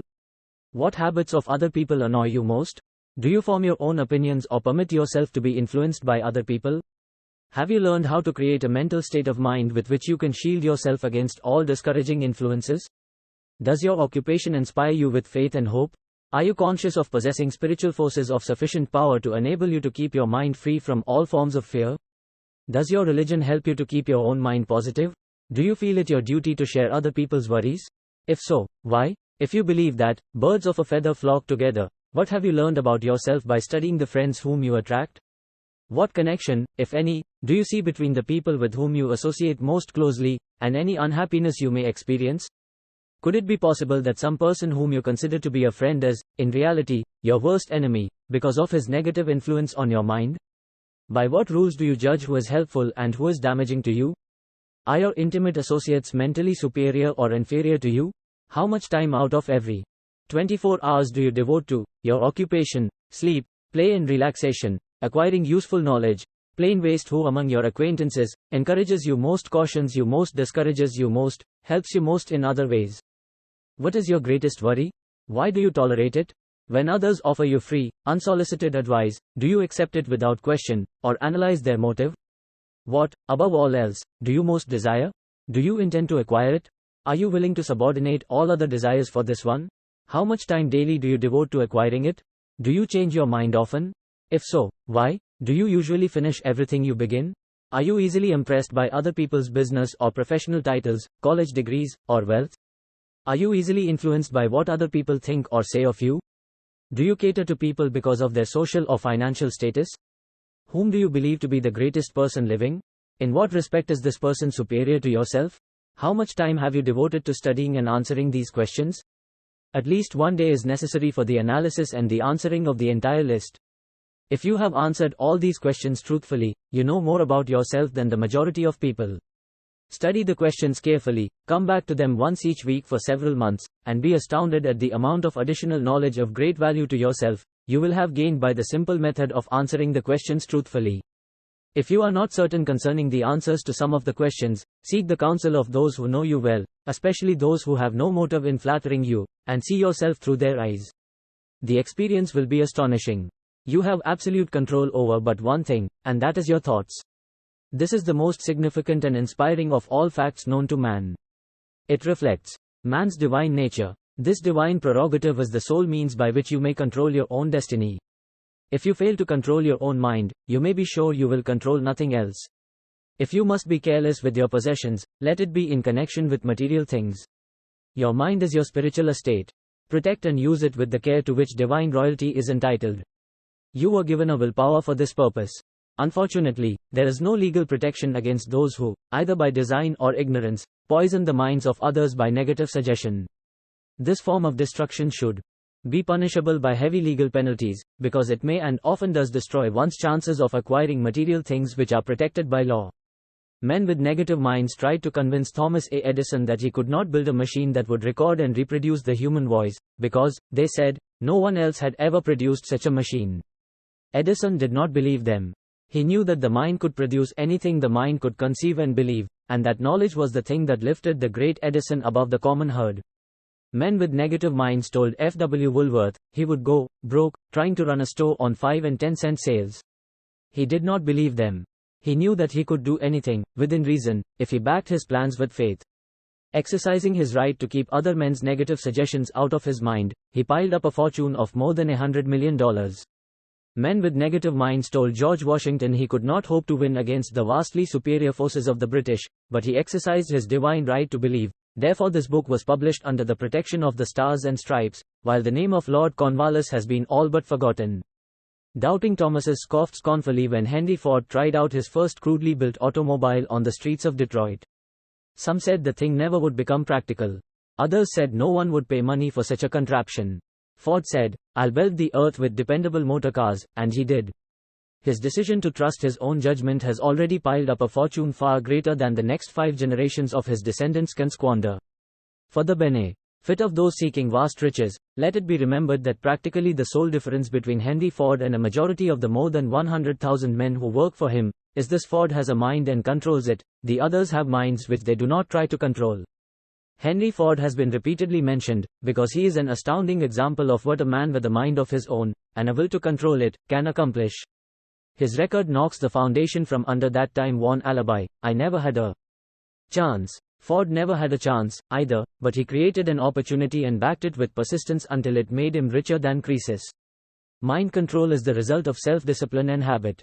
You either control your mind or it controls you. There is no hallway compromise.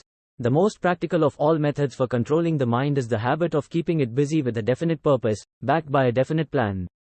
Study the record of any man who achieves noteworthy success, and you will observe that he has control over his own mind, moreover, that he exercises that control and directs it toward the attainment of definite objectives. Without this control, success is not possible. 57. Famous alibis by old man. If people who do not succeed have one distinguishing trait in common, they know all the reasons for failure, and have what they believe to be airtight alibis to explain away their own lack of achievement. Some of these alibis are clever, and a few of them are justifiable by the facts.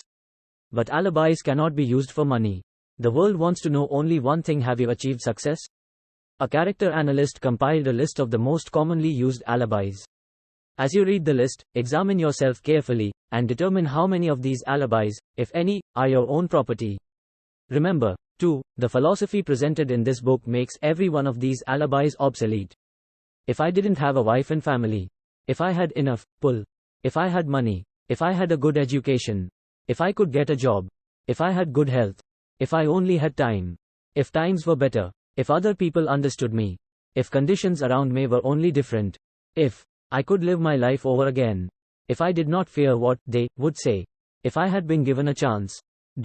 If I now had a chance, if other people didn't have it in for me, if nothing happens to stop me, if I were only younger, if I could only do what I want, if I had been born rich, if I could meet the right people, if I had the talent that some people have, if I dared assert myself, if I only had embraced past opportunities, if people didn't get on my nerves, if I didn't have to keep house and look after the children, if I could save some money, if the boss only appreciated me, if I only had somebody to help me, if my family understood me, if I lived in a big city, if I could just get started, if I were only free, if I had the personality of some people, if I were not so fat, if my talents were known, if I could just get a break, if I could only get out of debt, if I hadn't failed, if I only knew how, if everybody didn't oppose me, if I didn't have so many worries, if I could marry the right person, if people weren't so dumb, if my family were not so extravagant, if I were sure of myself, if luck were not against me, if I had not been born under the wrong star, if it were not true that what is to be will be, if I did not have to work so hard, if I hadn't lost my money, if I lived in a different neighborhood, if I didn't have a past, if I only had a business of my own, if other people would only listen to me, if, and this is the greatest of them all, I had the courage to see myself as I really am, I would find out what is wrong with me, and correct it, then I might have a chance to profit by my mistakes and learn something from the experience of others, for I know that there is something wrong with me, or I would now be where I would have been if I had spent more time analyzing my weaknesses, and less time building alibis to cover them. Building alibis with which to explain away failure is a national pastime. The habit is as old as the human race, and is fatal to success. Why do people cling to their pet alibis? The answer is obvious. They defend their alibis because they create them. A man's alibi is the child of his own imagination. It is human nature to defend one's own brainchild. Building alibis is a deeply rooted habit. Habits are difficult to break, especially when they provide justification for something we do. Plato had this truth in mind when he said, "The first and best victory is to conquer self." To be conquered by self is, of all things, the most shameful and vile. Another philosopher had the same thought in mind when he said, "It was a great surprise to me when I discovered that most of the ugliness I saw in others was but a reflection of my own nature." "It has always been a mystery to me," said Albert Hubbard, "why people spend so much time deliberately fooling themselves by creating alibis to cover their weaknesses. If used differently, this same time would be sufficient to cure the weakness, then no alibis would be needed." In parting, I would remind you that life is a checkerboard, and the player opposite you is time. If you hesitate before moving, or neglect to move promptly, your men will be wiped off the board by time. You are playing against a partner who will not tolerate indecision. Previously you may have had a logical excuse for not having forced life to come through with whatever you asked, but that alibi is now obsolete, because you are in possession of the master key that unlocks the door to life's bountiful riches. The master key is intangible, but it is powerful. It is the privilege of creating, in your own mind, a burning desire for a definite form of riches. There is no penalty for the use of the key, but there is a price you must pay if you do not use it. The price is failure. There is a reward of stupendous proportions if you put the key to use. It is the satisfaction that comes to all who conquer self and force life to pay whatever is asked. The reward is worthy of your effort. Will you make the start and be convinced? "If we are related," said the immortal Emerson, "we shall meet." In closing, may I borrow his thought, and say, if we are related, we have, through these pages, met. The end.